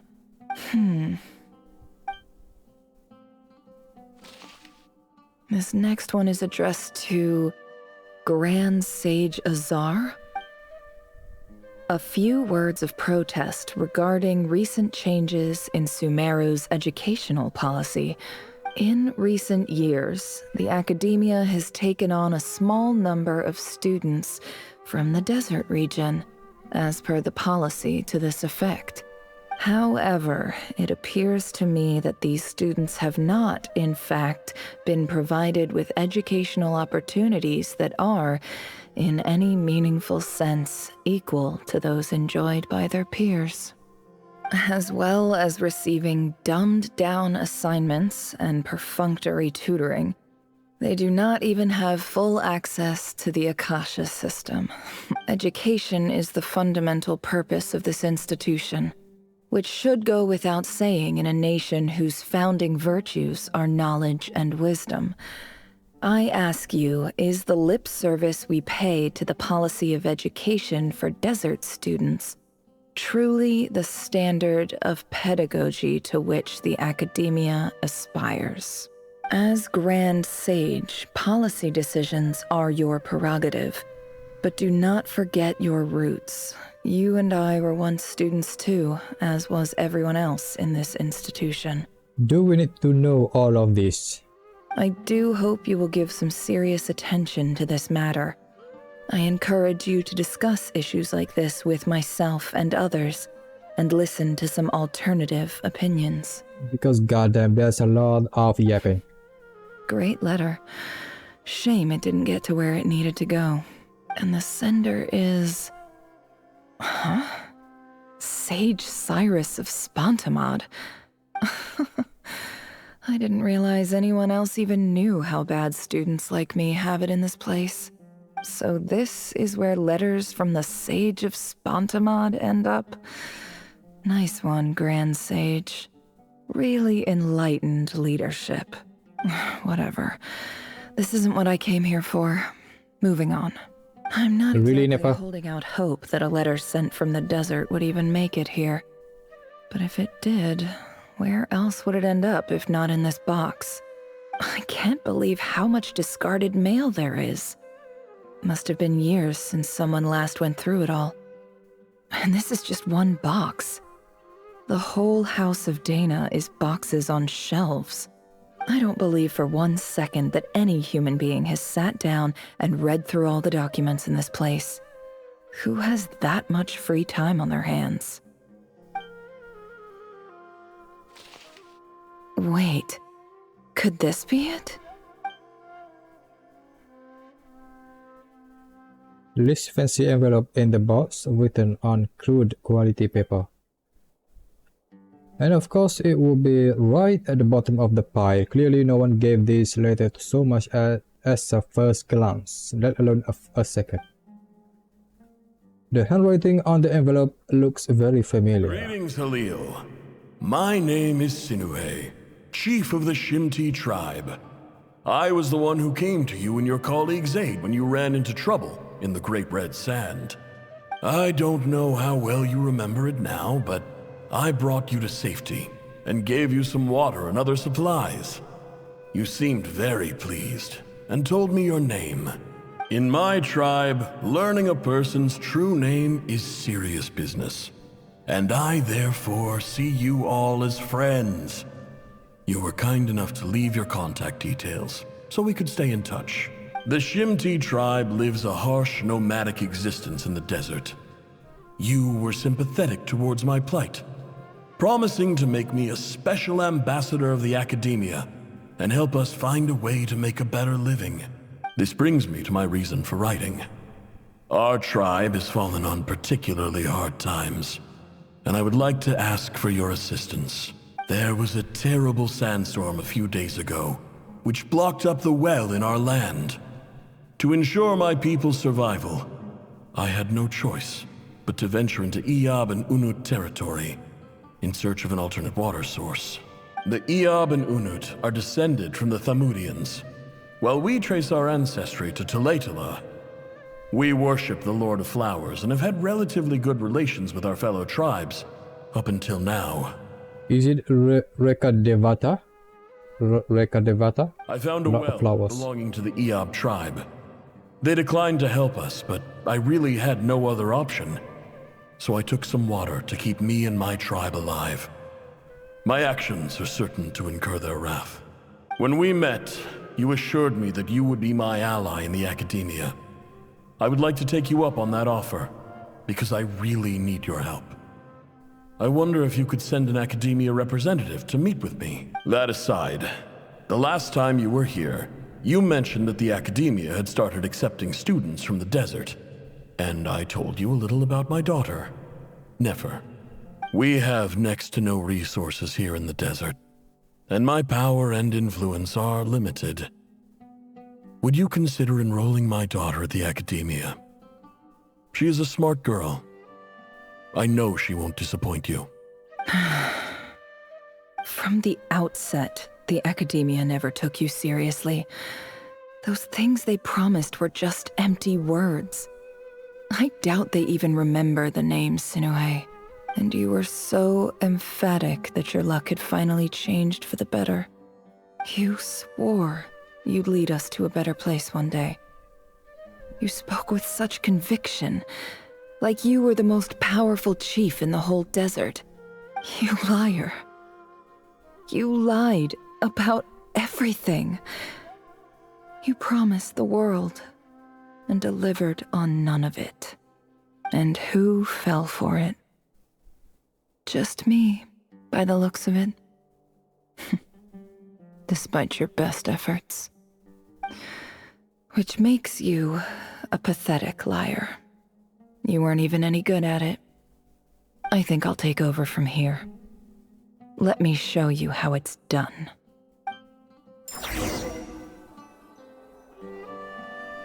Bid farewell to Katayom. I just came to say goodbye. Thanks for everything you've done for me in my time here.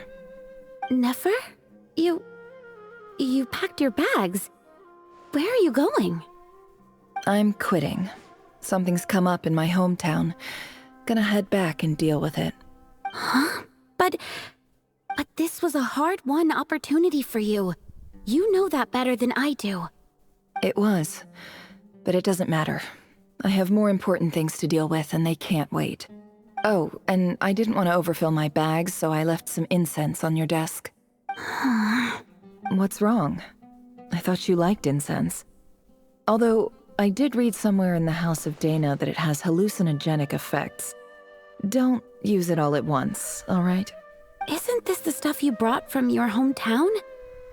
You're just letting me have it? But you said it's a rare and valuable commodity. Yeah, about that. I lied. It's not rare at all. There's this bunch of ruins near my hometown that are practically overgrown with this plant. It's not worth much. Keep it, it's fine. But Nefer... All right, that's all from me. You take care.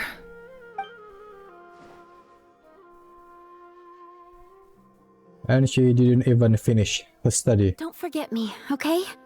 I mean, we're more than just classmates, right? We're friends. Yeah, I'll remember you. Really, Nefer? I lied again. That incense is worth a fortune, and it's a rare find even in those ruins.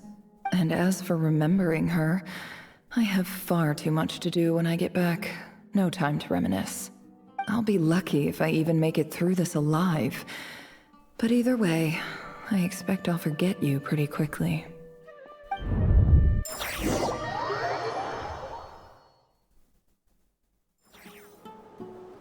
Damn, that's a long yap. Just give us a movie.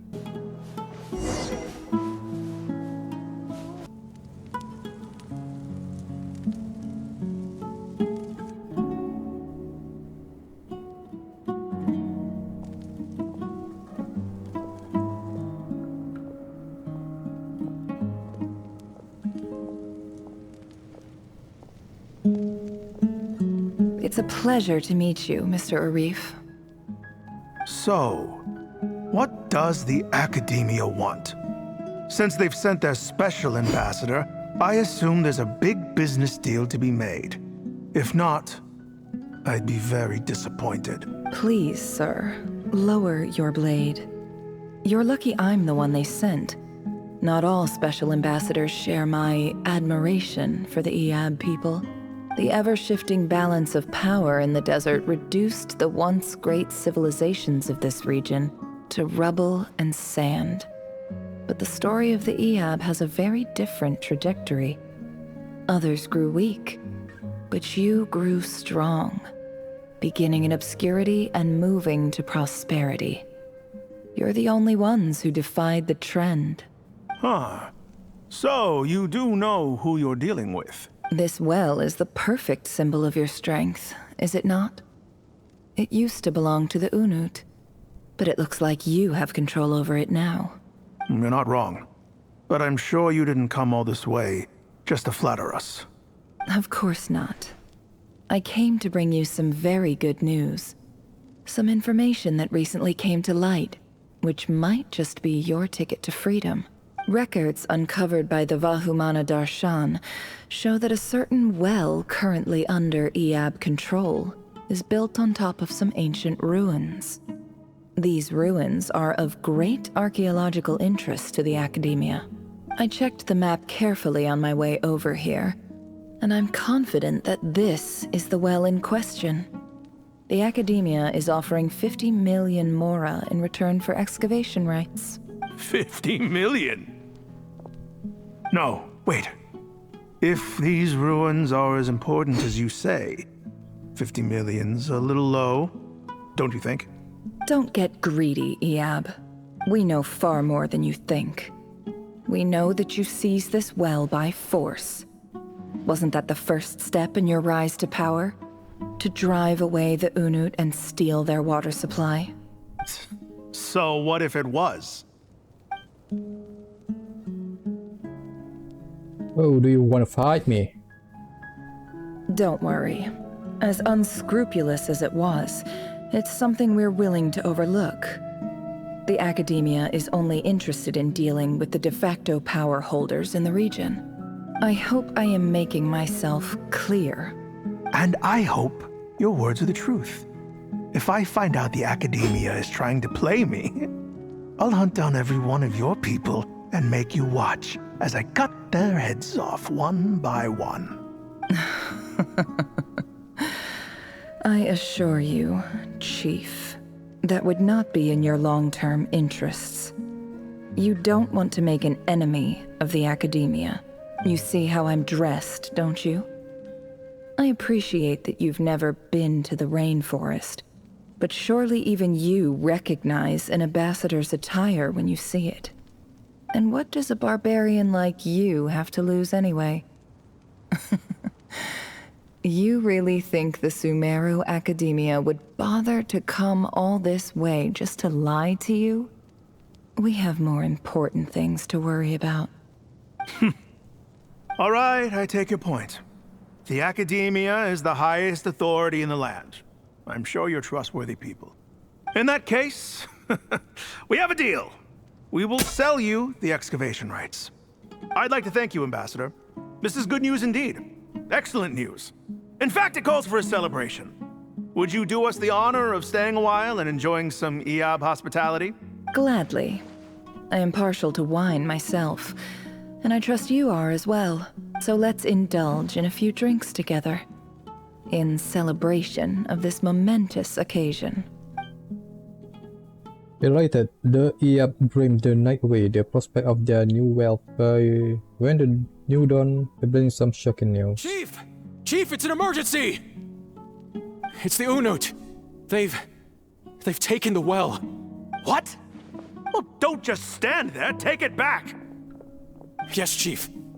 I have every confidence in the Iab's military superiority, and yet... Well, what is it? The Unut's response was alarmingly fast. The day after we reach a deal, they seize the well. This can't be a coincidence. Perhaps there is a traitor in your midst. I don't think so. Oh, is she planting the seeds? I am obliged to remind you, Chief, that the Academia will only deal with the de facto power holders. If you cannot regain control over the well, I'm afraid you won't see a single mora of that 50 million. No! Please, Ambassador, just give me some time. I swear the Unut will not get away with this. That well is ours, and so is the mora. Glad to hear it. I will wait here for an update. If there is a traitor, I will find them. In the meantime, make yourself at home. I'll report back as soon as I have an update. Much obliged. Oh, she's gaining control of the situation. Got him wrapped around my finger. Yep. What an amazing feeling. So, in summary, Ambassador, the Academia would rather negotiate with our tribe instead of the Iab, yes? The Iab are ruthless murderers who don't listen to reason. And now they have the gall to interfere in our research projects in the desert region. So let me ask you, Chief. If you were the Academia, what would you do? Kill them all, of course. Precisely. The Academia does not tolerate those who stand in our way. The Iab have held back our academic pursuits for too long, and our patience is wearing thin. At the same time, there is simply no way that the Academia can be seen to be intervening in desert affairs. I'm sure you understand where I'm coming from. We have our own rules out here. If the rainforest dwellers raised arms against a desert tribe, it'd start a bloody war. Right. We can't confront them ourselves, but we can support their enemies. The Unut have always had strained relations with the Iab, which makes you our natural allies. Natural allies. Weren't the Iab your allies once? You were quick to send them after us to protect your interests back when we stole that water. And now look at you. You're at each other's throats. Let me be clear. The Academia wishes to collaborate with the legally recognized rulers of the desert in this matter. We are asking for excavation rights to that well, and our offer is 50 million mora. Say no more. I believe we have an understanding. Good. Then I suggest you get to work. Get us access to that well, and the mora's yours. You see, Dad? Lying is easy when you know how. People will believe anything. Continue exploring. So there will be more yapping.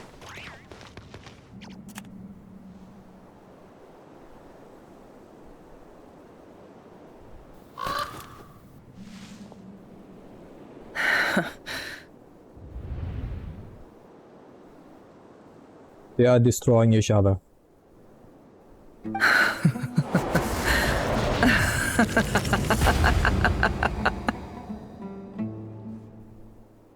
Look at yourselves. You may be vile, savage monsters, but your butchered bodies bleed like any others. You're no different. You're nothing special at all. The monsters who destroyed my home, they're just ordinary, petty human beings. What a joke. He lost it. I think we're even now. Maybe I've even done the desert a favor. It's a better place without all these people around. Oh, Sinuhe, my gullible fool of a father. Perhaps if you'd been as ruthless as I was today, our tribespeople would still be alive. In this dog-eat-dog world, a chief needs to be tough to survive. But you couldn't do what had to be done. So I did it for you. Oh, that's us. Yehuda. Loma. Nefer, it's okay. All of this is in the past now. I believe I remember you promising to remain silent. Yeah, but even so... Yehuda, is there anything you can do to ease the tension? Telepathic time. You got this, Yehuda. It's your time to shine. Alright, time for a sharp turn onto a completely different topic. So, anyway, that's enough of that. When are we getting out of this place? Feels like we've been walking forever. I'm getting pretty tired. Oh, Lauma, you tired? Yes. If we can find somewhere to sit down, I could certainly do with a rest. It's not far now. There should be a temple just up ahead. Is this situation about to reach a conclusion? Yes, please. Yes. Really? A temple? That's where this story ends? I guess that's how things go in the desert. I've been to similar place with a friend from the desert before. Desert dwellers can never escape their destiny. Or so everyone says. I never wanted to believe it, but looking back now, I'm as desert as they come. You mentioned a temple.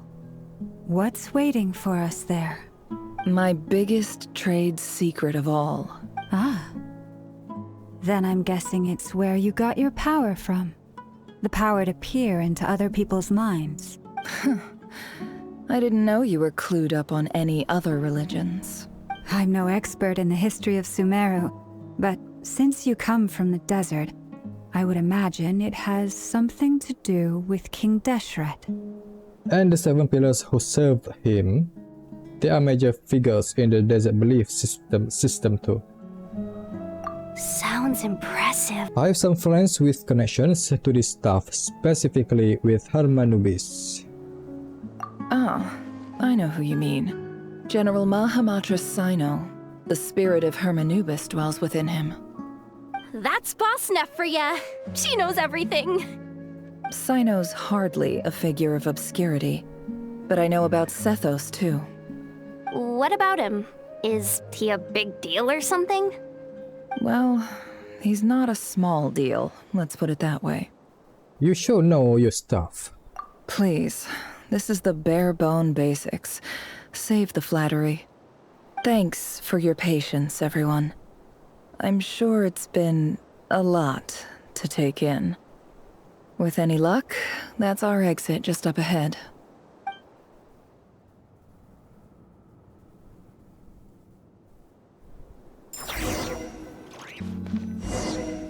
Oh, we are back here. The underground temple. If I remember correctly, that's King Deshret.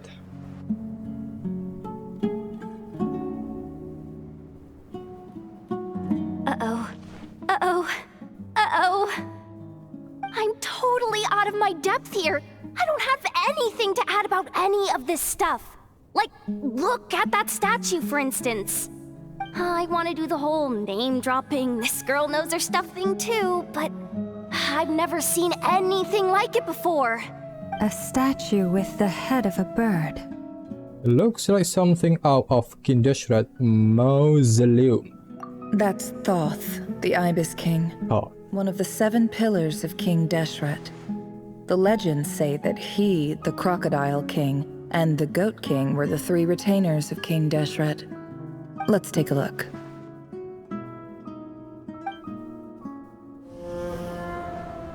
Now we got a movie after all of that yapping.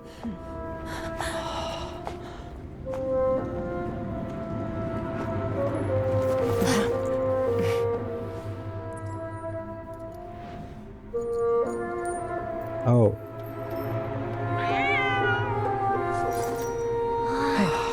It's just Ashru. So, all is well?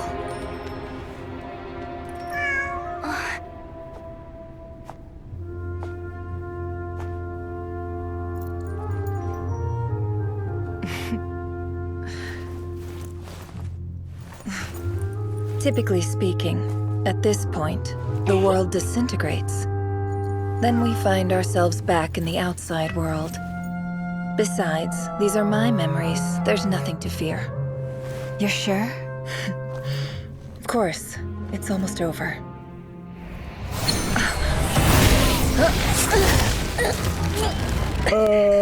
He's just getting started.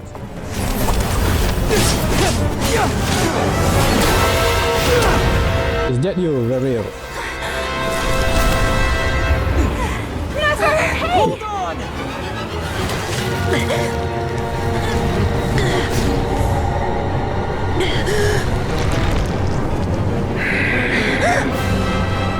Knowing too much. How the hell do you get in here? Death sentence. Speak for yourself. Oh?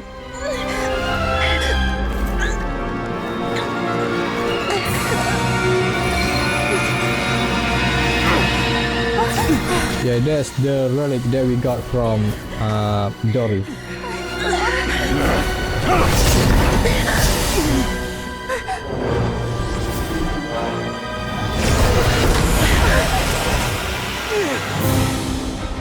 How repulsive. Is that you, dance leaf? Oh, that must be Columbina.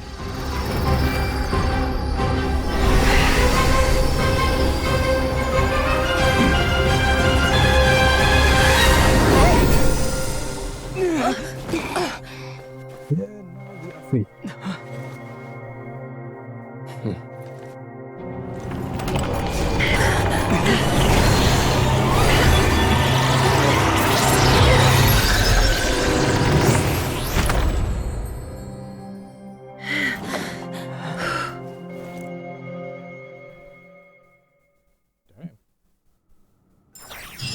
That's what I would like to see. Timed that pretty well, didn't I? You certainly did. Thank you. It's okay. I'm just glad no one was hurt. Paimon noticed you doing something too, Dainsleif. Were you helping get them out? Of course. When I asked Nefer to conduct this investigation, I was not naive to the dangers involved. I had a duty to ensure your safety. Good to know your sense of justice is still intact after all these years. I take that to mean that you saw the truth. That comes as a great relief. I certainly did. And thanks to your help, I also managed to trap Rerir inside the chess set. Now he's trapped. Whoa, really? How'd you manage that? Well, to be honest, I sensed that something was wrong long before we made it to the temple. By using this fragment to probe into Rerir's past, well, the monster formerly known as Rerir, it seems I alerted him. I was tracking him, then he caught on and started tracking me too. Can't say I'm surprised. But how did he track you through your thoughts alone? That shouldn't be possible. Yeah, how did he do that? Rerir was a secret agent who reported directly to the Vinster King. He is an expert at finding a trail and hunting down his pursuers. No wonder. He infiltrated the chess set, read my thoughts, and built a new virtual chess set inside of it. That's why we weren't able to leave at first. Speaking of your chess set, it's quite a remarkable item. Would I be right in thinking you have some connection to King Deshret? You overestimate me. I only have a connection with one of his underlings, the Ibis King. Oh. You all saw how this came to be. A long time ago, the Iab massacred my tribe, the Shimti, in our home village. A few years later, I enrolled in the academia, where some new information came to light. The Unut and the Iab fought a bitter battle over the rights to a well, all for the sake of a non-existent 50 million mora. The Iab ultimately won that confrontation, but their victory came at the cost of almost every warrior in the tribe. The final blow to the Iab came at the victory feast, when an Unut assassin beheaded their chief right before my eyes.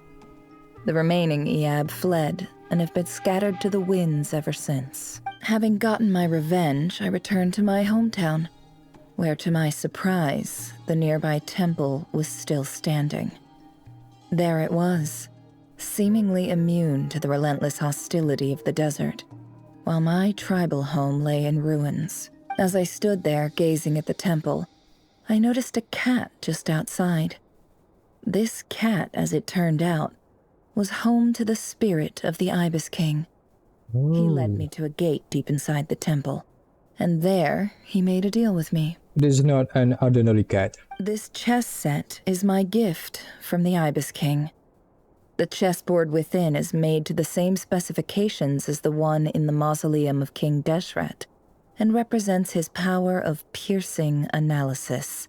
With this chessboard in its container, I gained a certain ability to perceive hidden secrets. Now, you could conclude that the Ibis King simply wanted to give the people of this world the power to seek the truth, but I don't believe that's the full story. Every god plays favorites. Their hearts are as fickle as any humans, full of secrets, perversions, egotistical tendencies. But precious few gods are willing to admit this. It is the same with all powerful forces, including fate itself. Their gaze falls preferentially upon a select few. As you rightly point out, this is an act of favoritism.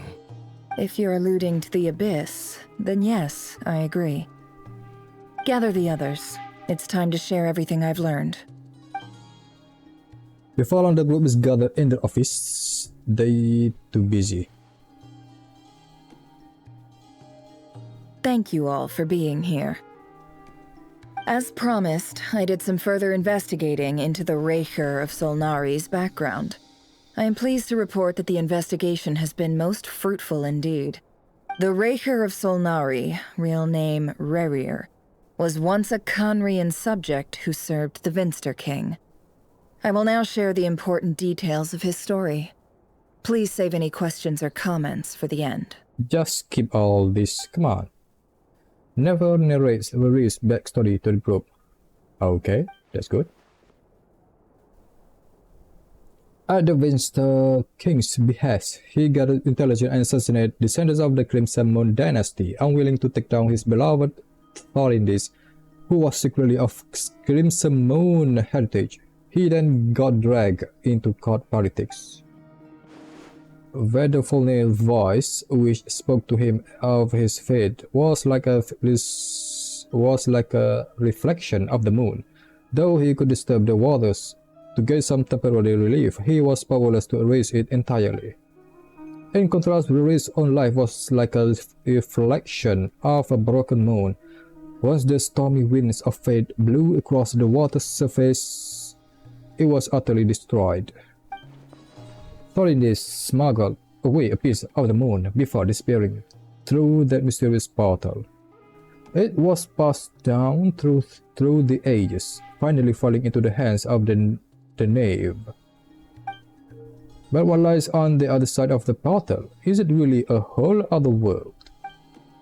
Tholindis never had the chance to share what she found there, neither did Rerir, who followed her in. So that's why he's so obsessed with the moon. A tragic tale, to be sure. Their vengeance. But it does not excuse his many transgressions. No matter how much Rerir suffered in the past, the fact remains that he is what we know today as the Wild Hunt, wreaking havoc upon innocent lives in Notcry. He becomes more dangerous with each passing day. If left unchecked, it is simply a matter of time before all of Teyvat suffers the consequences. This is a threat that the Knights of Favonius cannot ignore. A question for Miss Columbina. Forgive me if this is presumptuous, but have you ever seen the spatial gateway that appeared in Rerir's memory? Never. But I have heard stories of something called the Moon Gate, and this seems to fit the description. Miss Lauma, any thoughts on this? In the lore of the Frost Moon Scions, the moon is believed to hold many secrets. Some sources speak of ancient knowledge, others of a gateway to the unknown. The term Moon Gate is one I have heard before. But as is the case with all of our legends, there are no records of any first-hand witnesses. We cannot know whether it truly exists. Then back to Miss Columbina. As a moon goddess yourself, do you have some idea of where the Moon Gate leads to? Not at this stage, sorry. I do hold the power of the Frost Moon, and my strength is recovering well. I can sense that the gate would open at my command, but... But there's more to the power of the Frost Moon than that? Yes. A moon goddess has the right to open the Moon Gate, since it is a path to the moon. But as Nefer mentioned, holding open a spatial gateway takes a huge amount of power.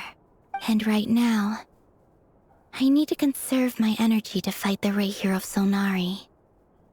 I'm afraid this is one mystery we may have to leave unsolved for now. I agree.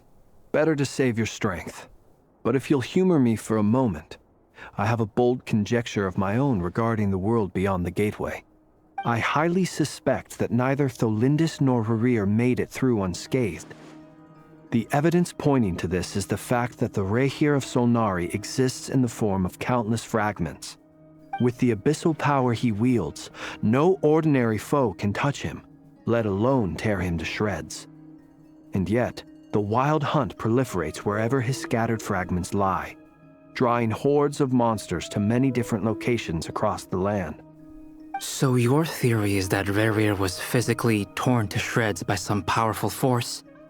Hence, why the Wild Hunt is a distributed phenomenon, rather than a unified one? Makes sense to me. Explains why the Wild Hunt is so pervasive, and why he's been trying to piece himself back together. He was whole to begin with, and he wants to be whole again. Without the power of the Abyss on his side, he almost certainly would have perished the moment he was torn apart. But the Abyss, much like a curse, has kept him alive. I could not agree more. The power of the Abyss is most surely a curse. It is a compelling explanation, and one that accords with my present understanding of Abyss creatures. Whether the life form in question is primitive or advanced, if a curse has extended its lifespan unnaturally, it will continue to survive in spite of everything. This raises some interesting questions. I will run some experiments and see if there is any validity to my suspicions. That being said, regardless of whether my research bears fruit, I would like to thank Miss Nefer for conducting such a thorough investigation. Already, it has greatly enriched my understanding of the entity we face. My pleasure, Mr. Albedo. I too hope that the information I have shared today proves useful as we look to formulate the next stage of our plan. Hey! What is it, Dainsleif? You look really upset! It's just... when I think of the man I once knew as Rerir, I struggle to understand why things had to turn out like this. The two of you used to be friends, didn't you? I don't know if these words will bring any comfort, but my heart goes out to you. Mine too. We can never know all the hows and whys of the way things are. The moon and stars are full of untold secrets and lies. And the skies are host to many more mysteries than these alone. Yet, none of that can begin to compare with the complexity of human life. Those are the first comforting words I've heard in a long time. Thank you, both. Well, I think this is a good place to end today's meeting. I'm sure Nefer needs some time to recover. She's been through an awful lot today. That's very thoughtful of you, Lama. Of course. Sounds good to me. Take some time to rest and digest before we reconvene to nail down a plan.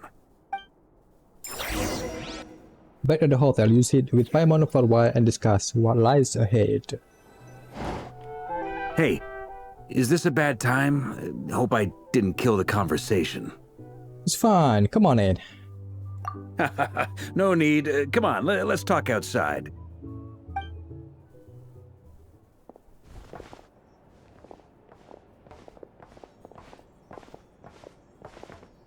Anyway, Nefer went back to the curatorium to get some rest. But before she left, she shared some things with me that I thought you should be aware of. Firstly, although she managed to trap the Racher of Solnari inside her chess set, there's no guarantee that the power of the Ibis King is any match for one of the 5 sinners. Their powers are beyond our comprehension.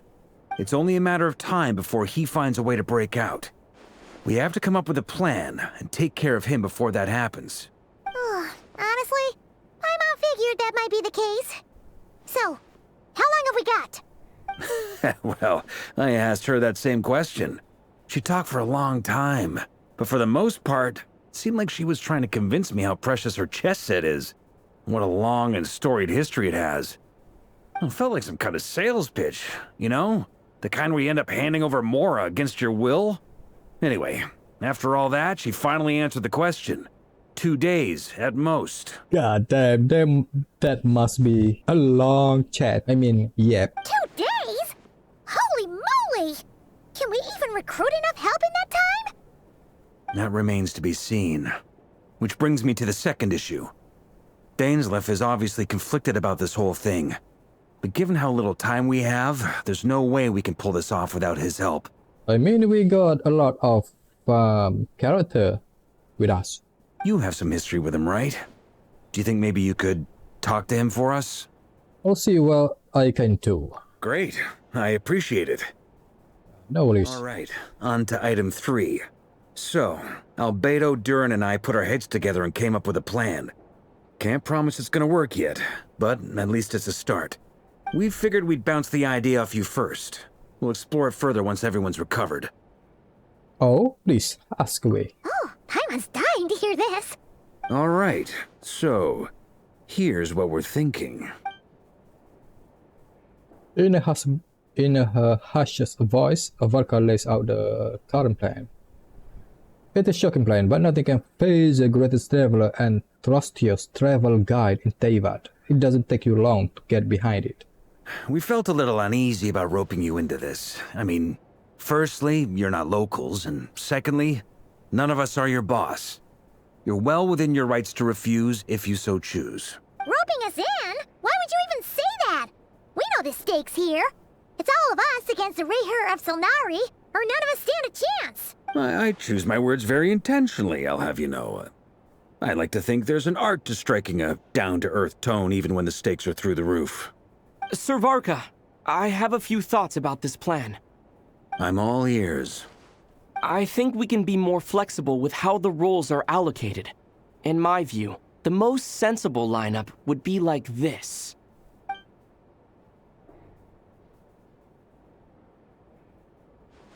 What lineup? Team lineup? But if that's how we're going to approach this, you'd better make sure you're ready. To be clear, I don't doubt your abilities. Far from it. I just want to make sure. Are you really willing to take all this on? I want to do everything within my power.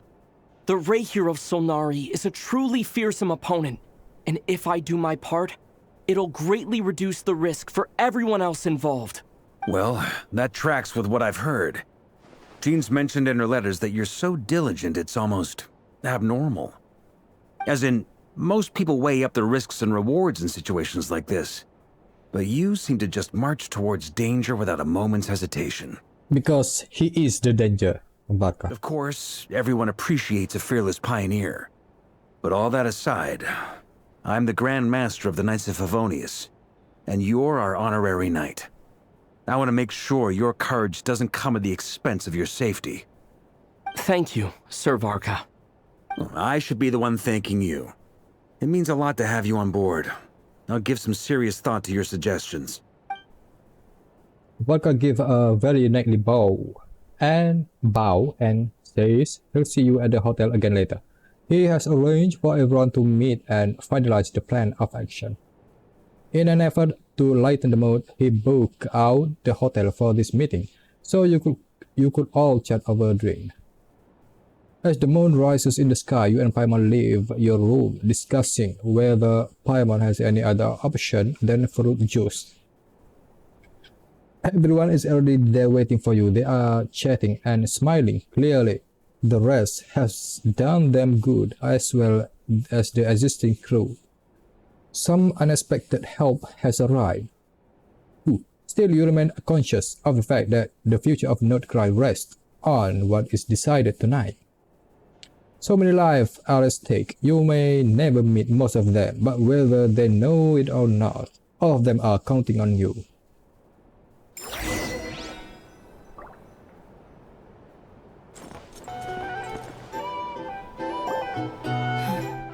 This is a thorough plan, but I do have one last question before we take action.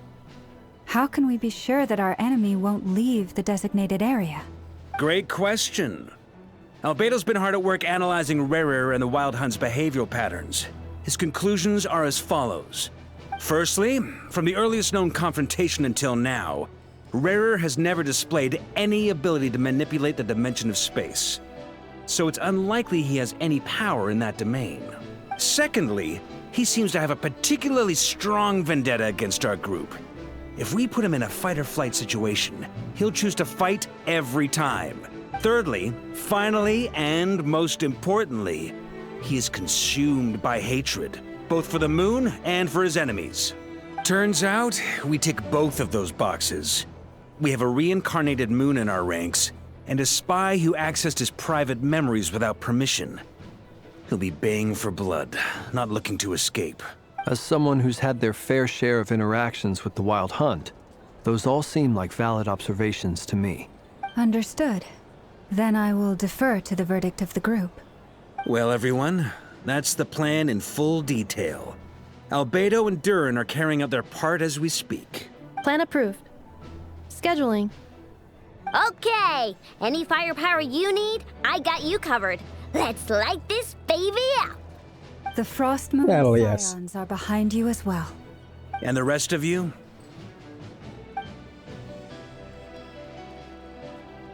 No objections? All right, then it's settled. This is the plan we're going with. Next up, an old tradition of mine. Anyone who wants to back out, now's your chance. Wait, we can still back out of this? Everyone says things they regret, right? I don't want anyone feeling trapped because their mouth said yes before their brain had time to think things through. That's why Varka is the leader. A very people-first approach. I hear that's common practice in the Knights of Favonius. Heh. Who'd you hear it from? D-Luke? Shh. We don't use people's real names at work. This contact will be known only as Owl, please and thank you. Excuse me. This plan can only work if everyone does their part. Flint's and I will absolutely support it. We shall indeed. You'll be glad you accepted our help. Also, you are the last person I expected to see here, Miss Dory. It's not often I get called Dory in a work context. My peers usually call me Lord Sangamabe. So, the longer your name, the higher your net worth. Is that the idea here? In that case, Mr. Flint's here must be worth a fortune. That's right, I know your full name. It's so long. It's I don't even remember it. The walls are thin here. I'd appreciate you keeping that a secret. Okay, fine. I'm actually only here as a favor for someone else. Do you have any idea how much it would cost to hire me otherwise? Oh, does this mean someone out there actually has the power to boss Dory around? It most certainly does not. We have a long-standing and mutually beneficial business partnership. She's actually the mom of a friend of yours. The mom of a friend of yours, Alice? It must be Alice. Yes, Alice. Said mom supplied me with a great little trinket, but now that lady's ruined everything. If I don't start building a little goodwill now, my whole business in Notcry is gonna go down the drain! Okay. So what exactly is so special about this pendant? It's a lucky charm that a great mage made for me. We have a business relationship, and she was worried that something bad might happen to me. So, she wanted me to have something that can store power to protect myself with.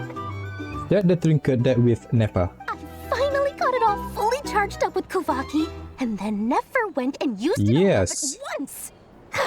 Never lost so big in my life! You're right. It was all my fault.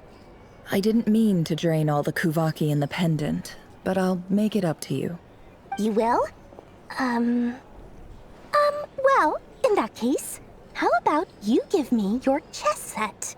And we call it even. Damn. I knew you'd say that.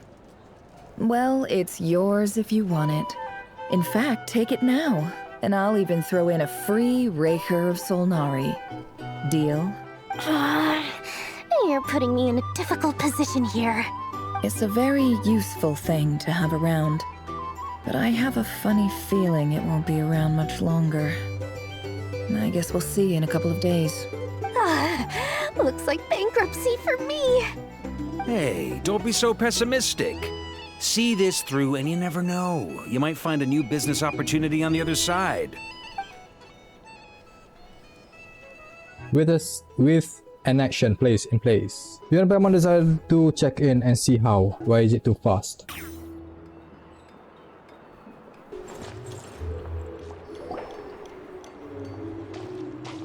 Dory, how are things going?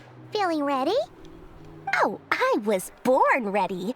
We only have 2 days. You think Lord Sangamabe would let an opportunity like this slip by? Don't forget, when something's in high demand, the people with the goods on hand get to charge the highest price of all. Even higher than the sellers taking advance orders. Ta-da! See? It's right here! What's that? A new trinket? Oh, it's so pretty. Did you make it? I had no idea you were so skilled with your hands. No, I have a supplier. We go way back, so he made me a very attractive offer. Aha! No wonder you were talking about lucky charms at the meeting. You've been getting Kave to make them for you. Really, Paimon? Is it Kave? That's not the full story. It actually started a while back as a project between me and the Dendro Archon. Oh. Mage Alice once warned me that this world won't stay safe forever.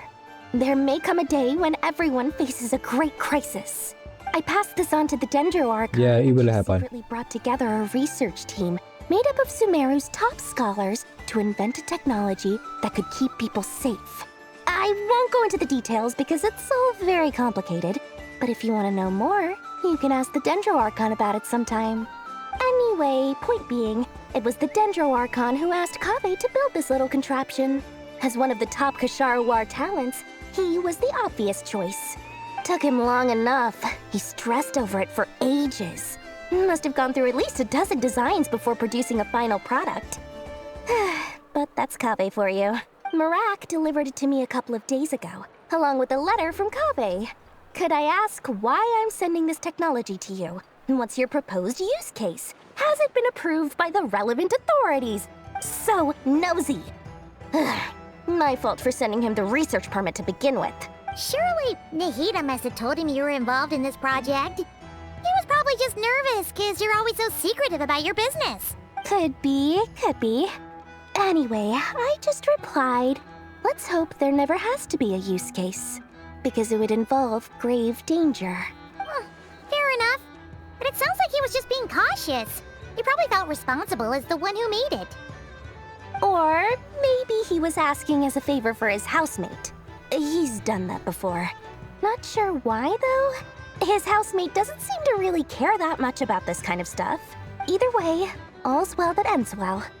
I'm just glad to finally have my hands on the product. I wouldn't want to be without it, given the potential dangers that lie ahead. Huh? What does that look mean? Paimon's just super surprised. This must be the first time we've ever seen you actually get serious about something. This is not the Lord Sangame Bay we are used to. Well, a long time ago, I made a promise to myself. I promised that I was gonna live every day of my life with a big beaming smile. Obviously, Mora plays a big part in that. Yeah, we don't know much about Dory yet. About her history. There are always gonna be times in life when you have to give something back. That could mean paying back a debt, returning a favor, or showing some kindness. Alice has been a huge help to me over the years.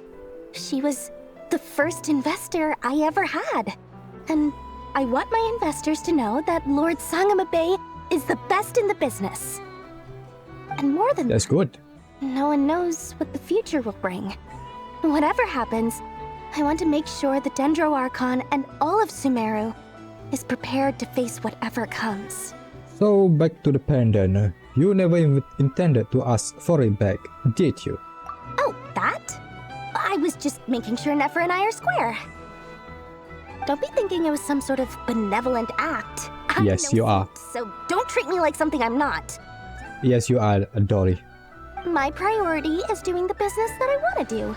So long as my conscience lets me, but it usually does. That's the Lord Sangama Bay business model.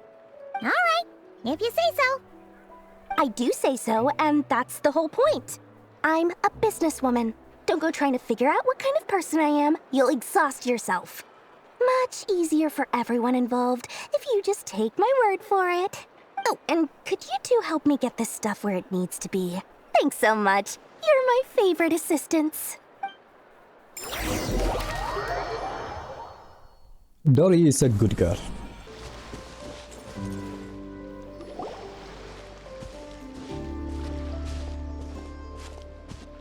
Traveler, Paimon, it's good to see you.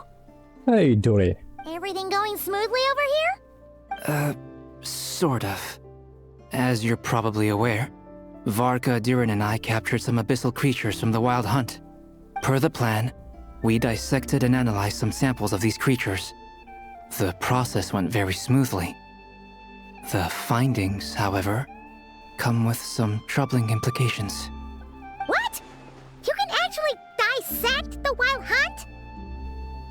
That depends on your definition of Wild Hunt and dissection. Harmless, lifeless. These words are accurate descriptions. The Wild Hunt is an interesting phenomenon. In and of itself, it doesn't seem to possess anything akin to a human personality. But taken as a collective, the medium through which the Wild Hunt is summoned does appear to have a soul. Master griped a lot about the wise Horoptatir, and seemed somewhat fascinated with the foul certology. But she barely mentioned Rerir at all. I don't think that was because of his lower social standing, though. Anyway, it's a pity. I should like to hear her thoughts on the nature of the lifeform he has become today. It's a strange mix. The furious energy of an abyssal being channeled through a fractured physical existence. A consequence of being torn apart by an unknown power.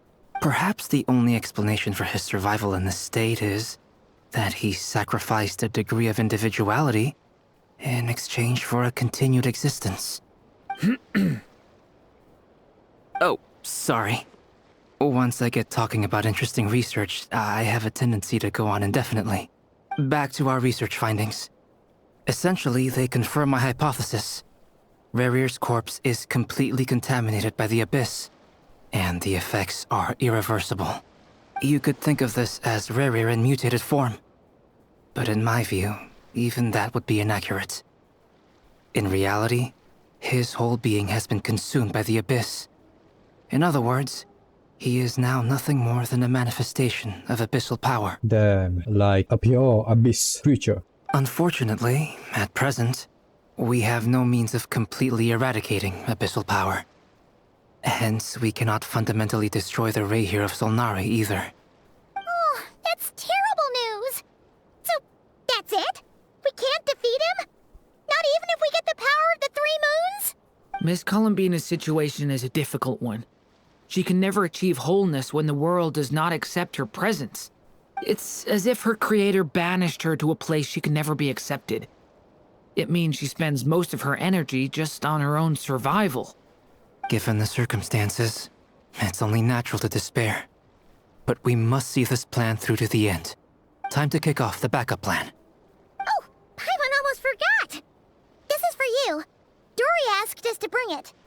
Ah, how wonderful. Well, thank you for making the trip. Durin and I will be heading off shortly. I'm sorry I won't be there to protect you in person this time. Please be careful. We will, Durin. Don't worry, my boy. All right then. Stay safe. Can we use a Varka?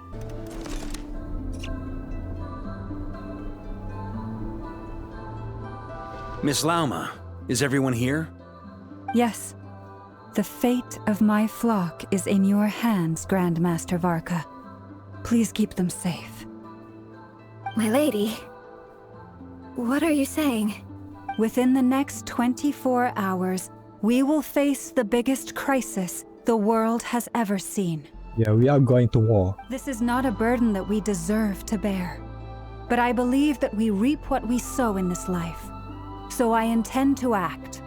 I must do what I think is right. For me, that means fighting for the future of Nodcry. This gentleman is the Grand Master of the Knights of Favonius, Varka, Knight of Boreas. In my absence, please follow his lead. Hey, everyone. Guess I should introduce myself. Well, to start with, I know my way around a battlefield. The biggest strengths are honesty and hard-workingness. Anyway, point is, I don't intend to let Lauma down. I'm gonna do everything in my power to keep every last one of you safe and sound. I thought Varka is with Flynn. We have a chest? Give me that.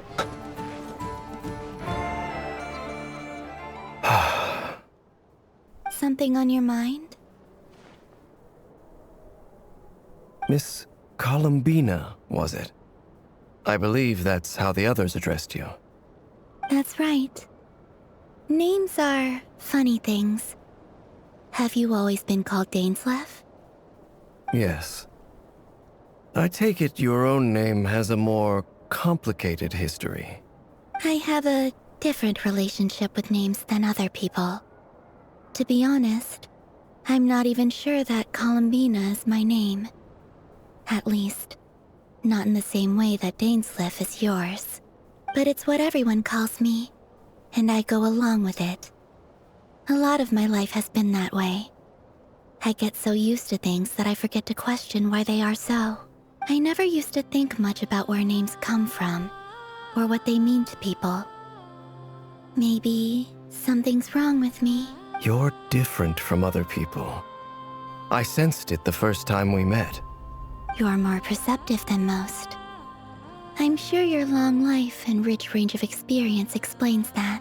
Do you ever find yourself missing Conria, Mr. Dainsleif? Difficult to answer. I have dreamed of the past many, many times. Sometimes I'm fighting tooth and nail. Other times I'm lying on the ground, defeated. I don't recall any happy moments from that time. It has been too long. Is that because hatred survives longer than love and affection? That would not be for me to say. I make no excuses for the grudges I bear. But whatever the reason, I remember little that was beautiful or sentimental. Thank you for your help with the Rerir situation. Without your efforts, I never could have learned the hidden truth of his story. You're welcome. I know he's your friend. Friend? He betrayed me. And I never really understood what he was going through in life. Some friendship, that is. Okay. So, do you plan to fight him with us? You see, you're torn. Now you know what really happened. You see the things he's done in a new light. I need some time. Of course. I completely understand. Anyone else in your position would feel conflicted too. Actually, I went through something similar myself recently. Something happened that changed my perspective on a situation. A situation I took for granted at the time, but now I feel very grateful for it. You mean the Harbingers who still support you, even though you've left the Fatui? Yes. I always thought they were only helping me because Harbingers are forced to work together. But then I abandoned them. A warrant was even put out for my arrest. And even now, they still support me. Which means I was wrong about them all along. Well, not all of them is bad, Columbina. Clearly, they view you as a friend. I feel a little guilty now. I regret not seeing her help for what it was, and not treasuring it. I see the guilt that you're feeling now, because I feel it too. Hopefully, talking about it will do us both some good. Have you noticed that the Traveler and Paimon are over there? I think they've been listening. Huh. Shall we say hello? Sure. Hello. Columbina, she's so cute. They caught us! Except when she appears behind us suddenly. Sorry, we were just concerned about you. I apologize for making you worry. No doubt you wish to know where I stand on the plan to take down the Racher of Solnari. Just say it, then sleep. I'm afraid I need a little Rerir. time, but I will seriously consider joining you. You will? Oh, thank you so much! Everyone will be so grateful to hear that! They needn't be. This was something that I was going to have to face up to eventually. That doesn't matter to them. They're grateful to you regardless. You can't control their gratitude, so just accept it. And then, have a think about whether you're willing to join us.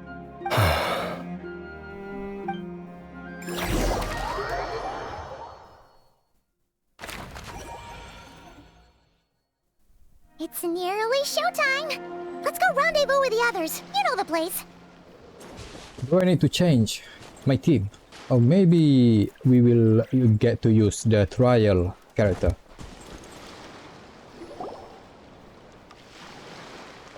Ah, you're earlier than I expected. Hey, Flint's! Been waiting here long? Not too long. I came a little early so I'd have some time to think. Are you nervous about the battle? Quite the opposite. I'm reminiscing on my past battles. Oh, he's training in his mind. When I was awakened by the Radniki, I had not touched a weapon in many years. I felt like the battlefield was not where I belonged. But after waging war against the Wild Hunt for so long, I came to realize something. A life of absolute peace is simply not a possibility for me. My restless flame indicates that somewhere inside of me, there is a deep yearning to root out the evil in this world. Oh, that doesn't sound like such a bad thing. I agree. Well, in the past, when I was a Fae whose primary concern was hibernation, it was hardly ideal. But it certainly serves me well here in the present. And I am delighted to be able to join forces with you in this endeavor. Looks like I'm not the first to arrive. Ah, Miss Lauma. Did you sleep okay last night? I struggled to settle down at first, because of the nerves. But don't worry. I got enough sleep in the end. I'll be just fine. Thanks for everything. Please, I'm just doing my part. Nefer! Over here! The goods have been delivered, and the backup plan is underway. Ino asked me to relay a message. She said Nefer will be on high alert and keep a close watch over all secondary districts where defense is required, providing support as necessary. Meanwhile, Ino herself will provide range support to us directly, using her latest invention. Excellent. My thanks to all involved. The chess set's looking a little unstable. Yeah. It won't hold him much longer. We should be prepared to engage at a moment's notice. No sense sitting around waiting. Let's make the first move while we still have the option. I agree. Paimon, find a safe hiding place. Got it! Be careful, Traveler! I will.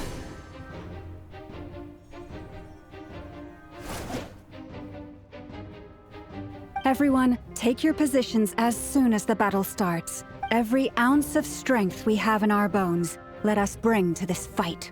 Ready? Let's go. I've seen all your futile ploys before. You have become the authors of your own demise. I wouldn't be so sure about that. You are merely a moment of sport before I tear down the moon. So now are we fighting him now? He's the new weekly boss, right? Stay on your toes. Yep, you too. Pew pew pew pew pew. Go! Ow, ow, ow, ow, ow. Ow, ow, ow, no, no, no, no, no. No. It all adds up. Leave this place. Ow. Oh, dude.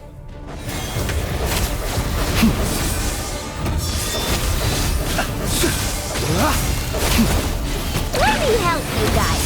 Eat this! Futile. No more love.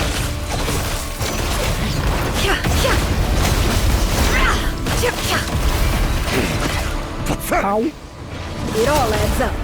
Wait, let me attack you. Bro. The moonlight betrays you. Pew pew pew pew pew pew. Ow.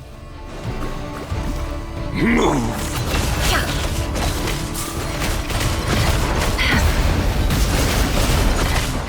The moonlight Can't hide the truth. betrays you. Be silent. Ow. Observe. Night falls.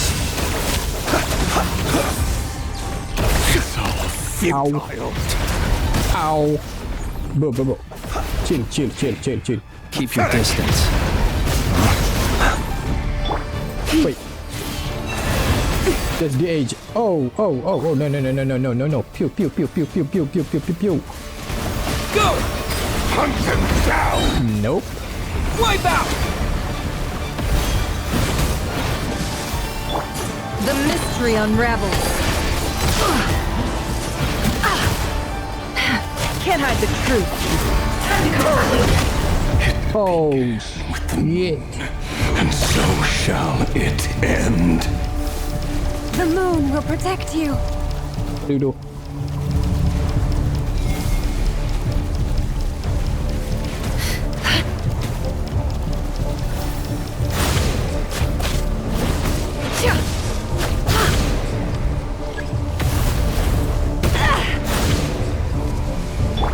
Oh no.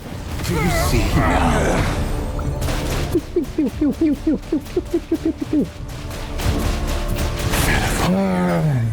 When There's a useless ability. Foretold.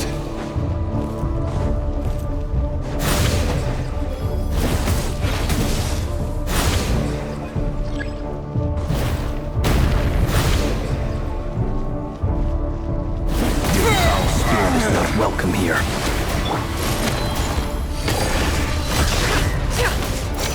No more lies.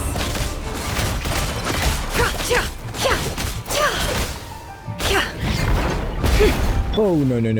The long sleep beckons. What? Be silent. Observe.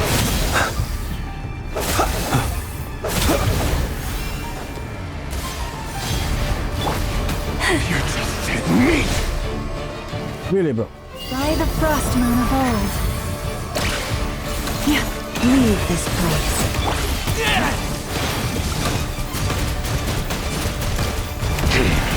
Pathetic! Go! It's only Aether can heal right now. Close your eyes. What? Be silent. Oh, no, no, no, no. No, you don't. No, you don't. No, you don't. Pew, pew, pew, pew, pew, pew, pew. What? Hey, hey, hey, bro, bro, bro. Let me heal for a bit. Come on. Give me some slack. Forest, protect us. Moonlight betrays you. Can't hide the truth. No more lies. Oh no. Don't have enough stamina. I hate this. Move, hunt. Pew, pew, pew, pew, pew. The moon, it's all futile. Ow, ow, ow, ow, ow. Yo, yo, yo, yo, yo, yo, yo, yo, yo, yo. Close your eyes. The night cometh. Observe.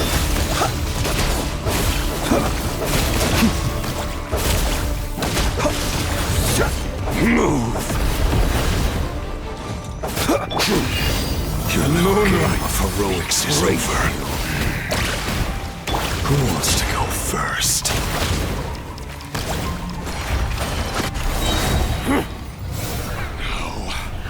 Get out of my sight! No! We've been separated! Grasp! Oh no, no, no, no, no, no, no, no, no, no, no, no, no.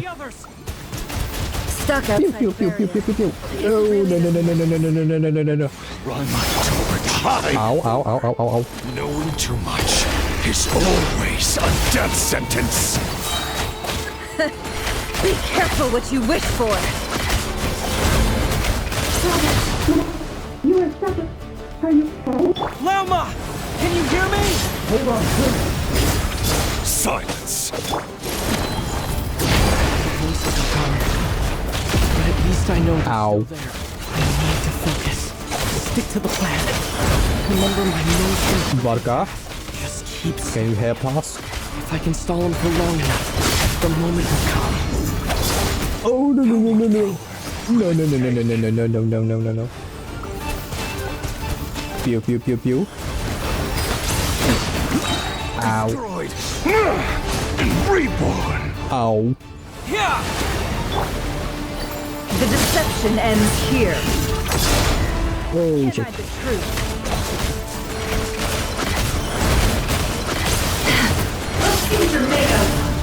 He's too fast. Pew, pew, pew, pew, pew, pew. Really? Really?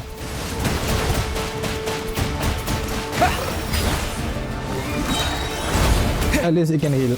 Oh, no, no, no, no, no, no, no. Yo, Rerir. Wipe out! Just calm down, bro. Let me attack you. What's wrong with you?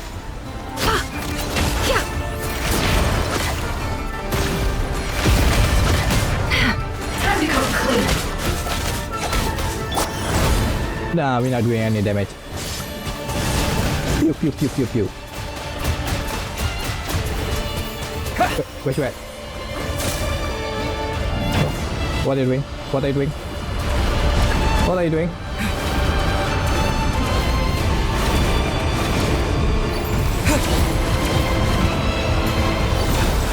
I've got this! Are we good?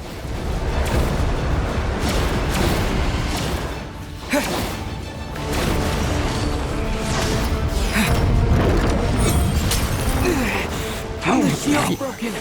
I can't keep this up! Ow, ow, ow, ow, ow, ow. Push your luck.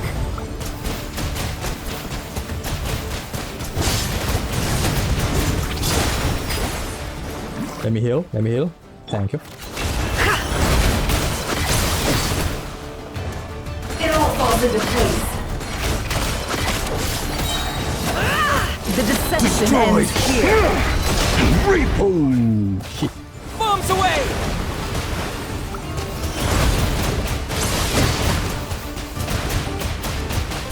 Water jet!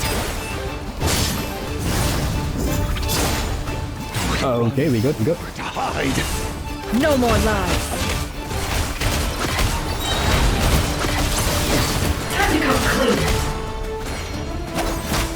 mystery unravels. This will gonna be a long fight. Let's see what you're made of.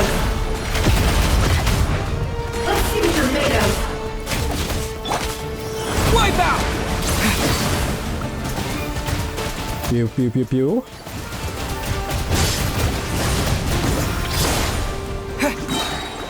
Your death is within my grasp! The deception ends here. It all adds up. Let's see what you're made of. Can't hide the truth. Yeah!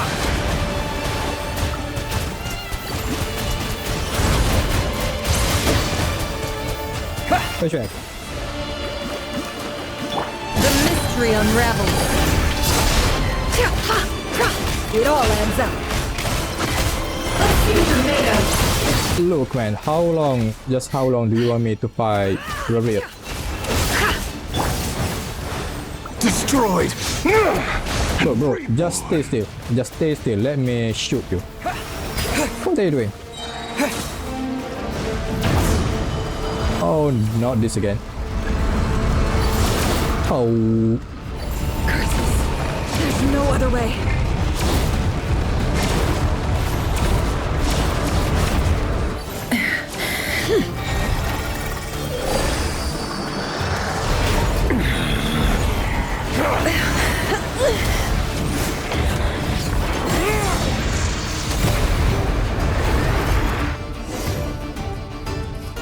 The only way to defeat Rerir is to borrow his own power.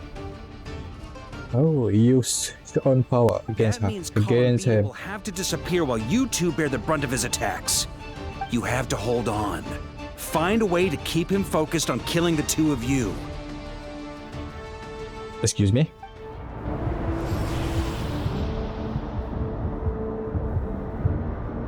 Nefer, your eyes are bleeding. That's no good. Soon you will be powerless to resist. And then, I will reduce you to dust. Yo, Rerir, just calm down, bro. But that dust will plague your memories. Come on. Keep holding on. Any other tricks up your sleeve? Let's see them. As entertaining as they are, you've backed yourself into a corner. You don't fool me. I see your fear clear as day. I have to stoke his rage. Make him unleash everything. You fear what you could never defeat. You fear the thought of never being able to save your beloved. You cannot win the fight against fate, Rerir. Is that what you think? Well, now it's your turn to feel afraid! This is it. You fear the sound of your own name? Is it us you hate? Or is it what you've become? Let's see what becomes of you!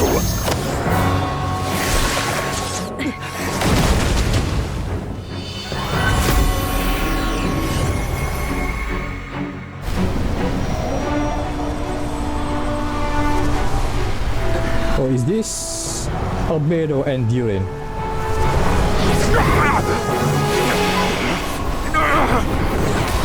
What's happening? That power. I've seen it before. Yeah, that's my boy.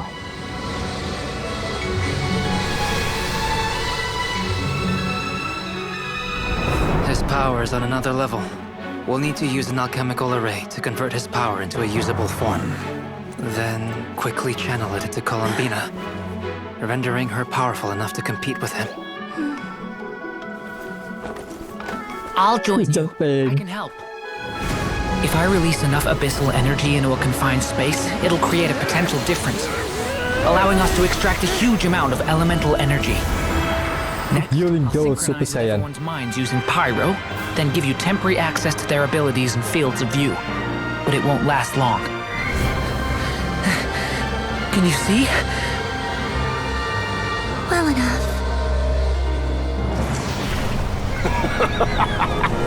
So, we have a student of Gold Rhine-Daughter in our midst. How about that?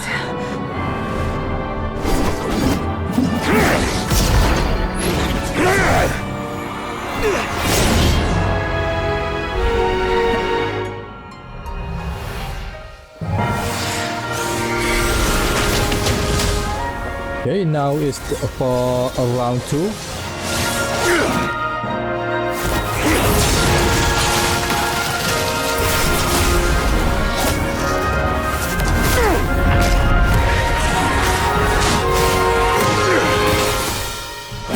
You use my own power against me? Just like how you stole Kuvaki. Look familiar. Yep, she's right.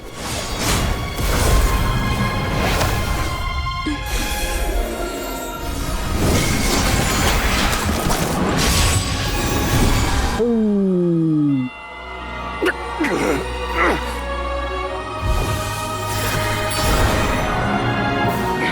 How the turnstable.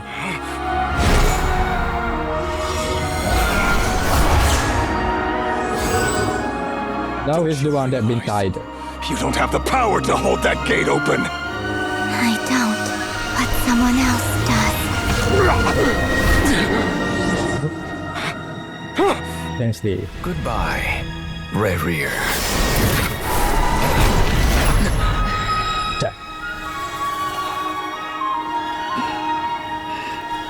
We won.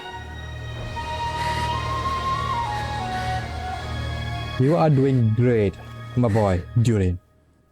And Rerir is not dead yet. He's been thrown far away into the abyss. Maybe not into the abyss. Nefer, you good? Nefer, how are your eyes? They're fine. Apart from the blindness, of course. Okay, that's good enough. It's not too late. Let me handle it.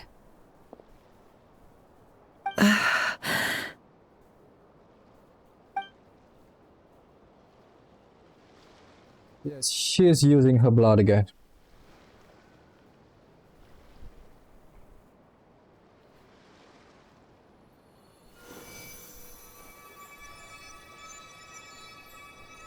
Miss Nefer, it's not like you to lose your composure. That was the most reckless thing I've ever seen you do. Reckless how? The situation was critical. Our lives were at stake. We had to do something. Even so.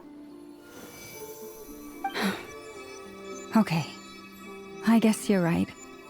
Under the circumstances, it was a wise decision. You traded your eyes for an incredible victory. But we didn't see Barca in that scene. Where's my guy at? Come on, man. In business terms, I suppose that's a huge return on investment.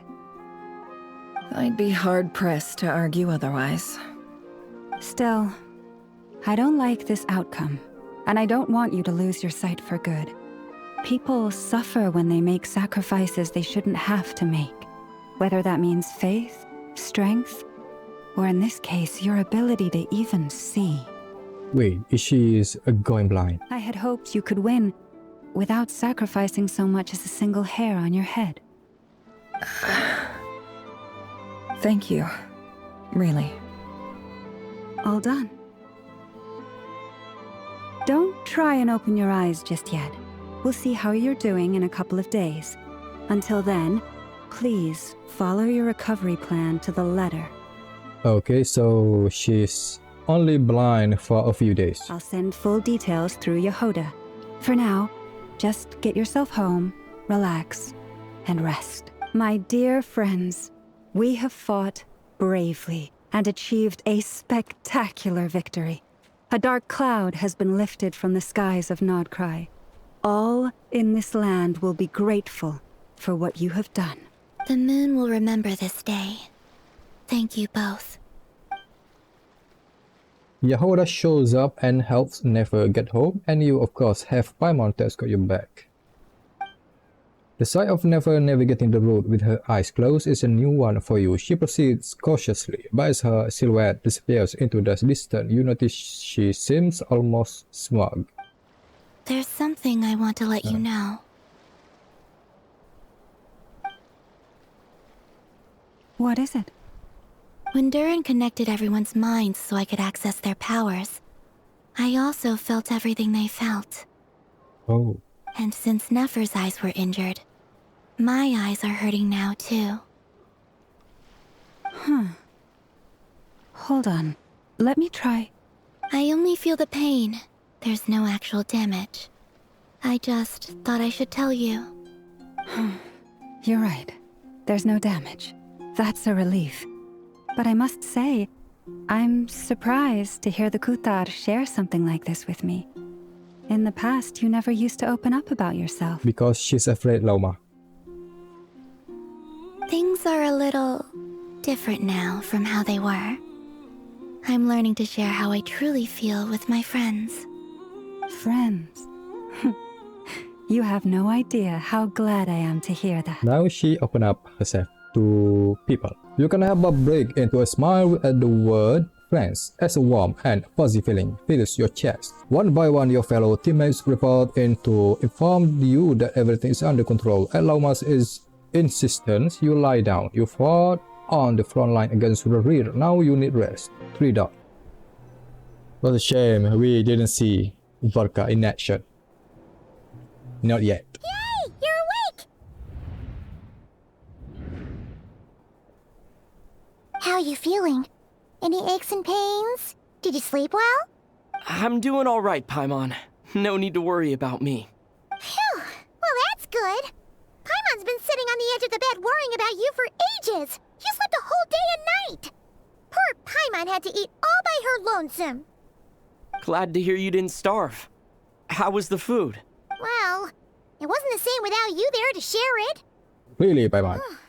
Honestly, Paimon just can't relax when you're not your usual self.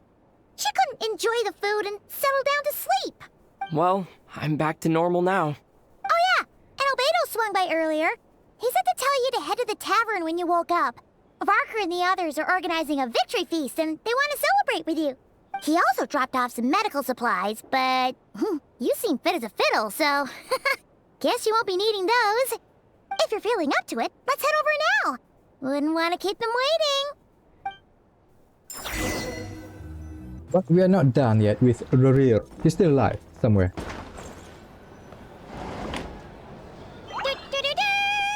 We're here! Oh, Traveler and Paimon! Perfect timing! We were literally just saying how there's no way we're holding this victory feast without you any longer, and we would have postponed it till tomorrow. How are you feeling today? Much better. Thanks. Don't worry about me. Relieved to hear it. If that changes, just let me know. Happy to check you over at any time. Yep, we're here for you. Anything you need, just let us know. Oh wait, where's Nefer? How are her eyes doing? Nefer's right over there. I'm sure she'd love to catch up with you. Never. Oh, your eyes. It's now okay. It's okay now. Your eyes. Nefer! Traveler, Paimon, are you recovering well? Much better. Thanks to a good rest, you are looking well too. And even more beautiful. Turns out that moon chanter has some real talent after all. My eyes were mostly recovered after just a couple days rest. I can actually open them again now. Yeah, but you gotta be careful. Lauma says not to strain your eyes while they're still healing. Yes, thank you. I'm well aware. Yehuda, could I borrow you for a moment? I could do with an extra pair of hands. Oh, sure. Coming. Did you hear that? I gotta go help Lauma for a second. You guys chat among yourselves. I'll grab us some drinks on the way back. Paimon, you still like them sweet? You bet. Make it extra sweet, because Paimon's earned it. Sure thing.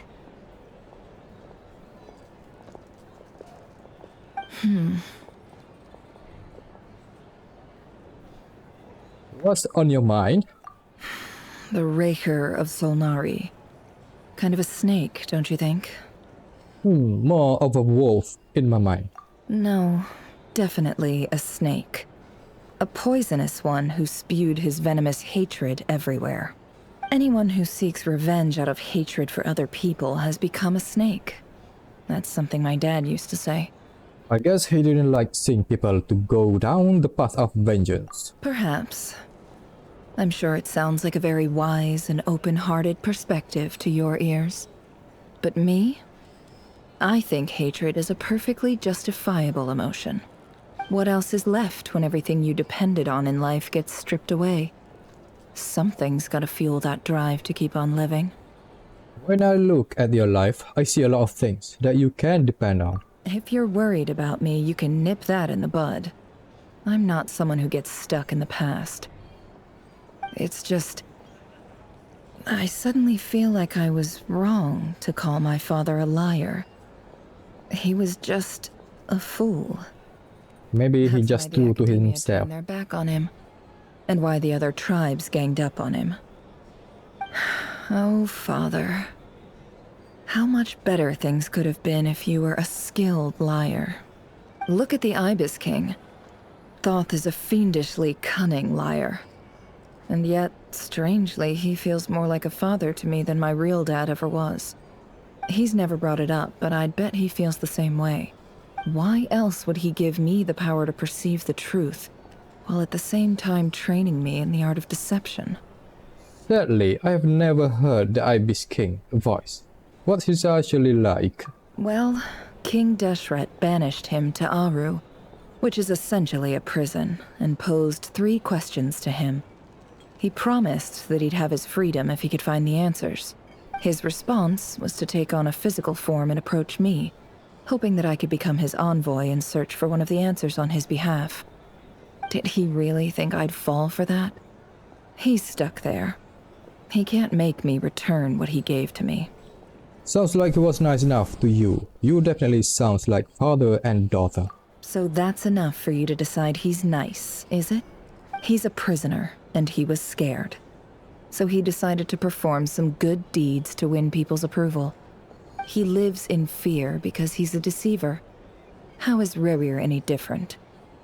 You can't work as a spy your whole life and expect a happy ending. It's preposterous. Yet I can't say I don't understand it. Liars live in the darkness of their own making. But it's still human nature to want to go on living. They say that a liar's soul is the most worthless thing in the world. What do you think? I do agree with that. I have to disagree. Because a liar's soul is the most worthless thing in the world. Maybe I pick this. Oh, really? Well, it takes a very kind person to find compassion even for liars. Because we lie too. If you ask me, the soul of a liar really is worth nothing. Because all they care about is themselves. For example, when something good falls into my lap, I don't go sharing the news around. Stops other people trying to steal it from me. What are you guys doing? I have a feeling some people over there may have overheard that. So be it. They have sharp ears. I can't keep anything from them. Is that your way of saying you have warmed up to them now? Oh, is that what it looks like? What it looks like is you are starting to see us as your friends. Well, you all know my past now. And I can't simply eliminate everyone who knows too much. So I guess I just have to put up with you. For the foreseeable future, at least. When you find yourself in a situation you can't control, the safest play is to keep calm and start monitoring everyone involved like a hawk. In the intelligence world, you need to have a sense of perspective and play your hand accordingly. If you understand what's at stake, please ensure my secret is safe with you. Yes, ma'am. I trust you'll respect my wishes as a friend. But don't forget, I will also be watching you like a hawk. Sure, ma'am. Yes, ma'am. Very good. Oh, wait! Now that the panic's over, war and we've all calmed down, Paimon suddenly remembered something. What is it, Paimon? After all that build-up, our mystery ally never showed up even once. Oh, it's not even Durin and Albedo. Who is it?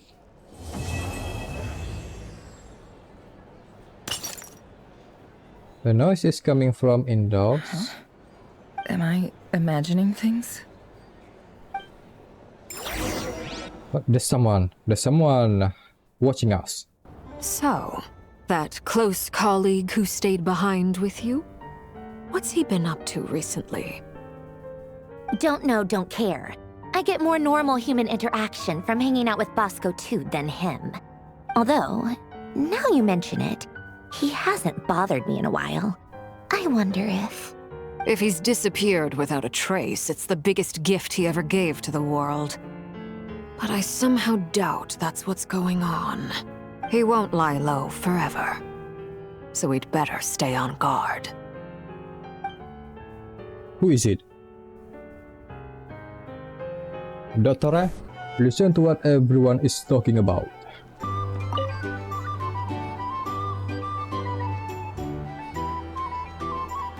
Ah, Lord Sangamabe. How lovely to see you. I must thank you for the device you provided. It was an enormous help. Would I be right in thinking that it was developed by the Academia? Why come and ask me when you clearly know already? I mostly came to thank you. That's more like it. A little gratitude goes a long way with Lord Sangamabe. Play your cards right, and you might even stand a chance of becoming my long-term supplier. The chance to work with such a kind and charitable investor as yourself would be a great honor for the Curatorium. Huh? Charitable? Who said anything about charity? First time hearing about it. Now you know, Dolly. Let's see. The first plot of land you purchased in Nodcry, your desert interests, and... Stop! What do you think you're doing? Exposing my investment history! It's nothing to hide from. They're all perfectly legitimate investments. And some of the land you purchased was with the intent of building a sanctuary? Yes, I heard about that too. Oh. How did you... You're a curious case, Lord Sangamabe. You don't like people finding out about your good deeds, do you? Oh, yeah, it is true. Dory is a good girl. But I'm afraid no matter how hard you try to keep things under wraps, where there's a will, there's a way. You did it for Sumeru, didn't you? It was empty land that was gonna go to waste otherwise. I figured if I built something there, it might at least get some use in an emergency. Oh? Disasters are capricious things. They strike without any warning. I've lost family to a disaster before, and I don't want to lose any friends or business partners if I can help it. She lost family to a disaster. My elder sister used to dream of finding a sanctuary. Somewhere with plenty of food, water, and medicine. Where everyone could live happy lives. It was something I looked into, but after discussing things with the Dendro Archon, I decided on a more effective strategy. The tech people handled the tech, and Moneybags provided the Mora. It just made the most sense. It's a pity that so few people know the truth about you. Everyone says that you view everything in terms of Mora, and all you care about is growing your own wealth. So, what's the problem with that? Everyone wants to be rich. It's human nature. So yes, I love Mora, and it's nothing to be ashamed of. But surely you have dreams of your own beyond just making Mora. Yeah. You don't get it, do you? My dream is to invest in other people's dreams. And, you know, make a nice little slice for myself along the way. Just thinking about it makes me happy. That sweet, sweet sound of Mora. Thank you. For the device? And the pendant. Oh, that. I was just returning a favor. Don't worry about it. Seems like we've both been away from home for a very long time. Yeah. So long that I barely remember what my family even looked like. That would be your mother, father, and sister? Yeah, though it's been years since my sister passed away. Oh. It's not like I want to forget them, obviously, but memory can be even more ruthless than the most calculating business person. Beyond a certain point, if something isn't helping you, it just gets rid of it. My sister can't help me now. Slowly but surely, her face is fading from my mind's eye. It's become a vague impression. Not everything will fade. When loved ones pass away, the beautiful memories are the ones that last the longest. Yeah, that's true. If you ask me, that's the one silver lining in all of it. Well, that, plus, I'm sure that life is much better now than it was back then. Oh, absolutely. I have tons of Mora, a big beautiful house, business is booming, and I'm as happy as can be. You've got a lot going for you too. Boss of the Curatorium of Secrets? I'm sure there's plenty of Mora to be made in that line of work. I appreciate the vote of confidence. Dory have a painful past, just like others. How have you been holding up? Any adverse reactions? If you start to take a turn for the worse, make sure you tell me right away. You don't need to worry about me, Grandmaster. I'm fine. I mean, I barely did anything, so... What? You're too humble, young man. You played an indispensable role in the battle for Nodcry. We can't thank you enough for your support.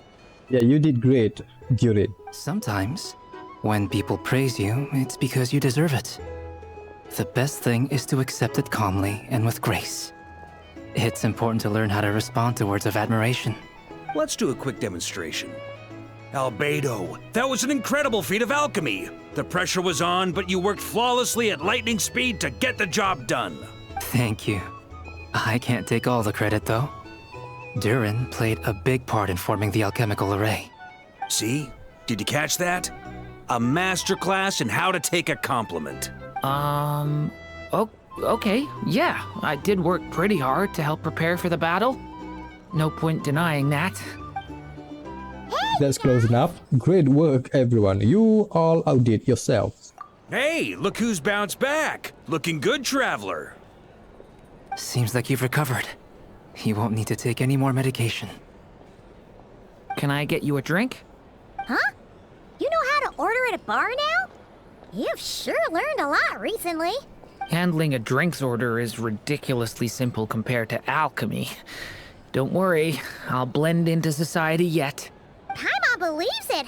You're clearly a fast learner, just like your brother.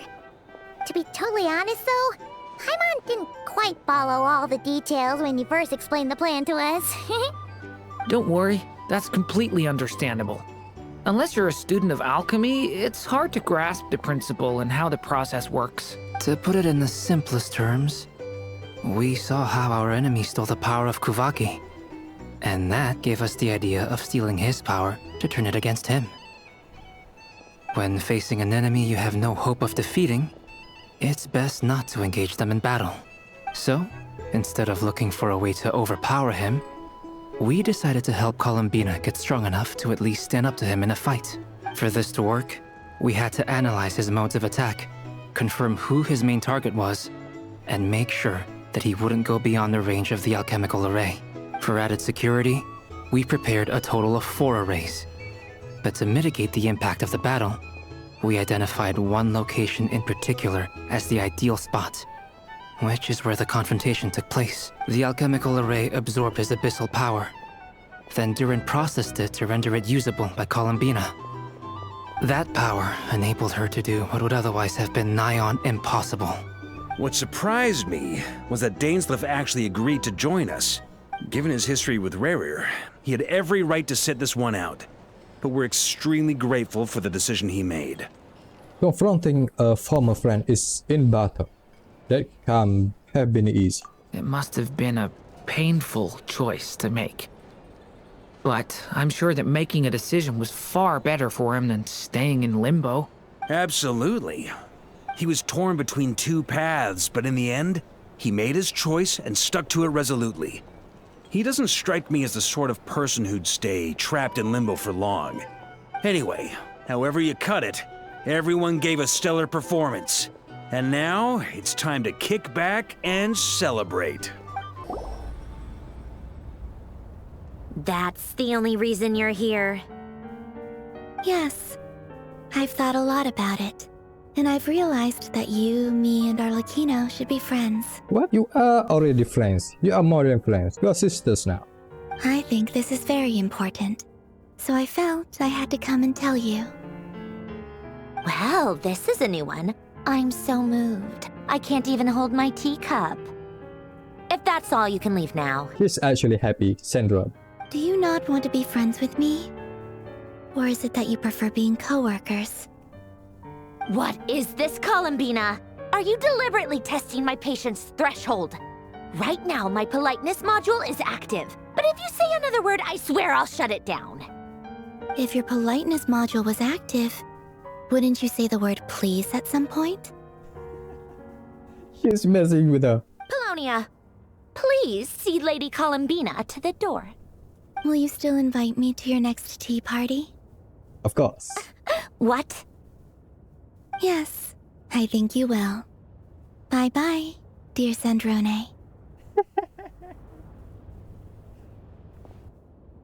Why are you here, Aether? Are you want to mess with her too? Catching up with her friends? Hope I'm not interrupting. Last time, the Wild Hunt escorted you out. Would you rather I handled it myself this time? We just wanted to, see how you were doing now that it's all over. Why?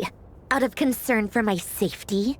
I hope you didn't seriously think that the Racher of Solnari would be able to lay so much as a finger upon me, given how prepared I was. Yes. Mostly because you kind of helped us out, so we just wanted to check you were okay. Looks like all your robots are fixed, huh? I spy books and teacups on the table. Afternoon tea, so we are all interrupting after all. Oh, don't you worry about that. Tea time is already a write-off. The visitor before you managed to kill my appetite. If you're in the mood for tea, go ahead and help yourself. Otherwise, it's going to waste. My coasters are still missing in action, though. Use this notebook instead. Oh, okay. Whoa! Pretty hefty notebook. Look at all those calculations. You can ignore those. They're just dumb scribblings. I doodle and write in my free time. Sometimes I remember the distant, dreamlike past. Sometimes I imagine the far-flung future. And other times, I grit my teeth and note down all the crazy nonsense going on in the present. Some people do the crosswords in the newspaper. This is my equivalent of that. Trying to predict the future is like daydreaming. And writing about the present just makes me furious. The past is my favorite. If nothing else, it's already set in stone, so I don't have to rack my brains trying to figure it all out. Huh. Although, having said that, the only vaguely interesting memory in my past is probably that guy they call Lord Artificer. Lord Artificer.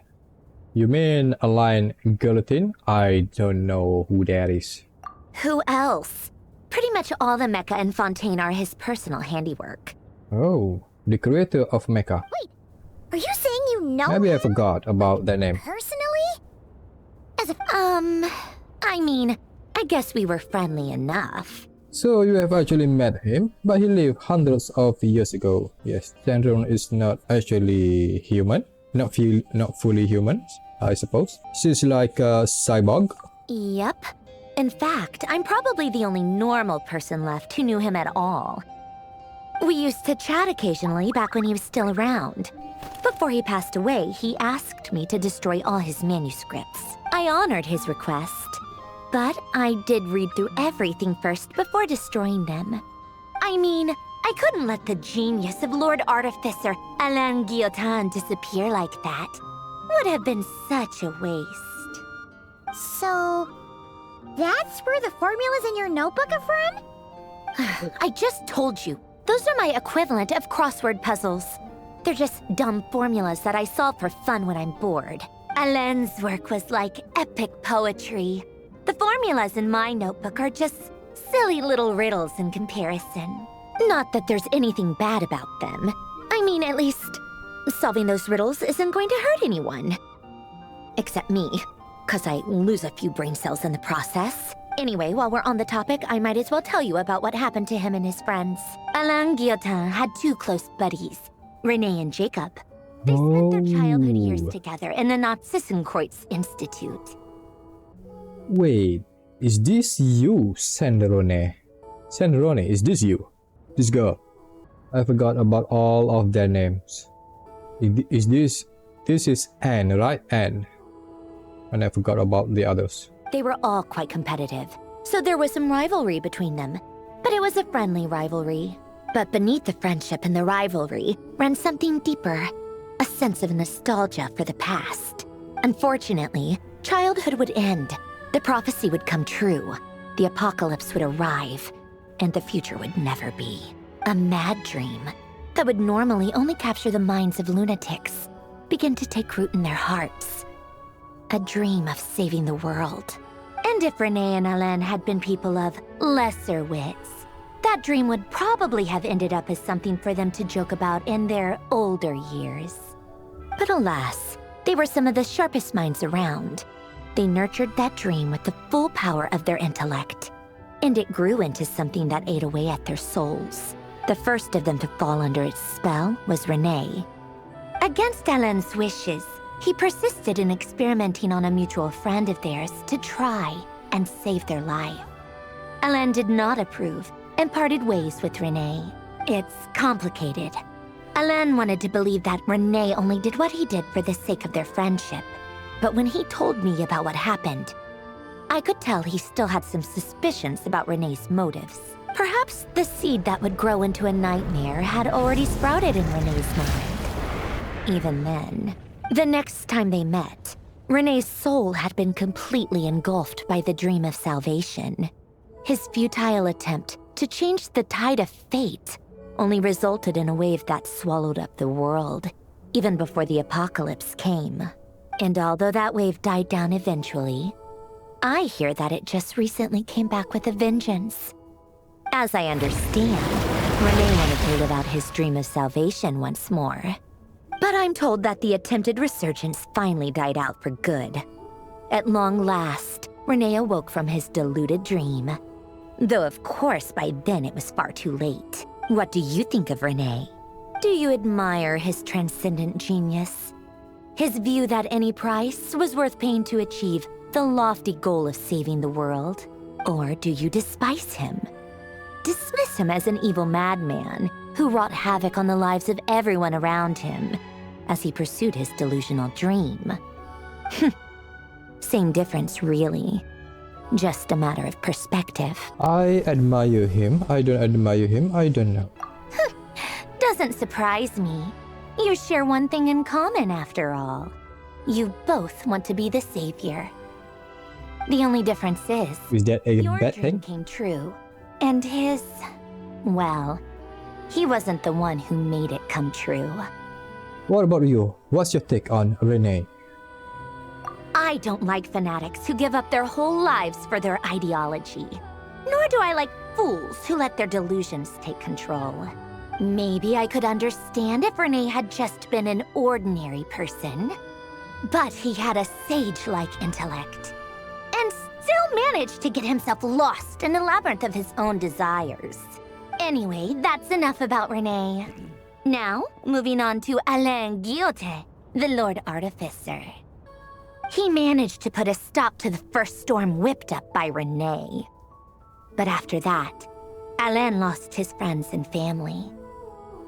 To his credit, I suppose, the loss of his family and friends was purely a tragic accident.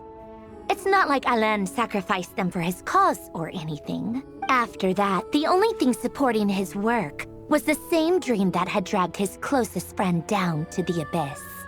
But although the desire to save Fontaine drove him to found the Fontaine Research Institute, Alain continued to reject any form of transcendental knowledge or power. He was suspicious and fearful of it, having seen the way it had affected his closest friend. I think that formulas and machines derived solely from human intellect were the only thing that gave him a sense of spiritual comfort. Yet Alain's intellect was simply too great. It barely left him space to breathe in his lifetime. Once he realized that the end of his life was approaching, he finally accepted the truth. The Nazissenkreuz Institute needed someone, and a human being, to see its story through to the end. He quit working on his formulas, trading them in for the fairy tales that had played such a formative role in his childhood. There's a lot of information. Barely touched in his adult life. He told me that the director of the Nazissenkreuz Institute used to read those fairy tales to the children as bedtime stories. Apparently, they worked wonders at sending kids off to sleep. I think that all he wanted at that time in his life was to be able to sleep deeply without being plagued by depression. By that point, nothing else really mattered. At the very end, he laid down to rest in the ruins of the former Nazissenkreuz Institute orphanage, while the Fontaine Research Institute he had founded continued tirelessly with its work.